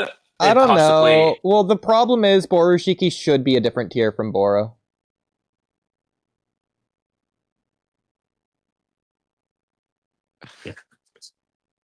It's inconsistent. I mean, unless we think that, like, Boro is just Kage level. But then again, if he's Kage level, Delta shouldn't be putting up as much of a fight against Naruto he needs to be Kara inner because this is the abilities tier list. It includes everything. I know, but even then, I was just looking at... even then, though, I was looking at Delta.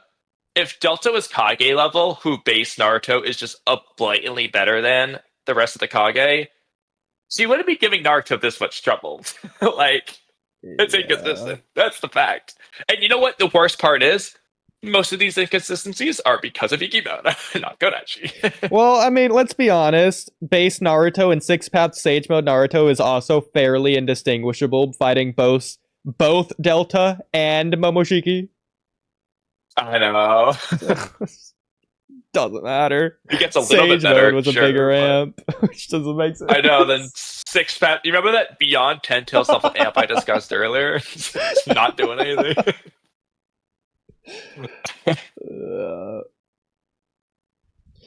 Which, to be fair, that is Kodachi and Kishimoto at that point. So okay. I mean, we can raise Matsuri up. Because I think it's fair since Gaara should be here. I think Gaara's placement is indisputably probably fair to be here.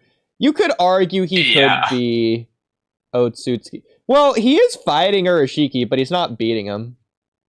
Yeah, he is blatantly losing. Yeah. Urashiki's laughing while fighting Sasuke and Gaara combined. So. Same with Momoshiki, Kinshiki. I don't think he could solo them either, or even like fight relative to them. I don't know what Mello says about Darui throwing hands at Momoshiki, but and also Fuse Momoshiki needs to be a whole tier over Gaara.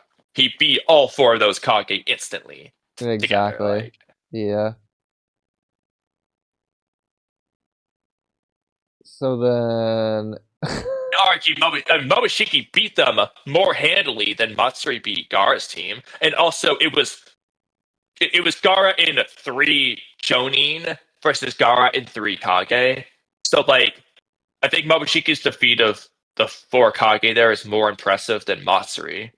I'd be fine with moving Matsuri up to at least here, above like all the Gaara enters. I guess yeah, because Koji doesn't seem like he doesn't act like he can just beat the Shinju at least. Yeah. Otherwise, he wouldn't really need Boruto. Well, he still would, because even if he can beat one Shinju, he's not going to beat all 4. But he probably would need all these other people. Yeah. Unless it's all Jura that he's worried about. I would also be willing to do this. I think that could also be fun. Yeah, that would probably help. I mean, Mitsuki does say it's off the charts in order to defeat Code, but you could still just say same tier. I feel like it should be a tier. I don't want to make another. That's the problem. I don't want to make another tier, but it's like a half tier. He beats Code so soundly that it's like he has to go there. Like, and yes, Code doesn't know things, but like, let's just say he did do Uzuhiko there. What's stopping him from just doing a million punches like that until Code, like just doing a regular Rasengan until Code's finally knocked out? The problem is that Code freaking is durable as hell and just keeps fighting, but... Boruto has his sword. That's the thing. Well, okay. True, he could have cut Code in half. Sasuke was about to cut V1 Jigen's head off. Yes, he was playing around, but he was still about to do it. Like, regardless of playing around, he had to make. Momoshiki's head. He had exactly. Exactly. Jigen had to make the rods there. If he didn't do it, he's not dodging out of the way of Sasuke's Ameno Tejikara sword swipe. Sasuke didn't have Ameno Tejikara fighting Code, but I'm still assuming Code, whatever, he's still underrated or whatever, Sasuke, and that's how he got his eye slashed. Either way, Boruto is handily defeating Code. I guess he would be here. Right? Unless we just he move, should just be able to head chop Jigen. He doesn't have a Ameno Tejikara, so I don't know if he actually could. So that's the only problem there. Well, I mean, again, another option is that Code isn't a whole tier over base Jigen. He's just stronger. Yeah. And then by conjunction, you could move Kawaki and Borushiki down. Right, like with, and possibly, well, Naruto and Sasuke might be fine where they are, but well, I still feel like Borushiki should just be in a different tier than Boro. I know, I keep forgetting that aspect, but I mean, this tier is already not a lot, anyways.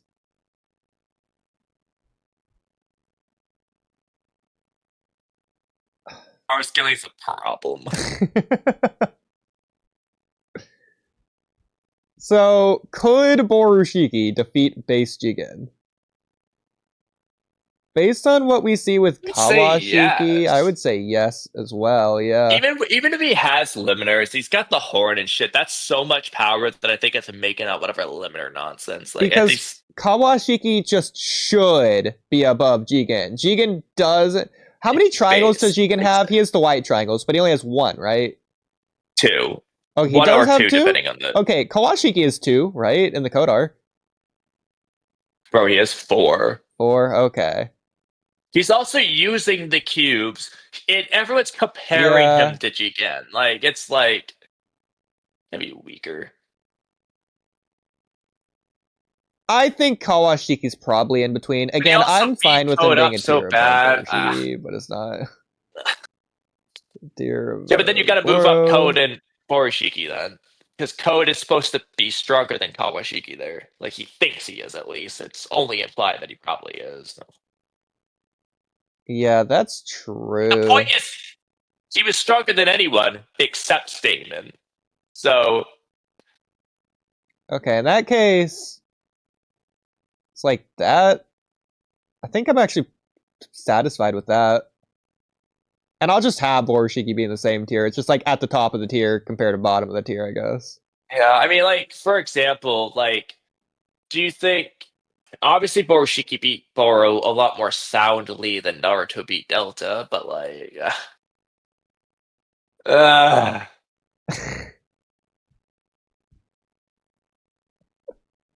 I don't think there's any way to make it perfect, but... I know.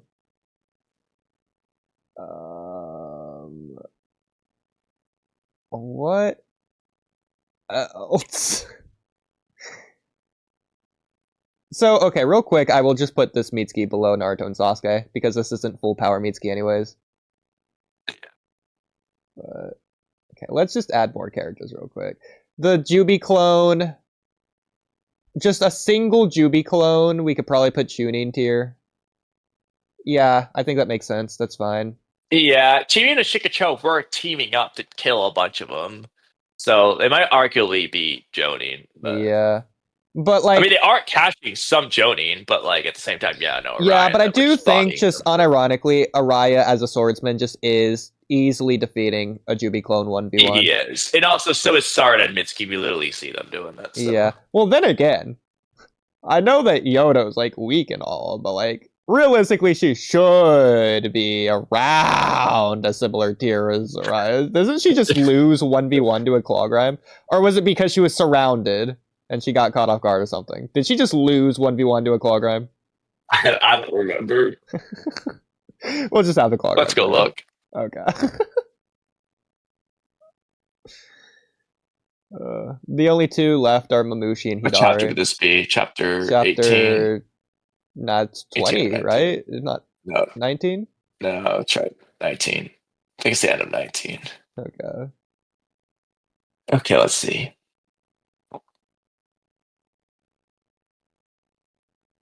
Oh, she's. How am I gonna say? Okay, she's surrounded. Two are on the ground, two are in the air, falling down, and then one charges up. She seems to have caught one, and then another one catches her. I mean, but in comparison, Sarada and Mitsuki each took out like 4, like with one shot. So like, yeah, she just is a tier below, though, without a doubt. So I think Yodo just is shooting. Like, Araya was just clearly stronger than her in this fight, like, no doubt. Yeah. Okay. And plus, like, the training thing would imply that Araya should be stronger than Yodo anyways, and then Shinki should be the strongest of the 3. But again, I mean, like, Yodo was training with Gaara in that scene. Yeah. Because Shinki's a better teacher. So obviously, like, Ryu versus Araya 1v1 with the sword. Ryu should win the fight, but, like, Araya and Ryu were, like, fairly relative, right? With the sword? Like, when he had the sword. Like, hypothetically, if he never lost the sword. I mean... I think he would run out of chakra first, but, like, until he ran out of chakra, I think that's why he would be defeated. I don't think Ryu would defeat him. I mean, on one hand, I agree with you, but on the other hand, it's like, they were having a tough 3... I'm not even going to count Yodo. 3v1. I guess Yodo was helping them find Ryu when he was going all over the place, but 3 or 4v1, and it wasn't easy, which means that Ryu should be soundly a whole tier over Araya, even with the sword. Was it easy, though? Because, like, did Ryu ever hit them once? They hit Ryu a couple times. Ryu caught them, like, Ryu would, like, get them with the sand puppet thing, and then Araya would just free them, I think. Might happen a few times. Let me just look at If anything, that would just be holding Araya back.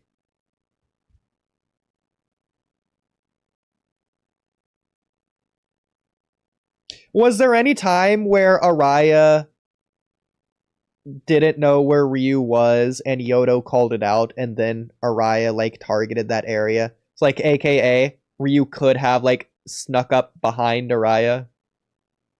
Or something? Well, okay, so, like, for example, Araya, Ryu going back and forth with it, then Sarada and Mitsuki gang up on him, and then he turns into sand, and then Yodo says, hey, everyone, at 2 o'clock, that's where Ryu is. So then Araya targets that area. He wouldn't have known otherwise, and then that's when Mitsuki and Sarada get him. Then he But if you can pull it sand. Up, what about the one time... Also, what about the one time where it was... You said the sand wave, I called it the sand tsunami. Isn't that, like, right behind Araya, and Yodo doesn't say anything? He just reacts to it? I don't know if that's a different chapter. Oh, wait. You mean, the sand... Okay, I think you know what you're talking about. Early in the fight, yeah, he does just react to that, but he doesn't react... Yodo tells him twice here when Ryu's doing the, like, turn to sand jutsu thing where he's hiding. That said, though, to be fair, do we count the claw grime as part of Ryu's ability arsenal?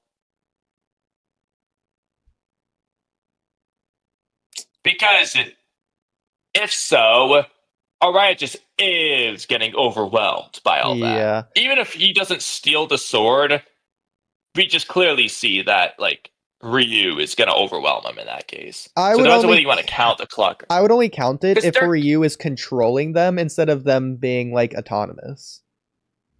Yeah. I mean, there's going to be arguments for both, because on one hand, maybe they just don't target Ryu because Divine Tree, but he has chakra, so maybe they would want to target him. I don't know. They're not in Code's control anymore, but are they in the Shinju's control? I mean, something crazy else, how we don't know. Something else ridiculous. I'll note is I have been calling out the feats so far. Like, Araya-san compared to Araya's wind style compared to Ryu-san. But Ryu did like keep his hands in his pockets the whole time, and he's just like not caring. He's obviously not trying. And even like during the Mangekyo Sharingan fight, the fact that he had Iron Sand below the normal sand, however that happened. Yeah. So he probably is higher than what we're saying anyways. Which probably can put him up things. To at least above Gaara. Yeah. He probably just is again in that tier there. Yeah, he's I not mean, trying. I can't see him beat Gaara, but like if you want to say he does, then I'll just have him above. But then we gotta move MS Sarda up. Yeah, that's fine. That's fine. Which I was saying she could just be this low at the bare minimum, but yeah, she probably is above. I mean, she probably is, yeah. But I don't think she. And at that point, you should probably move Ryu to like right behind Matsuri. At that point, he just really wanted to be right behind Matsuri. I think he's fine here. Like, I think Delta would just blast him with the eye beams and he would just die.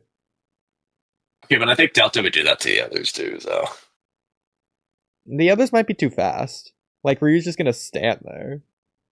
Okay, then Ryu will block it with Iron Sand. We don't know what that will do. If it will just block that eye beams or not. I think Delta's too fast. Like Ryu would have to do a whole spear around him, like what Gar did. I don't know if she's faster than the Iron Sand itself. The problem is that they're inconsistent. Problem. I mean, Sarada with the Mangekyo Sharingan was seemingly able to react to the sand that Ryu was trying to like uppercut her with, which makes no sense. Why is Sarada 5 tiers above herself? Just from the Mangekyo. Because like Sasuke and Itachi and Shizui and Madara and Obito are 20 tiers higher with their Mangekyo. Yeah, because that's not ability, that's reaction speed, and so we would just scale based on how the reaction speed just changes between people. Like with Sasuke from Shippuden.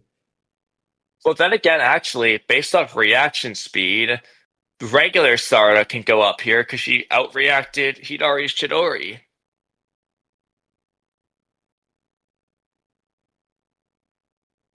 See the problem here.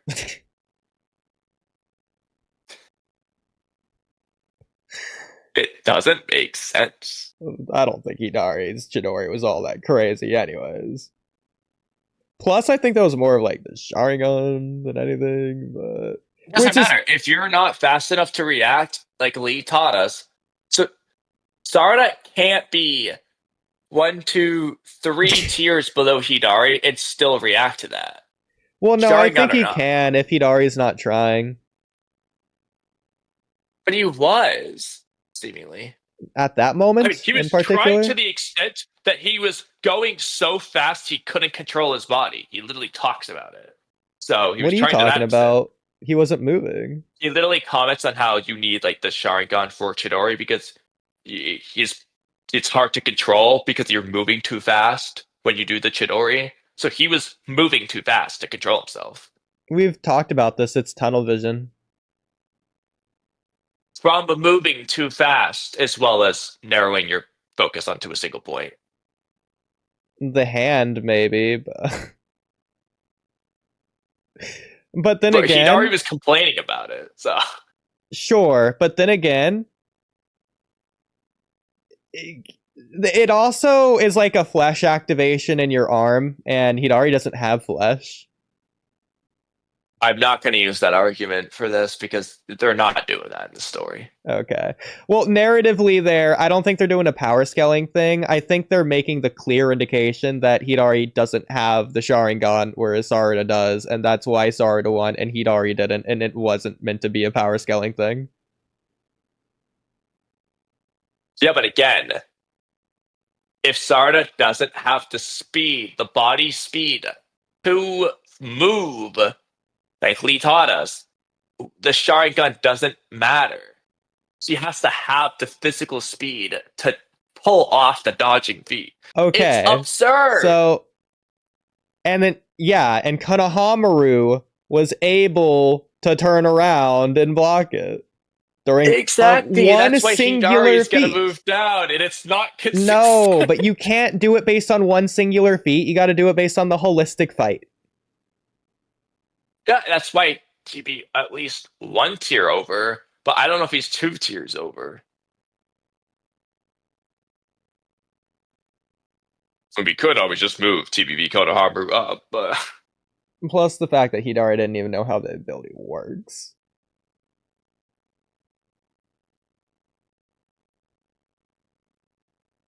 But either way.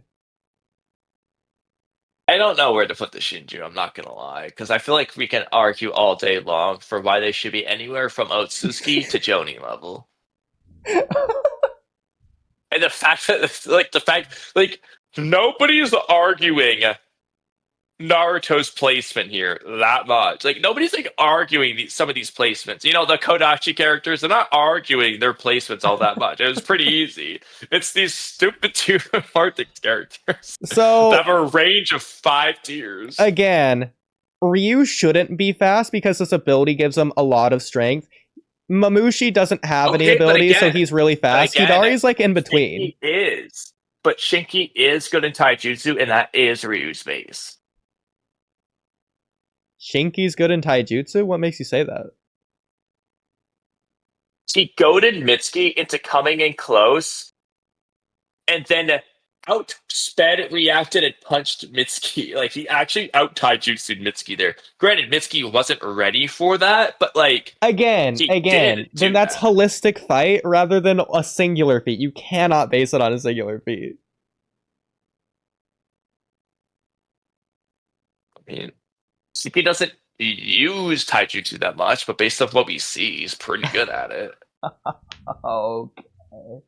You literally just debunked your own feat, though. Not entirely. Again, I'm not saying he's better than Mitsuki in taijutsu, because again, Mitsuki wasn't fully ready for it, but Mitsuki wasn't able to react to Shinki moving with taijutsu. So but it's not a reaction feat if he wasn't ready for it in the first place. But he's looking at him, and he's not reacting to a move. Okay, then why? Because he's not ready? Shinki's taijutsu's better. No, but you just said you don't think Shinki's taijutsu's better. And I would agree with that. I think if Shinki if Shinki didn't use his Iron Sand, he just didn't use his Iron Sand, and Mitsuki's just not going to use the snakes or Purple Lightning or anything else, Mitsuki's just beating Shinki in taijutsu. You would agree. Arguably, they're relative. You would agree. Mitsuki beats Shinki in taijutsu. I have Mitsuki over everyone, but... Again, keep in mind. I want to put Academy Mitsuki on this list. Oh my god. Keep in mind, Mitsuki's relative to Kawaki. And Shinki bodied him. You remember that episode? Oh my god.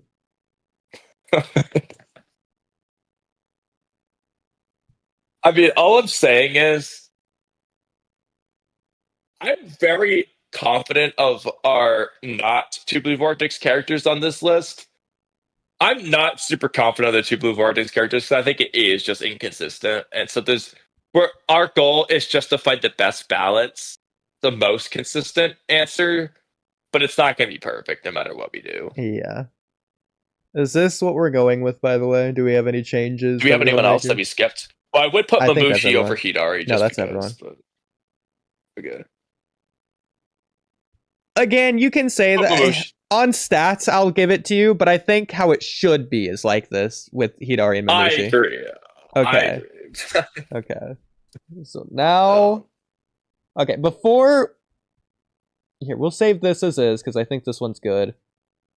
Hopefully this doesn't, destroy anything, or... If I press download, is it going to undo everything? No? Okay, cool. So how do I zoom out?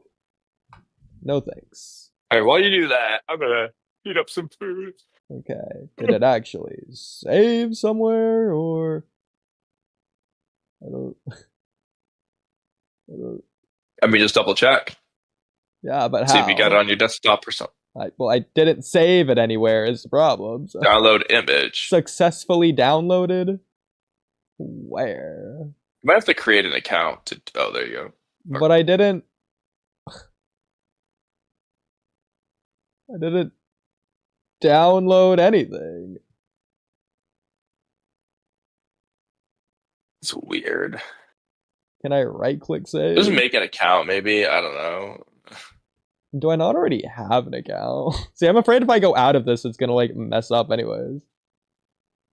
Well, try copying the link into a new tab. I shouldn't mess up the old tab, right? So just copy the URL into a new tab. You can download image at least. Save. Okay, there we go. I'm just gonna save this. Screw it.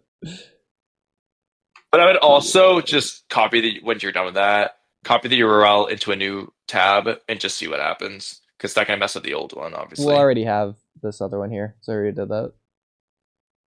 Oh. Yeah. Okay.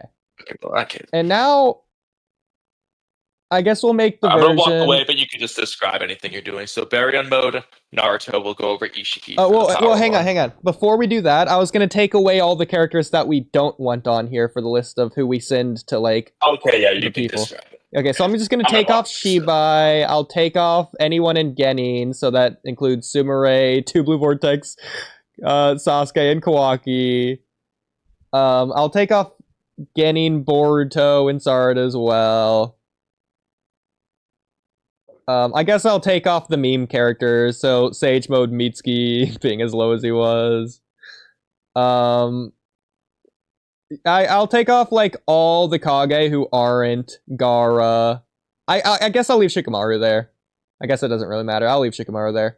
I'll leave Al there. I'll leave Mitsuki there. Kawaki, Himawari. For TBV Sage Mitsuki, I would just put him in the same tier as base, but like barely above to be slightly more serious. So where? But he's not going to halt. I would just put him. If you want to be like more serious, put TBV Sage Mitsuki just right next to base TBV Mitsuki, because he shouldn't actually be below, even though he is. But like we can't put him a whole tier over. Like nothing got him there. Well, I was just gonna take him off completely, but because that is the most serious answer, realistically. Actually, that's a good point. There's no difference. So, okay, you got me there. Let's see. Is there anyone else I want to take off? True Essence Boruto. No one cares. I'm taking him off. 2 Blue Vortex Koji. I'm taking him off.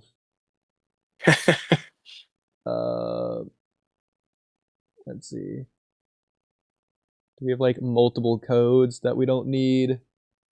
Take off the white karma code. It's the same. Yeah. Do I even have white karma code on here? Where is that? Yeah, he is. Yeah, but I don't see him. Did I already take him off? He's right over Toad Stage Mode Koji. Oh. Let's see, Koji. Oh, this is V1 I probably just code. put the Well, where's normal just code? put like the other right behind Toad Stage Mode Koji. So just move them up so that we're including Karma. Well, here's Sage Mode Koji. This is just Koji. Regular code should have been in between those two. I must have already took him off. And then put code above Toad Stage Mode Koji, I guess. Let's see where code is. Where did he go? I lost code. I can't see your screen right now to help you, but I only have the V1 code that I just took off. No other code down here, so he has to be on the list, but he's not where we said. Is it because you added him, the other code?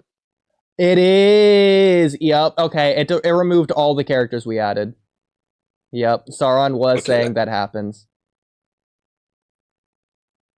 Okay. So in that case, who did we add?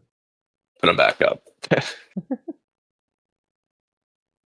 Wait, did we even add code? I don't.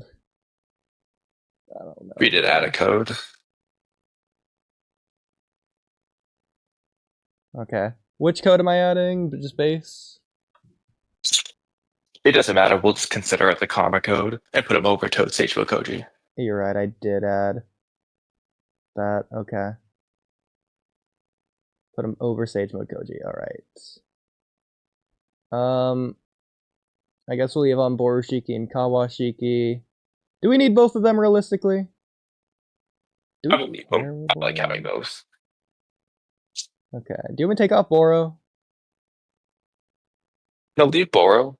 Okay. Don't really think that matters in terms of what other people would argue, but either way. That's probably Momoshiki and Kinshiki together. You want to take that off? He's right next to Fuse Momoshiki anyways. Yeah, you could take that off. Okay. That's so stupid.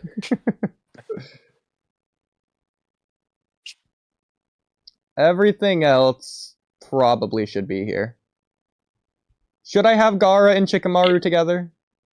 Both in Kage? That's the only two in Kage? I mean, you can put the other Kage back. I'm not adding them back. There's no reason. Alright, then leave them. Okay. Then I think that's everyone, because obviously I have all the Shinju. I have both Sage Mode and normal Koji. Do you like that? Both on there? Guess it's fine. I would. Okay. Two forms. Goes above that. I mean, the alternative would be to just take off base Koji.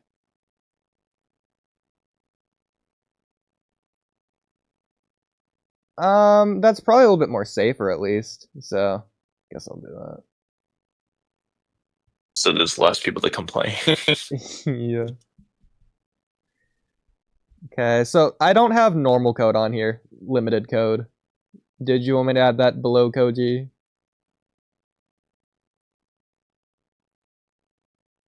You have no, just I mean, I would just stick to the white karma code and just call that code. Okay.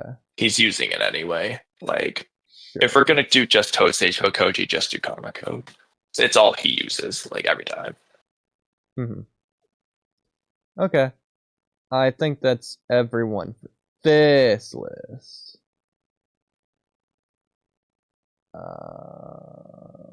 Yeah. Okay. I will save this. This is the one that we will send to other people. Alright, we have our tier list and the one we share. Yeah. That's gonna be T2. Alright, and now for the stats tier list. That's the one you've been waiting for. Okay, so immediately flipping Ishiki in Baryon mode. So Baryon mode's now stronger. Yeah, we knew that one.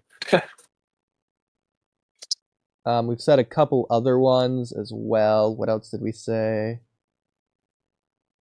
So this is funny. Do you want me to flip Kinshiki and Momoshiki to where Kinshiki's above?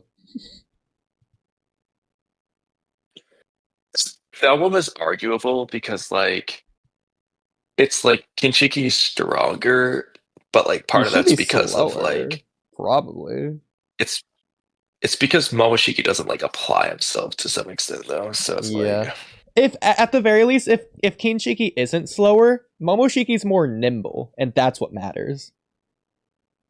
I mean, based off what we see, Kinshiki's probably faster, but like again, I think that's because Momoshiki's not trying to be fast, because when he does just speed blitz, pick Naruto out of the arena in the movie, he's being fast. I mean, he catch him off guard, yes, but he's being fast and strong there. Yeah. So I think Momoshiki just doesn't usually fight. Like, he's probably like Ada. He thinks he's barbaric or whatever.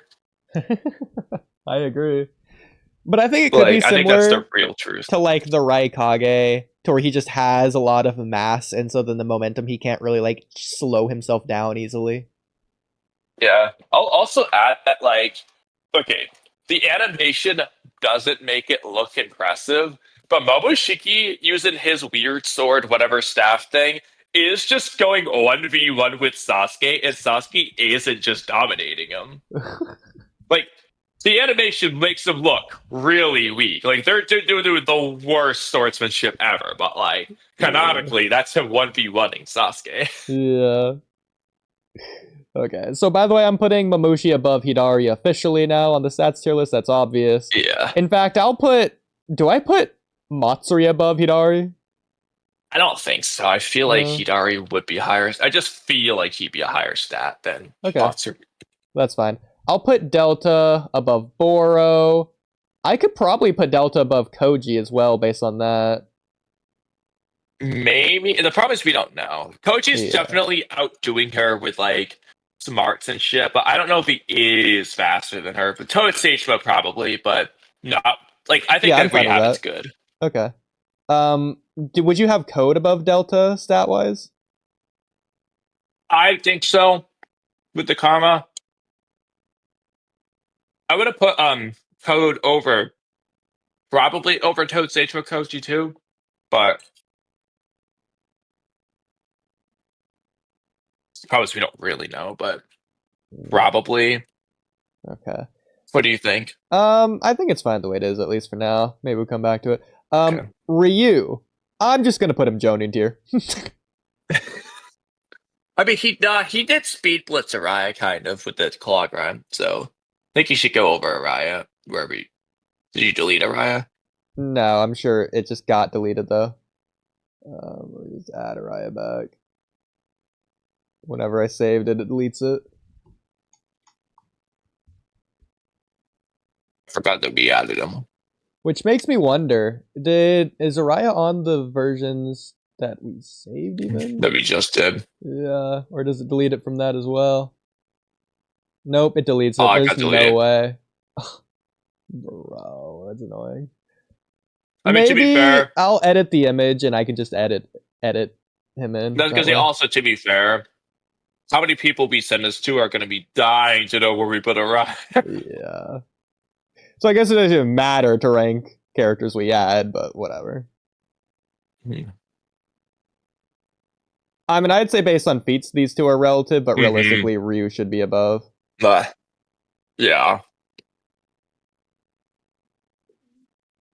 This is hilarious. Like stat-wise, Gaara's going to the bottom. He just is over. Kurotsuchi's probably going to the top. Shikamaru's really the bottom. Gaara's probably top of this. You think over Kurotsuchi? I mean, I could see the argument either probably, way. But I'm not gonna like die on the hill, but yeah. Konohamaru actually might be the next tier. Kara outer tier, maybe. I think his abilities just aren't as good as like Ao, but yeah, but you see him fighting. You see him fighting full power. It was like ability stuff. He's going crazy against Jugo, so I'm fine with being Kara outer. Shikamaru, honestly, just based on stats, he might just beat not Kara. Well, you could argue he's high because he dodged Delta's kick when Ada controlled her, but I don't know. Like Shikamaru's just not a stats guy. Like, yeah, think about Shikamaru versus QB Himawari. I don't know. Kara threatened to use Taijutsu Mabuchiki. Shikamaru's never doing that. But he is quick when it comes to running away, according to Mari. I'll even put Mori up a little bit. Unironically, has Shikamaru ever used Taijutsu in any scene? Like, Shino's used Taijutsu. We've seen it. Has Shikamaru ever used Taijutsu? What did Naruto? How did he break Taiyuya's flute again? Was it through kunai? He doesn't break her flute, I don't think. Does he not? I think he just throws it away or something. I don't remember. I think he breaks it with the kunai. I think he breaks it. Could be wrong. But... No, he doesn't break it because Taiyuya tries to use it on tomorrow. Maybe she had a spare. Yeah, that's not what happened. That would be funny.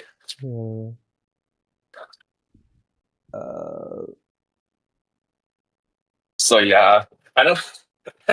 don't think Shikamaru has ever used taijutsu.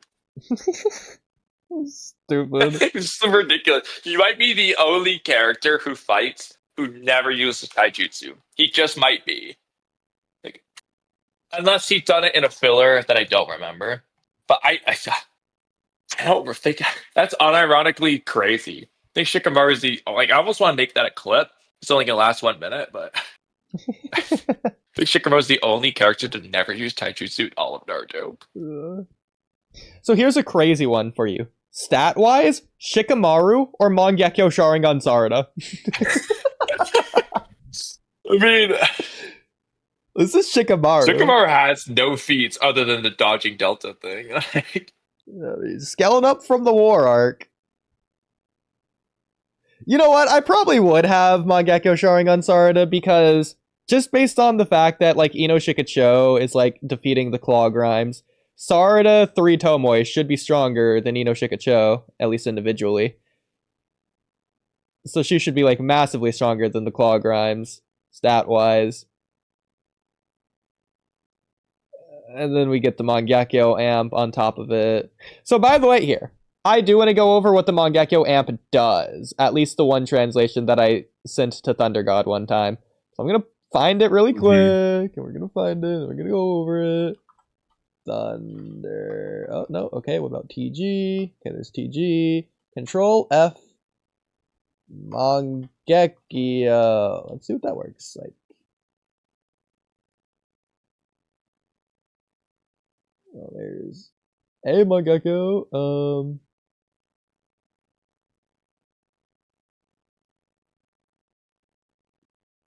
This is Mangekyo Sharingan. No.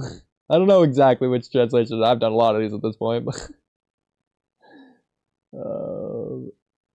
this is gonna be this one, maybe. Mangekyo. Sharingan. Maybe this one, actually? Okay, so how do I translate this down here? Light grip. Sasuke ninja, dojutsu that suppresses older brother. No, that's just ninjutsu, dojutsu. It's also talking about his EMS when he gets Itachi's eyes. Okay, but I do rank it here based on this. So what do I say? Explanation based on the... Here, I'll even share my screen. Okay.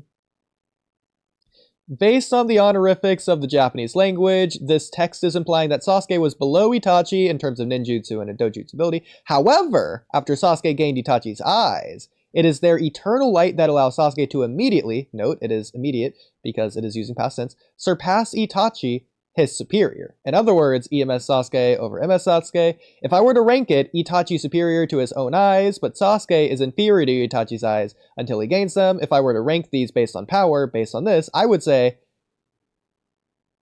is this in back?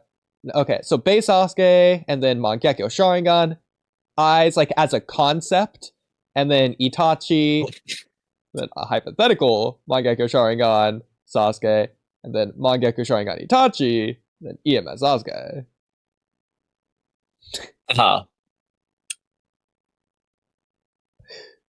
That's... Yeah, I think... And then also, just to clarify, it sounds like you're talking about alive Itachi, not Edo Itachi, who just blatantly is EMS Sasuke level, if not stronger. Yeah. Yeah. Well, and it does say Mangekyo Sharingan Itachi. I mean, it kind of makes sense to an extent because Edo Itachi basically has EMS as an Edo Tensei, and you have Itachi over Sasuke, so it makes sense that it would be that way. Yeah. There was a reaction thing that I had, something that boosts the stats in some regard. I guess I can't find it right now, but it definitely does something. And to be fair, you do have that 10th anniversary special. Where it's just Mangekyo Sharingan Sasuke versus, it was Sage Mode Naruto underneath a bridge. It was pretty cool. I love it. But yeah, I don't know which one of these it is. Either way, it was pretty cool. So with that being said, Mangekyo does boost your stats, just so you know. Grants an immediate chakra boost or whatever. Is there any other placements in particular we wanted to change?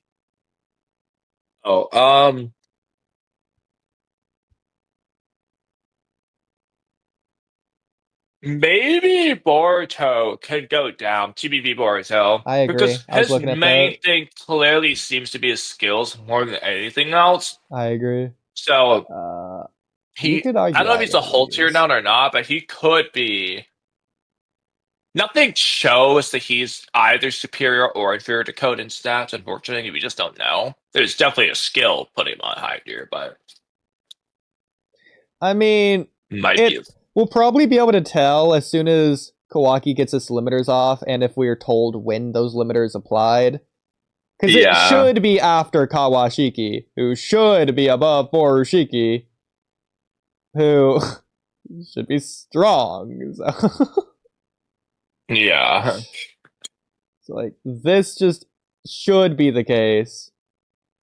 And then this should be the case as well. So, we'll see where that scales out to be. So it could be here. Could be here. Could be here. It could be anywhere here. Anywhere here. Yeah. We'll leave it here for now. We just don't know. That's probably the best bet. Okay.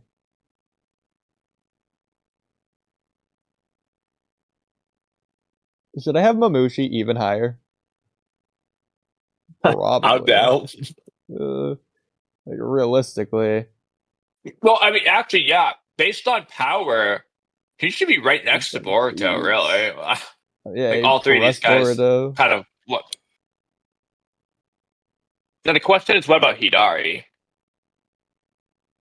Everyone likes to harp on the Rasengan Chidori clash feat. I get it, but to some extent, it feels like Boruto just wasn't like trying. I hate to say that he wasn't trying with that, but like to some extent, I think he was trying to just clash it instead of just winning. I hate to say that, but so it felt. The drawing felt that way. Yeah. So, where do you want me to move? Who? I mean, you could arguably put Hidari somewhere higher. I just don't know where. Higher, interesting. Well, Sasuke's here. I'm not going to die that hill. Yeah, comparing him to Sasuke is a good question, but we don't know. I mean, let's put it this way. Stat-wise, he should be above. Skill-wise, Sasuke should be above. Do you think Sarada could dodge a Rinnegan Sasuke Chidori?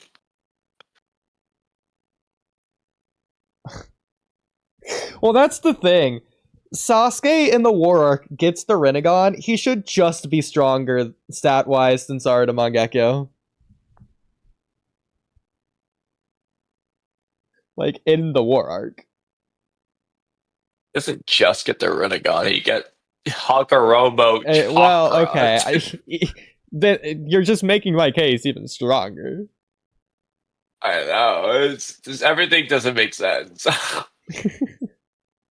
There's the reason I made that podcast topic about Sarada and the Rinnegan.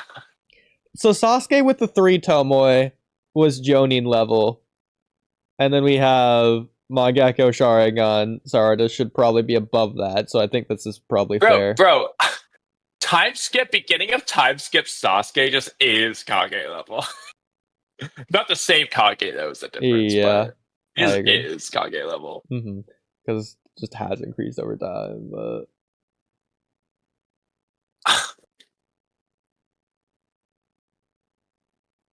This wasn't very many changes that I was expecting. I know, it's mostly just Baron Naruto Ishiki was the big one. Yeah. That we just knew we were gonna change.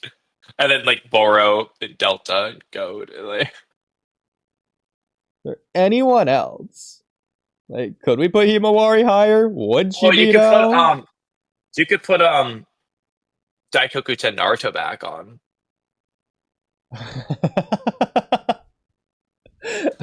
He's not gonna save. There's no reason.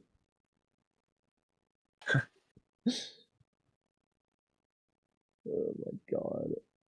Sasuke. Can't believe they put that on there. Stupid.